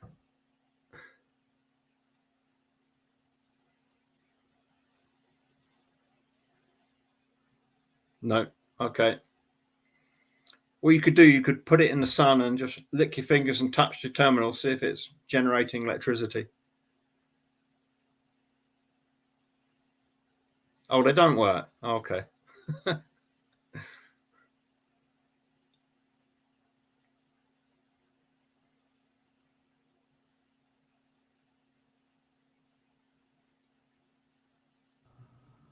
Sorry about that. You still there, Tiger? Yeah, I'm here. I got a phone call from a stacking surfer. He wanted to talk about something. He says, "You're still going?" I said, "Yeah." I can't get off there. Nickel stacking has me captured. I'm in prison. I'm in nickel stacking prison. And well, Neil's having a good go. So, Neil says there's 20 grams of silver per panel. That might be 20, so. I don't know. Yeah, so that's about 3/5 of an ounce. That's in, yeah. Yeah, that sounds about right. That sounds about right. And you know, you throw all those. Oh, okay. I'll check. How do I do that? She says. Amy says, check my hours. How do I do that? Oh no, I agree with you, Count Japula. The traditional wind turbine is just flawed from inception, having the needing a high turning speed alternator, a generator. So therefore you have to have a gearbox to up the revolutions from the slow turning blades. And that's usually the problems, and the maintenance is keep repairing the broken gearboxes. What I understand, a few years ago, Siemens, the huge German electrical company, developed a turbine that didn't need a gearbox. So it used high-powered magnets. So even if it was rotating at 1 or 2 revolutions a minute, it would produce electricity efficiently. So it does seem like all of the wind farms they've put up are flawed technologically, just a flawed design. Yeah, we will be mining landfills probably. Probably be unearthing some plagues out the landfills. Yeah, I have a feeling that if we, in theory, mine out everything we can mine out, then I wonder if they're going to start searching the ocean floors for new things to mine, and start finding ways to. I guess it's one bit of the planet we haven't really crapped up yet, isn't it? So it'd be a shame to. It must be feeling very left out, that ocean floor. Why not just trash that as well? Yeah, ain't that the truth? And make sure that we get all the mountains of plastic out of the way before we bring in the equipment. Yeah, we have not been good to this planet. No, I think it's getting angry. Yeah. Well, I'm a firm believer in recycling. I don't know what that all entails, but if you can do it, Reusing is better. Repurposing, reusing is way better. I mean, a lot of recycling, there's a lot of wasted energy. It's I mean, you look at cars. If we made cars that would last 20 or 30 years, that would save so much pollution, because the bulk of pollution is in making the car, not using it. With some truth. You know, we've got an old 2002 RX 300. It still drives like new. We paid a few thousand for it in 2018, I think. So it's 22 years old, and it's a really nice car. So I don't think any modern cars produced are going to, in 22 years' time, just keep working, are they? Without, I think the obsolescence is built in. 8 to 10 years, throw it away, buy a new one. Yeah. A surfer just came back. I think he got himself out of the ocean right now. It'd be interesting to see what he has to say. He always has an opinion. He always has an opinion, and a little bit on the conservative side. And he has to be conservative because he's got to invest in all those products to keep his hair nice. But doesn't he live in California? Doesn't it mean he's a communist? Don't tell him that. I thought if you lived in California, you had to be signed up member of the. Don't tell him that. Don't tell him we're on to him. I thought after 3 years of residency, you automatically you get absorbed into the Borg of crazy Californianism. Maybe I'm wrong. Yeah, but don't tell him that. He pretends. Okay. Yeah. He's a crazy Californian pretending to be a stacker. But don't tell him we all know about it. The exodus is still going on, isn't it? Californians fleeing the repression. You're going to end up with just the dedicated survivors that are left who can't leave the climate, I guess. Yeah, that's true.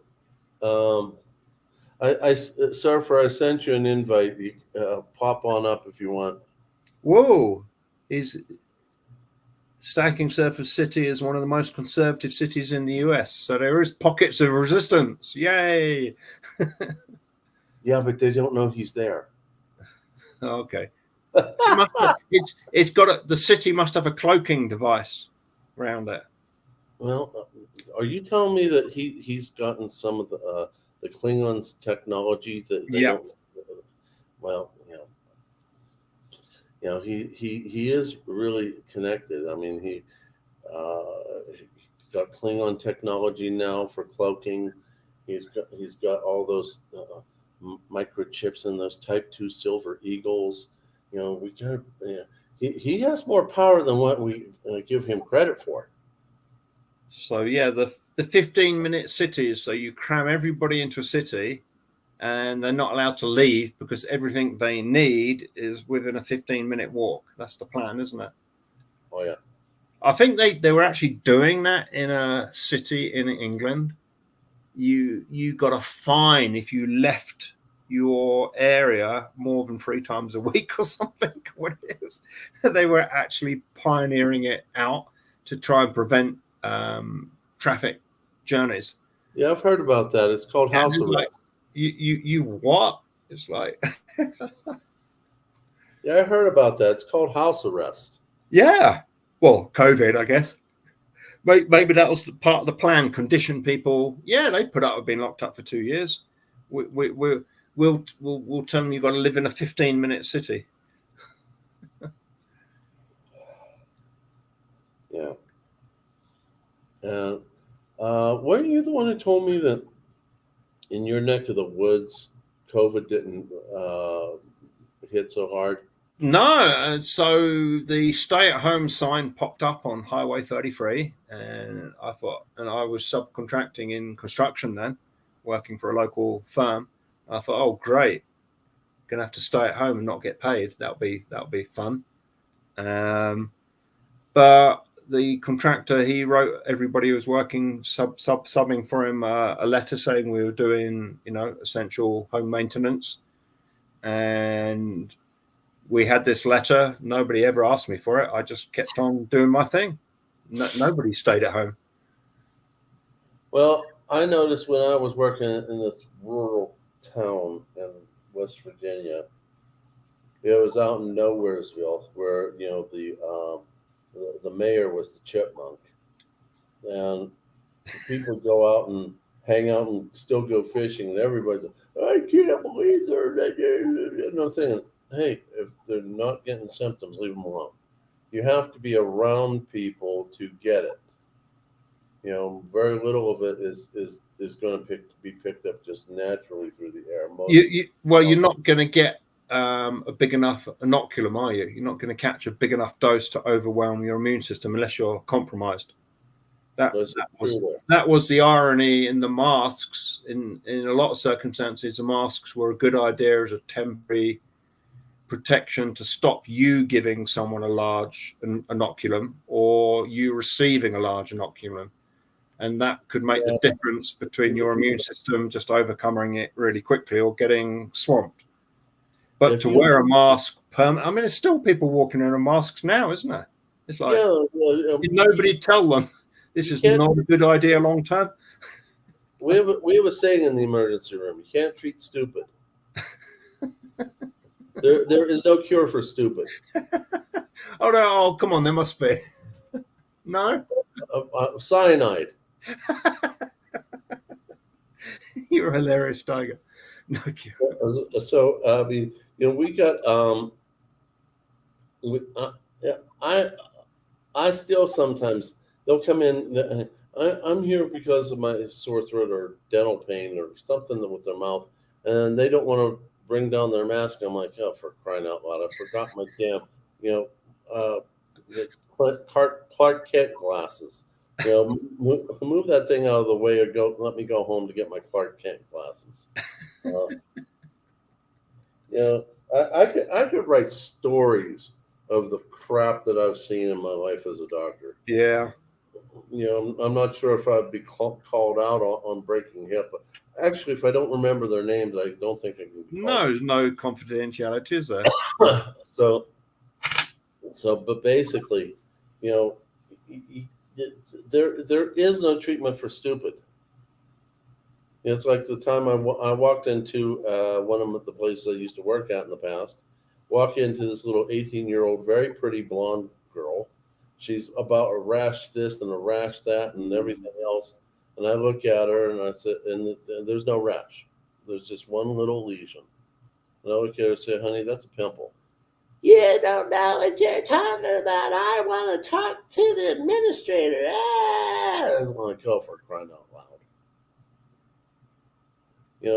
I mean, just there's no treatment for stupid.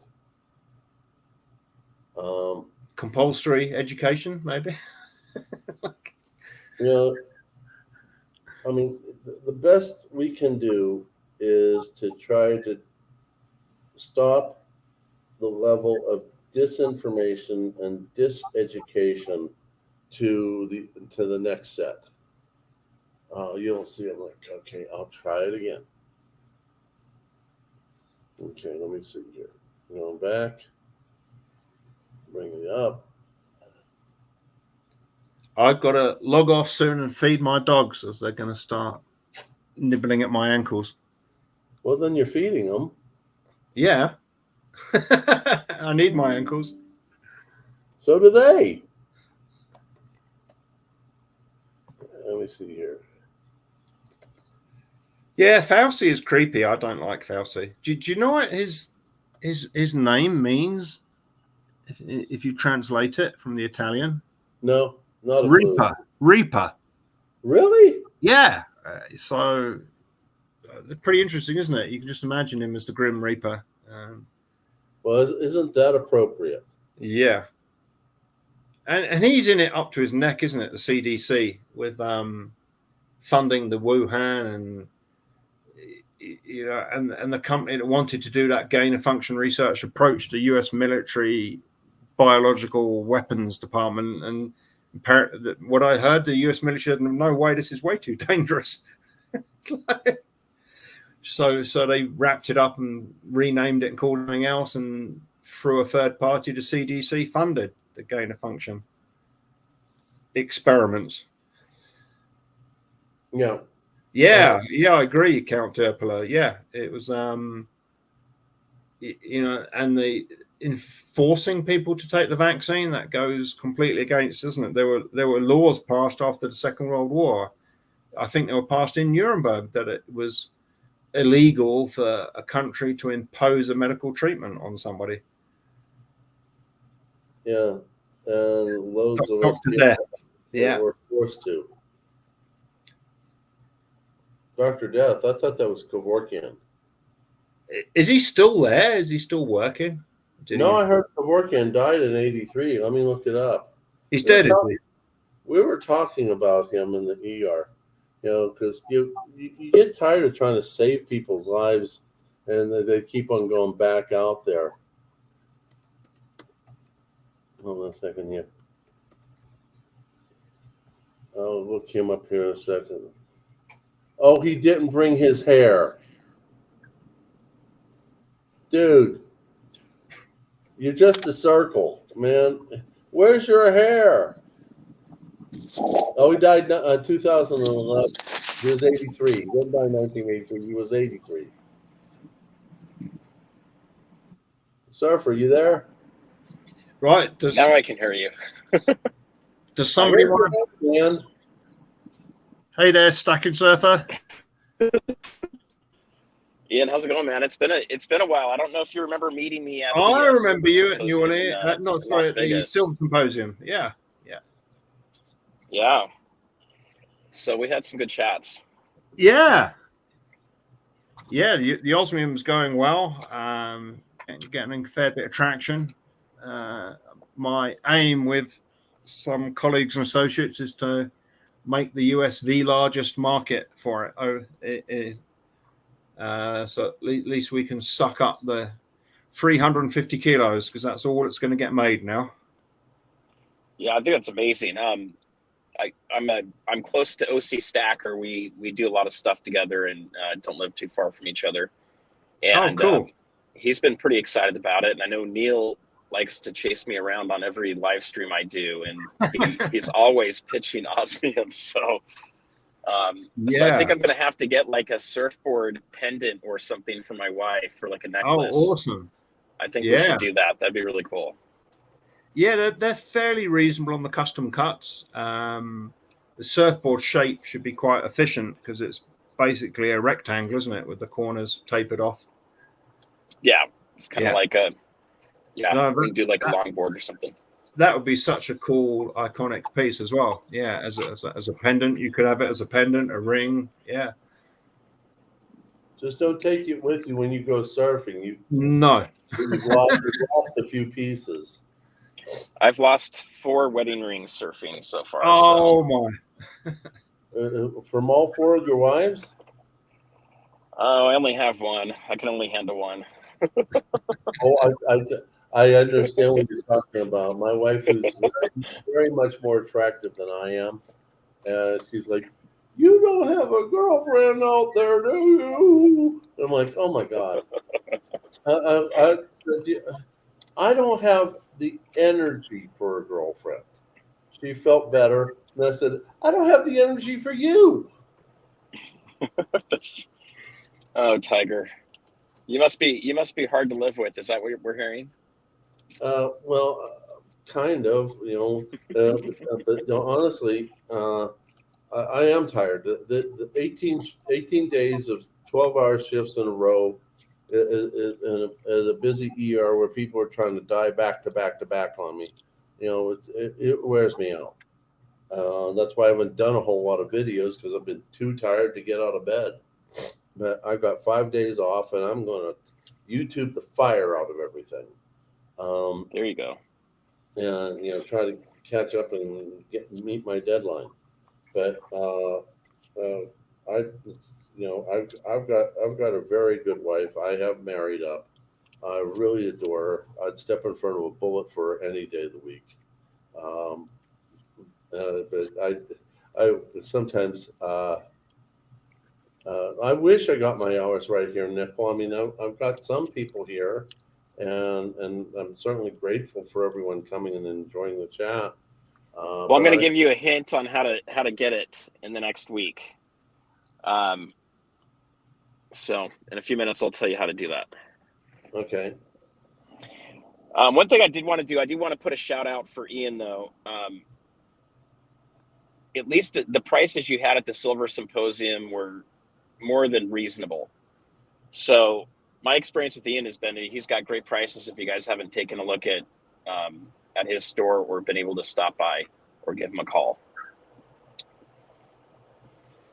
I say go to Wyoming and let's go visit the silver, the osmium, the gold, and then go look at the wild horses. I'm tempted. I'm actually coming up to Utah pretty soon, and that's where most of my family lives. And it's really not that far for me to come over to Jackson and say hi. I might try to see if I can make a day trip out of it.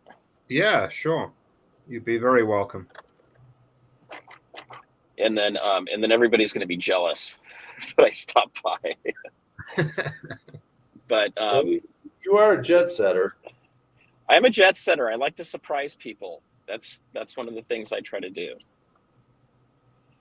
And then every once in a while, I get surprised. I got surprised, and I met Silver Dragons last week. Yeah, I saw that. At the Long Beach Coin Show. He was talking to me for like 3 minutes before I realized it was him. And it just took a while for the voice to kick in. And he saw the golf ball, and I said, yeah, this is one of your golf balls. And he's like, no way. I think I bought it from like 2-3 years ago. Yeah, but it's fun to meet people in the community. And, so much of this is about community, right? True. A lot of it comes down to how are we helping each other? There's so many options and how you can stack precious metals, and there's different ways you can do it. I think oftentimes we get hung up on trying to chase price or, the next shiny object. The reality is there's really not a wrong way to do this. There's just your way of doing it. And I think there's a lot of different options that are out there. The odds is interesting. I haven't jumped on the bandwagon yet with buying any, but I do want to do a surfboard. And I would have bought some letters at the Silver Symposium.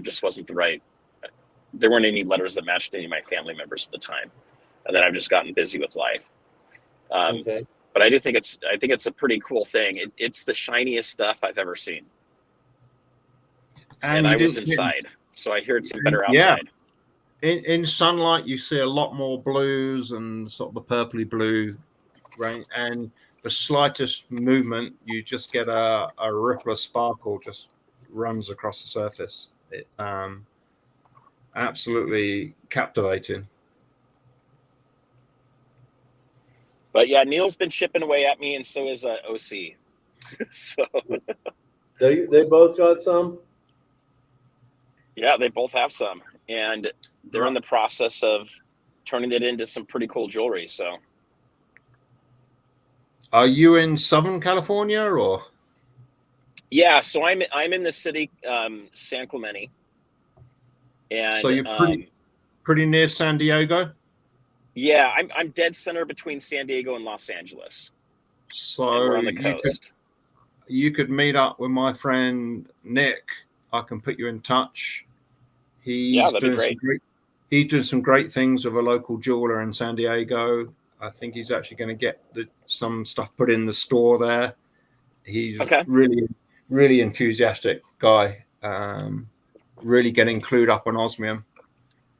So I'd love to go shoot a video with him doing some of that, or if he's willing to, and then absolutely, yeah, that would be awesome. And then we can put people in touch with him as well as you if they're wanting to do something different. But yeah, it's awesome out here. I know everybody complains about California. If you lived in my city, you'd have a really hard time leaving. Even though the taxes are high, our weather is 72 degrees year round. We have no traffic. Wow. If there's pollution, you don't know that it's here because you can't see it. Yeah. It's just so drastically different than a lot of other parts in California. Sure. And it's very conservative. This was Nixon's Western White House. Wow. So his estate just sold for $60 million 2 years ago. And it was the only private beach property in the state of California. I think they're trying to remove that now. So, we're here until they take our last few freedoms away, and we're going to try to stay and fight as much as we can. But it's a struggle out here with a lot of things, but it's hard. Every day you wake up and it's beautiful out here, and it's kind of hard to leave and go somewhere else. Yeah, and you need to be where you need to be as well, don't you? You do. I really do not really like the winters out here. But 2 years ago, we got a Bernese mountain dog, and his joy in the snow, you cannot not be happy outside, getting frozen in the snow, playing with a dog. You adapt, I think. But I love the freedoms we got here. Nobody is messing with you, and the property taxes are really reasonable. The only downside is it's such a desirable locality. The prices they've priced out local people who grow up here. They can't afford to buy here, so they have to move away. I think that's tragic. Yeah, that's kind of happening in a lot of places around the country right now. Yeah, and then you just get a breakdown, don't you? There's something awesome about having generations close by. I think that just adds so much richness to a town or a city. If you've got, it just brings a stability, and if there's a crisis or, you've got grandparents, aunts, uncles, cousins all nearby. That's how it's supposed to be, isn't it? Family looks after family. So much harder when people are dispersed across the country. It is, and it's hard for us because all my family is in Utah except for my cousins, and they live about an hour away, which might as well be. It's actually more than an hour away. It might as well be a different state, out in the Riverside area. But I'm going to throw my camera on here. Let's see if I can. Hair say time. Right here. Oh, it's the wrong side. Let's see if I can flip that around.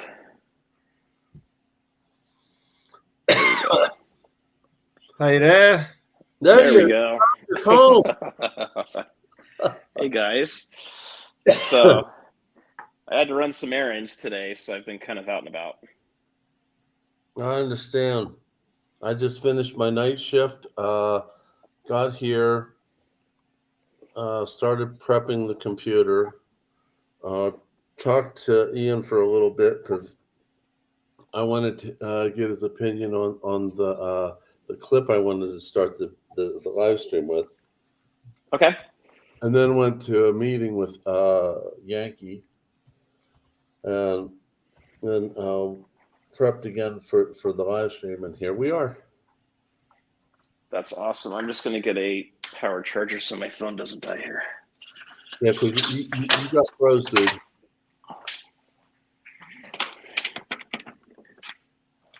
Okay. Here we go. All right. No, I'm not going to die. All right, you're back to being mobile again. There we go. Yeah. So I was in Vegas for a few days for a sales conference for my company, and it was intense. I think we had a little over 5,000 people that were there, and Vegas is an intense thing if you're in meetings all day. It was 30-minute meetings back to back to back, and then prior to that, we had the coin show that we did in Long Beach, and then prior to that, I was out in Boston for 2 weeks. So it's been a nonstop. I have really not had time to put many videos out at all. So I kind of feel you, Tiger, on that busy schedule thing. Hey, when we have time, would you tell me where you get your T-shirts made? I wouldn't mind. Made. The ones I do right now, I usually just have them made by Sticker Mule. I'll have to check with them then. So have you bought anything from them before? I bought stickers from them, and just recently bought magnets from them. I'm glad you brought that up.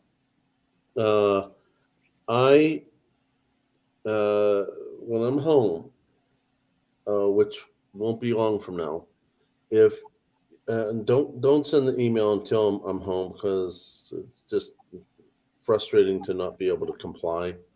But when I'm home, if you all want stickers or magnet or whatever, let me know. I got poker chips on the way. There you go. My Silver Journey tried to get me in touch with this one company, and let me tell you, I was not happy. The lady was rude. She dealing with me and my low-tech ability to get the design, etc. So, well, can't you just take it off my channel? And you would have swore I was using all sorts of 4-letter words. And so I reached out to Silverpunk over in England, and he got me in touch with their poker chip people. Says, what's going to cost you more because of shipping overseas? But he walked me through the entire thing. Nice. Why don't you take it right from your channel? I said, oh, yes. And so I showed him where the channel was, and with the wife, I showed him where the channel was. And the next thing you know, I get an email saying, these are what they're going to look like. Which ones do you want for yours and hers? I told him. The only problem is I got to figure out what the heck he's talking about in dollars, because he keeps talking about pounds. 1.27. I didn't know that until today. So I'm like, it's like buying from Backyard Bullion. I have no idea what the hell he's doing. So I just say, send me a PayPal request to pay it, because PayPal will convert it into dollars for me. And steal a bit on the way as well, probably, knowing PayPal. That's probably true too. Yeah. So, well, I was going to ask Ian, do you have any stickers for your store? We don't. I need to get some stuff done, actually. When we started way back nearly 4 years ago, we did get some T-shirts. We've got a local guy, did some beautiful embroidery. He was doing embroidery, $6 a piece. Beautiful silver thread, really great. We had some ball caps and T-shirts, but I've got a friend in Jackson now. He started his own T-shirt printing business, so I need to talk to him. I think he'll be really reasonable. But no, we never got any stickers or anything like that. I'd love to see something about osmium. There's got to be some kind of a play on words or something fun someone can come up with on a fun image for a hat or a shirt or something. Because I have to say, like, there is a little. It's a small upswell, but there is an upswell of people in the community that keep bringing it up and keep asking about it. So yeah, I mean there's a fan base. Yeah, that's Long Live Coins, and Neil's been promoting it a lot. I think there's about 12 channels talking about it now. So it's great, really, how it's grown organically, and what the Osmium Institute are doing as well.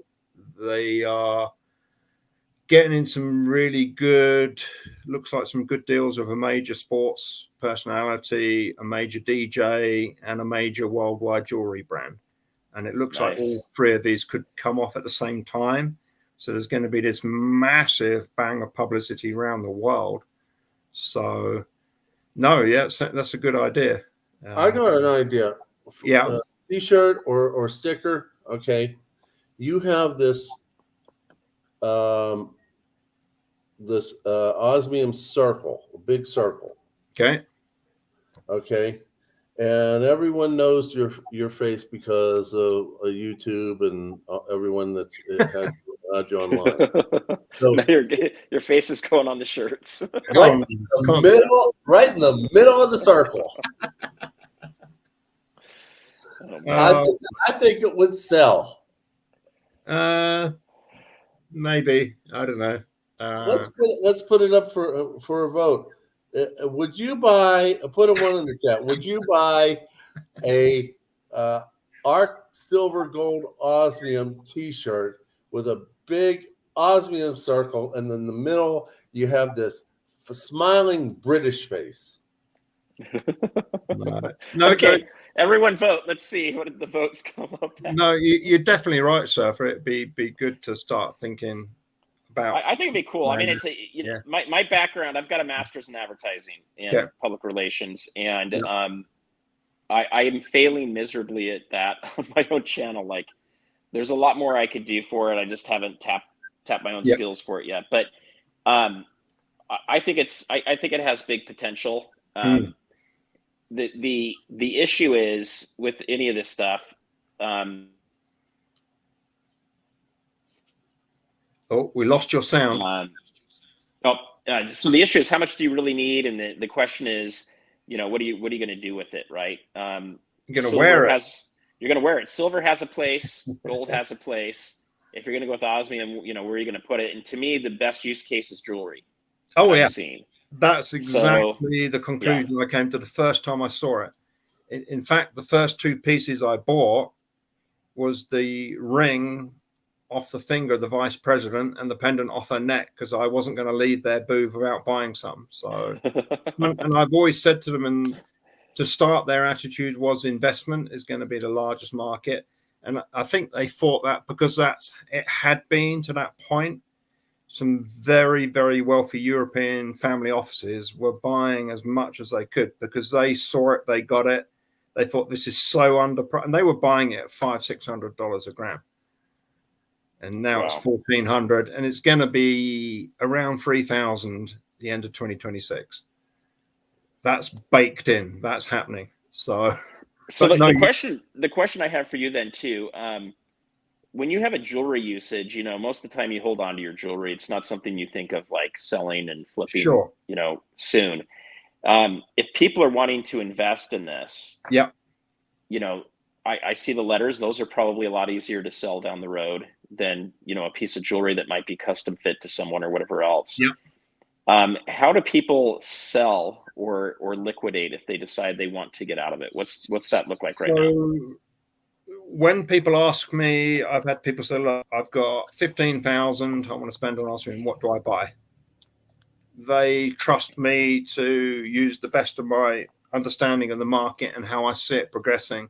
So generally, I point people towards the smaller pieces that we've made successful pieces of jewelry. They sell well.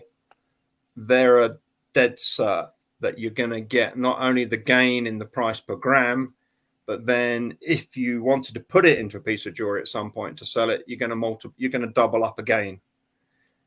At least. I mean, the normal jewelry markup is 3 to 7 times. We go for 50% to 100% typically, because my heart is to sell bullion, whether it's silver, gold, platinum, or osmium. I still see it as metal bullion value. So that if somebody wants to buy a package, buy a piece to enjoy and wear and show people and talk about it and have something really special, but have the bulk in pieces that will very easily get converted into jewelry. If you want to do that, or you can sell them down the road, and there'll be a liquidity and a demand, because there's only ever going to be a few thousand watches. There's only ever going to be maybe 1 million earrings. There's only ever going to be 200,000 rings. is very, very finite in a huge worldwide market that loves shiny, expensive, rare things. And it's shiny, rare, and expensive, and it's going to get more expensive and more rare. So yeah, that's a strategy. I said to people, don't. I mean, I love selling jewelry because we make a lot more margin on it. But the angle is buy lots of pieces that are going to have a demand to be made into jewelry. So the liquidity, I mean, obviously, anybody that we've sold anything to, we say, please offer it to us first if you need to or choose to sell it, because we're buying almost every day. We're buying osmium. So, you know, and then we are going to actively build a database and a website. We've registered osmiumexchange.com. So where people can advertise and put it on and do peer-to-peer sales, we're going to help facilitate that. You can already go to the Osmium Institute and they will help match buyers and sellers. So so yeah, that's people's biggest concern is the liquidity. But I counter that and say, do you know what? Your liquidity is in your bulk of your stack should be silver. I still find the bulk, maybe 90%, maybe even higher, you know, but at least 70% should be silver. Then your gold and platinum, and then the icing on the cake is your osmium. And so, but yeah, liquidity. I think a major bullion wholesaler would take it on, except it's untested, the liquidity. What's the spread? But I think it's going to be very favorable, especially we only had announced about 5 weeks ago that the total production will be 350 kilos. Now, I presumed up until that point, the total potential production could be 23,000 kilos. That's a different number. That's 160. Because that was the prediction of what could be practically mined. Okay.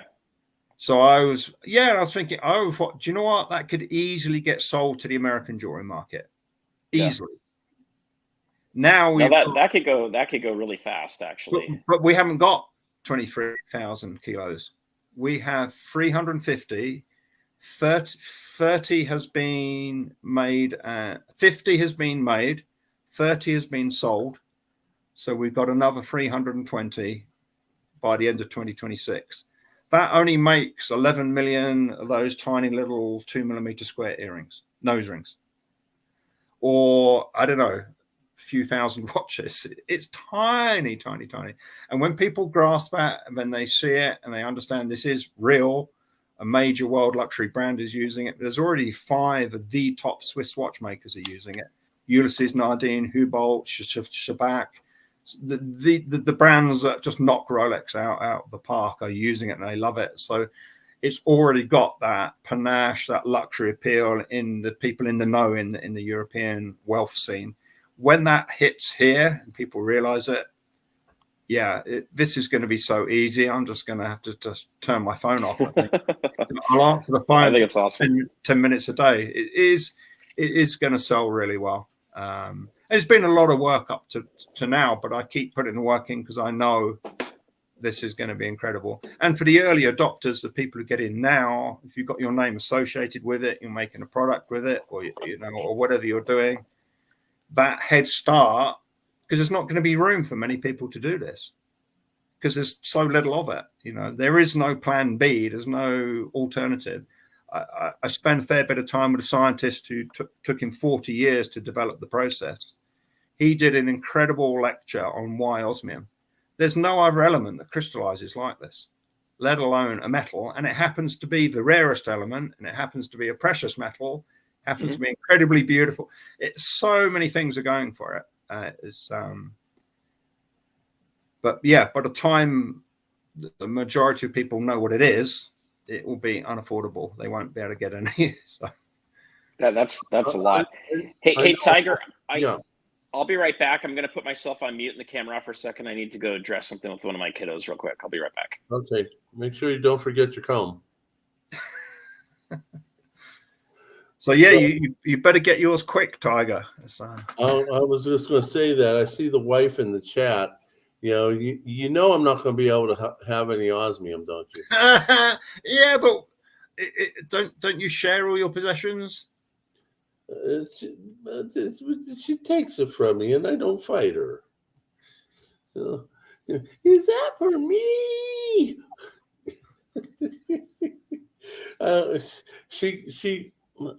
She tolerates me, dude.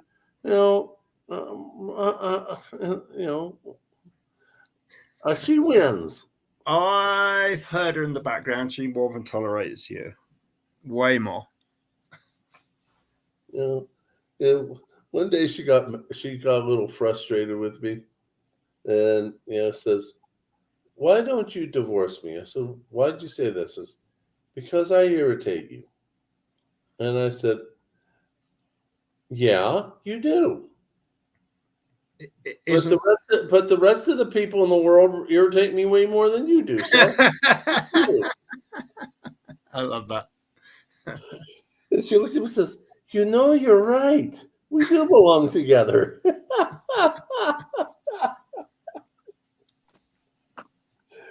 Oh my goodness. Oh, that's funny. And for those of you who didn't hear this earlier, I finally got my wife to go ahead and agree to do an interview with me.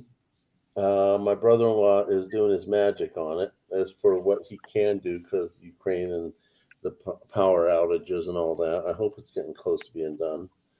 But it's going to be about protection dogs and protecting yourself and therefore protecting your wealth. So, Nickel, you said you're a bald dude. I'm sorry, but you just don't have the features to make me like you as much as her. What's up? But all joking aside, sorry, Nickel distracted me. You're talking about guard dogs. Okay.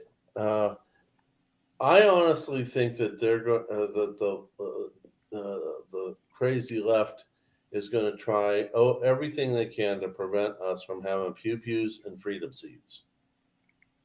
And that is your job, Nickel. So, but basically, if they are able to limit or stop us, I don't think they're going to be able to stop us unless they're going to burn the Constitution. But basically, they're going to try to limit us, and I think they're going to try to do it with CBDCs. You can't buy that. I have a Second Amendment right. Well, yeah, you do, but the government won't let you use CBDCs. So I think that's what they're planning on doing. However, you get yourself a good dog, and you have not only a companion, at minimum, you can have an alarm dog so you can get whatever instrument to protect yourself you need. But at best, you get a well-trained dog that sticks close to you like glue, and will be your protector and will only attack if instructed to. There's a huge difference between police dogs, which are taught to apprehend the bad guy who's running away, and a protection dog who's taught to stick close to you and only if someone breaks your bubble. So I want people to know that that's coming when it comes out. Please watch the entirety of the video. She is amazingly intelligent. So, yeah, I'd love to see that, Tiger. I've been thinking about attack alligators, but maybe the dogs are better. You better be careful of those alligators. They see you as food. Yeah, that's the problem. Everybody's in trouble. Yeah. But I think your point though on having a guard dog is a great way to protect your family as well as your stack if you have it at your house, right? Exactly. So I'm going to guess most of the people in the community probably could use an upgrade on safes, oftentimes, and many of us can use an upgrade on our security systems. Those are things that we probably under prepare for a little bit. Oh, I agree with you. Yeah, it's a part of it is concentric rings of security, isn't it? Really, so It is. Yep. Multi-layered. Yeah. Well, at my house, you got to get through 30 dogs. I was assuming 20 dogs that this will bark. You can't come to my house without barking.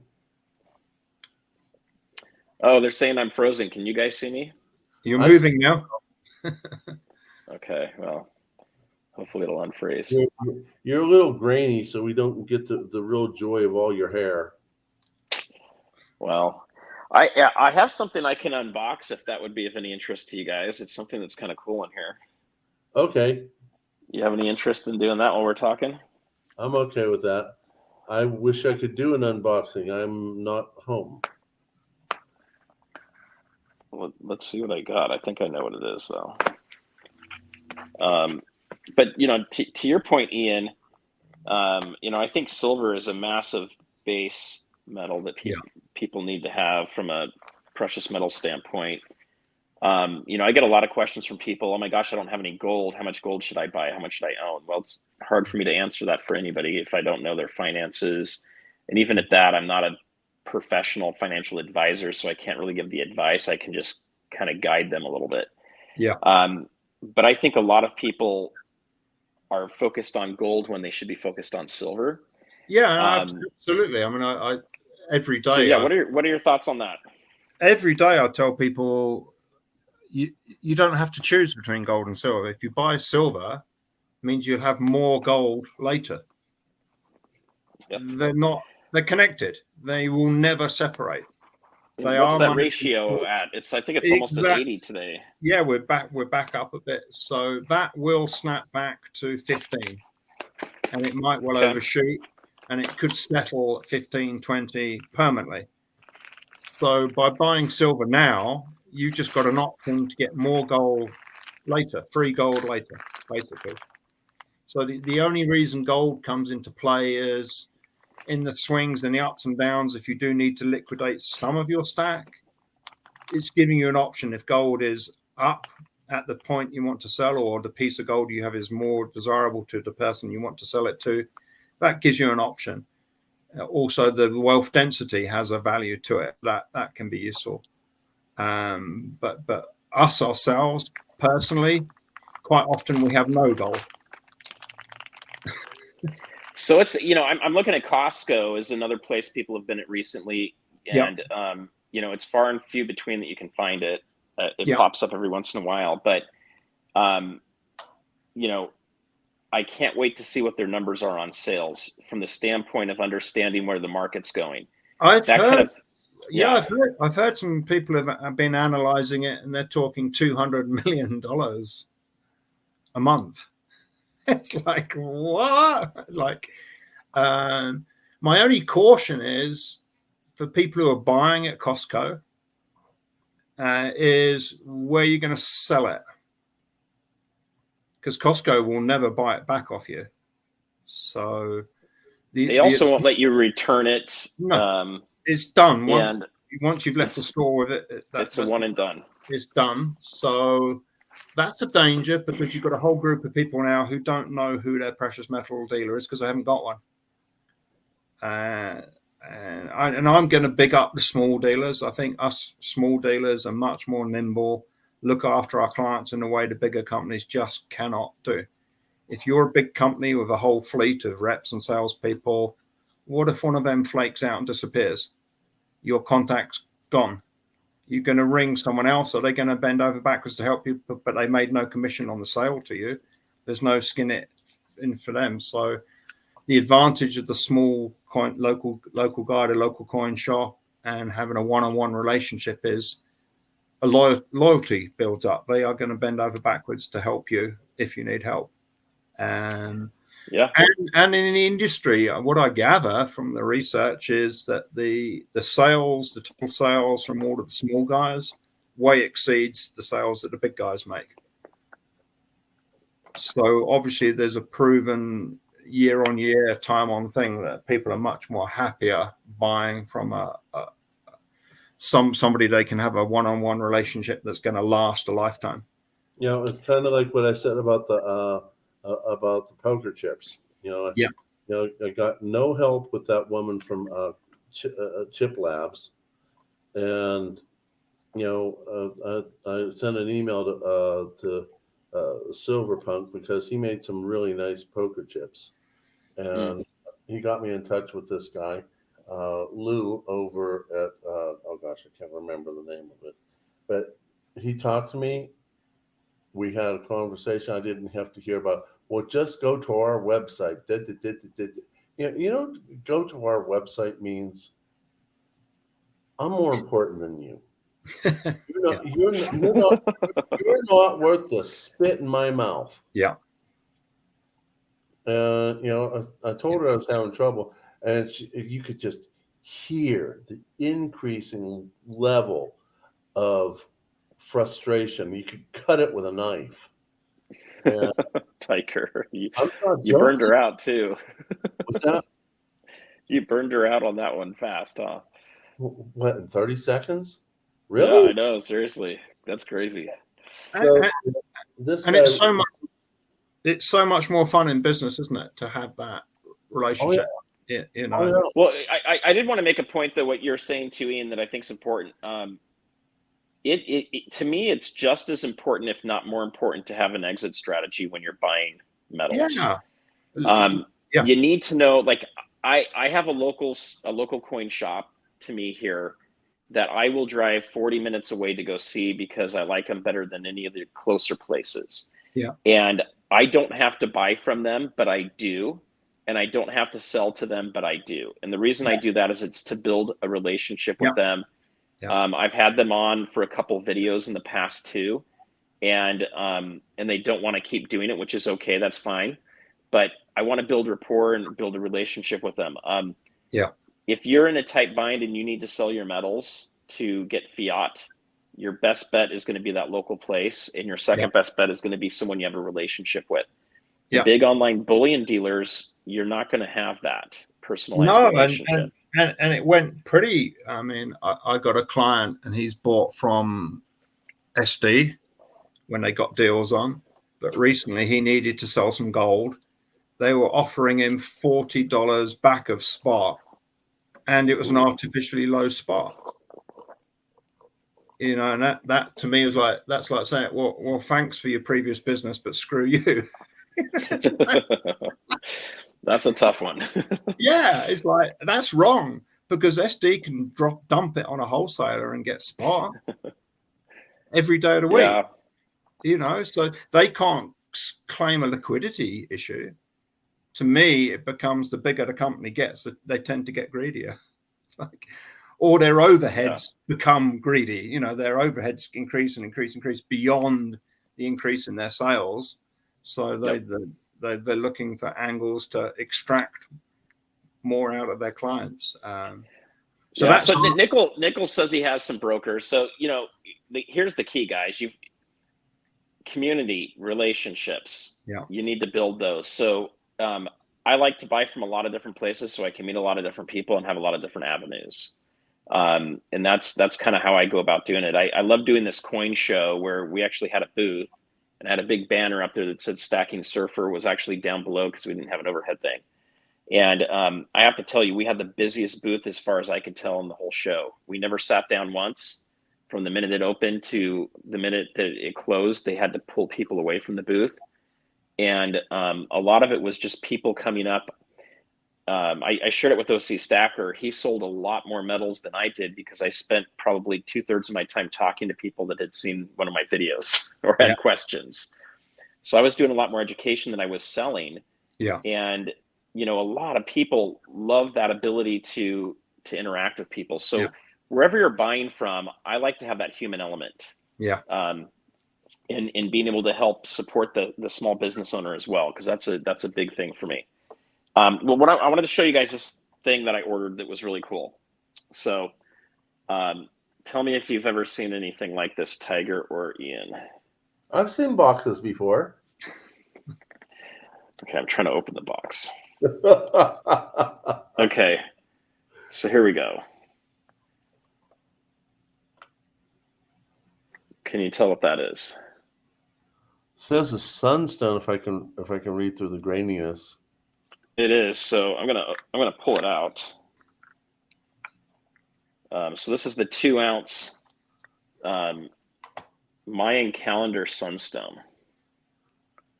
Okay. It came from South Korea, and this one is gilded in gold.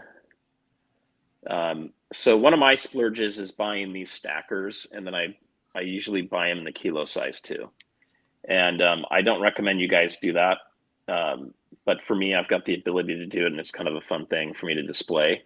And they become props for my channel, so they're also tax write-offs. Yeah. But talk to your attorney about that.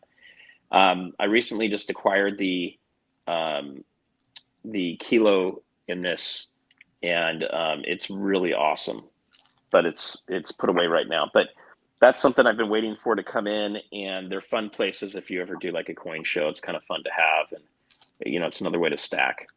But it was fun. I enjoyed that, and doing a coin show was pretty cool. I saw Ian. I mean, how many monster boxes of silver did you move at that Las Vegas show, the Silver Symposium? The Silver Symposium. I know you moved some. Silver was a lot. What was silver then? Silver was 22, was it? I think it was pretty low. Yeah. Yeah. I actually ran out, so I could have sold a lot more. I know. I came back that last day to grab some. Yeah. Because I didn't want it all. Like the end of the day, I didn't want to be carrying it around as I was filming, and it was gone, guys. He sold out of all of his stuff. But what it didn't do, it actually didn't get me any repeat clients. Oh, really? So I was a bit disappointed because some people, I just said, look, I'll give you this deal on this, but you'll buy again from me, won't you? Oh, yeah, of course I will. It's like, never hear from them again. It's like okay. Because I was giving some real good deals, so. It's like but I think it girl in high school. It was more use for me was the actual osmium, talking to people about osmium. So the silver was a Trojan horse because that's where I met Neil, and Neil has just been amazing, the connections he's made. He's working so hard doing what he can do, and he's a smart guy. He doesn't know a little bit about everything. He seems to know a lot about everything. It's like he's a good guy. Quite often I find you go to do one thing, and the consequence, the good result is actually something different. So, but yeah. And same when I discovered osmium, I went to New Orleans to sell silver and gold. It was $10,000 for the booth, and 3-day drive down there, 4-day drive back. I drove all the way to New Orleans from Idaho with the Yukon loaded up, a lot of metal. And I don't think I ever got. I don't think I've got a repeat buyer from that. But I met the osmium people. And me insisting I bought the ring and then pendant off the vice president on the spot, convinced them this crazy British guy is serious about osmium. And, so yeah, I mean, I don't know how you find it, but it's hard as a dealer to make money at a show. I mean, it's and what I find it's about is you want the repeat buyers, the people that come back. That makes sense. Yeah, you do. I mean, I don't put myself in a dealer category. We had an opportunity to share in a booth at pretty much the entrance of the Long Beach show, which was like, okay, we're going to take this. You don't pass that down. Yeah. And, or I should say pass it up. And I mean, we seriously we were so busy. I didn't have a chance to go to the bathroom for a break. I was stuffing my face with granola bars while I was talking to people. And we moved a lot of metals. From a profitability standpoint, I think I made like $100 or maybe $200 over the booth cost. It's not much. It definitely wasn't worth the amount of time I put into it for 3 days and taking 2 days off of work from a dollar perspective of what I made. Yeah. But I did get to move a whole bunch of metals that I bought that I've kind of had second thoughts on because, things like this, I tend to be a sucker for stuff like this. And I've decided where I want to limit it to things like these kilo shields where they are more unique and fun, and something that, the gold ones only have a mintage on the kilo size only has a mintage of 99. Yeah. And then when you get to the silver ones that are not clad, gilded. Plated. Yeah. Plated. Those they only have 333. So it's kind of a fun thing that's out there, but it's pretty limited. Yeah. Versus buying something where there's maybe 5 or 10,000 of them, and having a bunch of that stuff. So I moved a lot of what I would people call semi-numismatic coins, and shapes and things like that. Yeah. I moved some generic bars, and I moved some of the coins where I may have like 10 Star Wars or Marvel coins. So, excuse me, to me, I'm trying to get to fewer SKUs and thin out my stuff a little bit. And I moved a lot of those coins at that show, which is a lot easier than selling on eBay. And it's a lot better than taking it to my LCS and losing, $30 per ounce from what I paid for it. Yeah. So maybe not 30, but $20 an ounce from what I paid for it. So for me, it was a fun experience. Were you getting pretty good premiums on stuff then, or? Yeah, we were selling silver. So this would have been last Thursday. We were getting really good prices, and then Friday the market fell out. Oh, the $2 hit. Yeah, the $2 hit. So that was hard. But I was selling. Funny enough, I had all these Looney Tune, Bugs Bunnies, and Daffy Duck coins, and I listed those at $31, and I still had, I think I started with 35 of them, and I still had 25 of them at the end of the day, which surprised me that people didn't just pick those up at $31. Yeah, I would. And then I had Christmas. I had Christmas coins at $30, and I didn't sell out of those either. And I'm like, you guys, this is like 20 cents over spot. I can't believe you're not buying it. Yeah. But what I did sell is I had an Egyptian coin that was 3 ounces that was the 100-year anniversary of the find of the Tutankhamun dig. I sold that for $500. Yeah. And I sold another Egyptian coin that was another 3 ounces for about $150 to an Egyptian family of all people that came by. And all they wanted was Egyptian coin, something that had to do with Egypt, and it was there, and that was what they wanted. Yeah. But silver rounds in general, we were selling for $30 to $34. Sovereign coins, we were in the $36 to $37 range, which I thought was still appropriate. And we did not sell out, but we did sell a lot of them. Our typical price on sovereigns is about, our range is $2.25 to $2. Yeah, like I said, you have incredible prices. So for us at the show, that was kind of the going rate for them. Really? We were not overpriced on it. So generic Buffalo rounds were going for $33. One spot was at $29.50. And I guess if you're picking one or two up, it's way cheaper than paying shipping, buying them online, isn't it, as well? So it is. And then, here in California, with anything under 2,000, you've got to pay a 7.5% sales tax. Is that under 2,000? Under anything under 2,000, it shows there's no sales tax. So, things people add a little bit on for that. But we were buying silver at about $30 to $27 an ounce. That's what people were buying it for. Okay. In general, there at the show. So there's a little bit of a spread there, but it wasn't crazy. And the prices did move down on that second day. So, we were probably going 35 to 36 on like Eagles and, Maples, things like that. But the gold had better prices.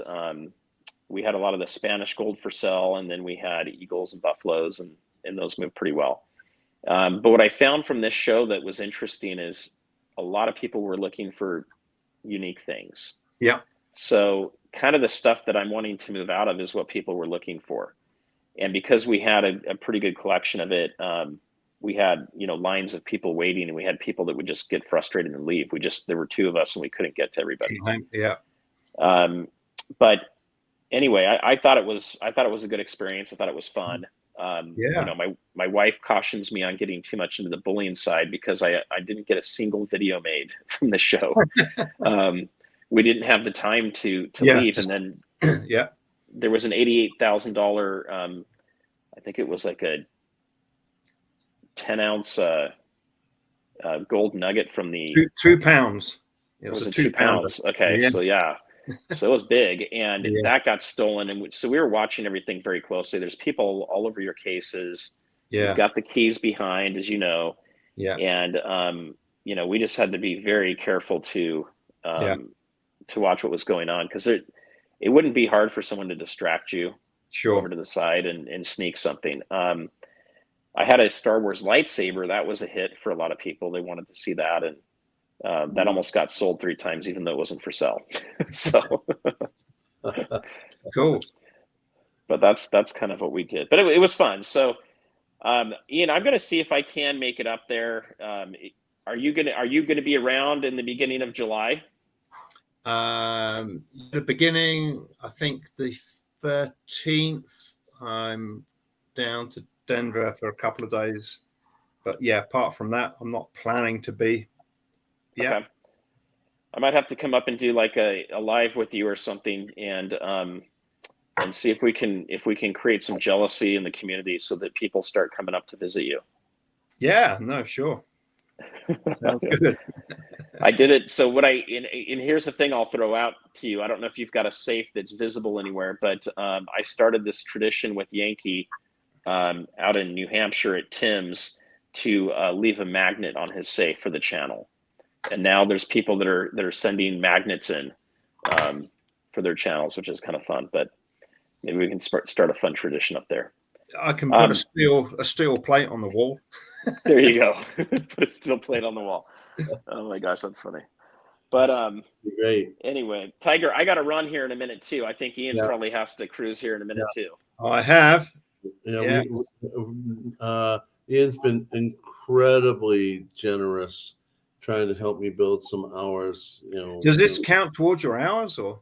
Yes, it's kind of like how many people are there, how long they stay, Okay. that type of stuff. Right. We started off strong, and I guess people got tired or went to bed or found something else, or whatever they do. But I will take to beat the deadline. I will pretty much do a lot of things. Surfer, I do want to do a live with you if you're willing to help me get my hours up. Yeah, we can do that. So let me give you the tip real quick that came from, I want to say it was Craig in the past. If you go create, and maybe you've already done this, if you go create a play list and call it Tiger's Best Streams or whatever you want to call it, and then you go and tag all of your live streams that you've done into that, people can set that up at night when they go to bed, and they can listen to it all night. Yeah, I found out as you guys were talking. My brother-in-law, well, he's great at what he does, but he's a little distractible. So he went ahead and made similar live stream playlists. And while you guys were talking and I was listening, I went ahead and went into this and basically rearranged everything. So, okay. But that would be my recommendation, and it's easier for us to recommend it than you. I mean, it's, we're not trying to play any games here or anything, but a lot of us haven't seen all of your live streams, and we've missed some of them. And, there is some science behind, subliminally listening to things and picking up on things. So your subconscious can do that. So that's something that I think you definitely can do to help Tiger out. Here's the playlist that I went and cleaned up and put everything into live stream. So okay, what's it called? Live stream? Live stream. Okay. Not exactly the most unique name I've ever come up with, but I think I got 100% of them moved over to here, including the one we're on right now, including the ones that are coming up.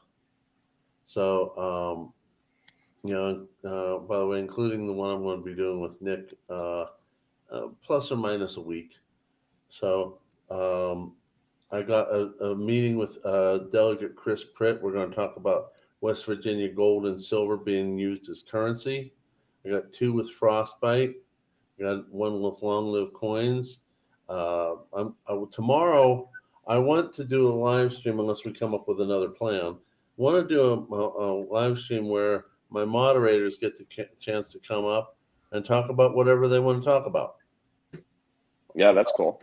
I think that'd be a good chance to build community. And I got some other things I want to try to do, but I think I successfully, while you two were conversating, I think I successfully moved everything out of the multiple other type of live stream type of things that he did and just moved it into this one thing called live streams.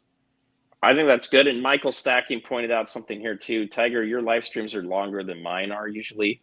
So you might only need 1 or 2 at night to get through the 8 hours of sleep. Well, maybe yes, maybe no, because if you look at the some of them are longer though, right? Yeah. No, I think this is the longest one I've ever done. Okay. You're going for the Guinness Book of World Records, aren't you? I think. No, just keep it streaming until the thing turns off, man. Just keep it going. Yeah, but honestly, that to all joking aside, Frostbite has done the longest live stream that I know of, because he needed to get out. Yeah, that was like 8 hours, wasn't it, or was it longer than that? I pretty much did the same thing. I fell asleep and just let the computer keep going. Right. I've got to say good night now, Tiger. Good night. Over and out. Let me close the live stream. Thanks everyone for coming. Bye bye. Bye bye everyone. Hold on.